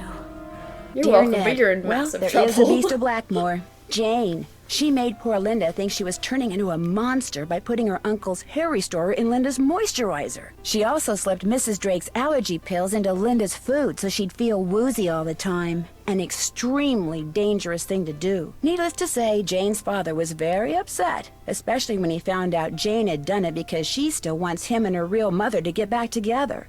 After Jane apologized to Linda, and Hugh apologized to both of them, they all resolved to do whatever it takes to become a real family. As for Blackmoor Manor, ever since I told him about all the passageways and gadgetry I discovered, Hugh has become fascinated with his family history and has asked, no, ordered Ethel to teach him what she's taught Jane. And while he doesn't believe for a second that the meteorite in that old alchemy lab has magical powers, he has encouraged Jane to come up with a puzzle to help ensure its safekeeping, just as initiates have been doing for centuries. Which reminds me, the Pendlins swore me to secrecy when it comes to all their traditions, so don't tell anybody any of this, okay? Nigel suspected something was up when he came to get his laptop and has been hounding me ever since. This is just the kind of stuff he'd love to include in that unauthorized tell-all he's trying to write. If he calls me one more time, I'm telling on him. To Mrs. Drake. Oh, yeah. That'll teach him. Don't want to get in trouble with Mrs. Nancy. Drake.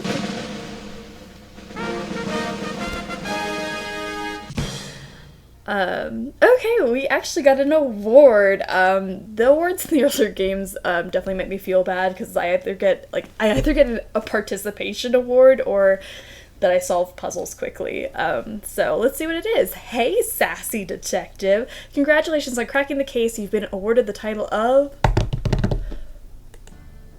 Sleuthier Druis for all-around super sleuthing. Participation trophy. So there are some different awards you can get at the end of the game depending on what you worked on, what you did. I believe there's an award for playing the game for 24 hours straight. So that's kind of cool. But yeah, okay, so we've done it. I really do love this game. I know in my ranking video I didn't rank it as high as some people would have liked, but it is definitely a fan favorite. I do like this game a lot. There's so many fun puzzles, and the way that everything kind of interlocks together to one giant treasure hunt is fantastic. So story-wise, character, everything about this game, characters, story, puzzles, atmosphere, just everything is so cool, especially if you want like a kind of a creepy game with a little few jump scares and mostly Ethel jump scares, let's be honest. This is definitely one of those games, and I hope that I showed you something that maybe you didn't see before. I was trying to catch all the different things that you can see, all like the haunting, scary stuff, Easter eggs, second chances. So hopefully we did all of them. If we didn't and I missed something, please let me know in the comments if there's something that I didn't see. I did mention before there is a way to see muddy footprints outside of Linda's bedroom door, but I have not seen them recently and I can't remember if I just dreamt that up or something. So if anyone has seen those muddy footprints or knows how to trigger them, I would love to know how to get that to work. But other than that, I think that's pretty much everything you can do in the game. And this is awesome. Thank you for coming along on this like fun adventure. This is a long one, but I had a ton of fun with you guys. Thank you guys so much for watching and for coming along on this new type of Nancy Drew video. If you like this, please let me know what other Nancy Drew games you'd like to see a deep dive for. Also, if you'd like to join in on a live playthrough, I am currently streaming all 33 games on Twitch every Saturday at 10 a.m. Mountain Time. I put out new videos on this channel every single week, so be sure to subscribe so that you don't miss out. I hope you have a wonderful rest of your day, my lovely people, and I will see you in the next video.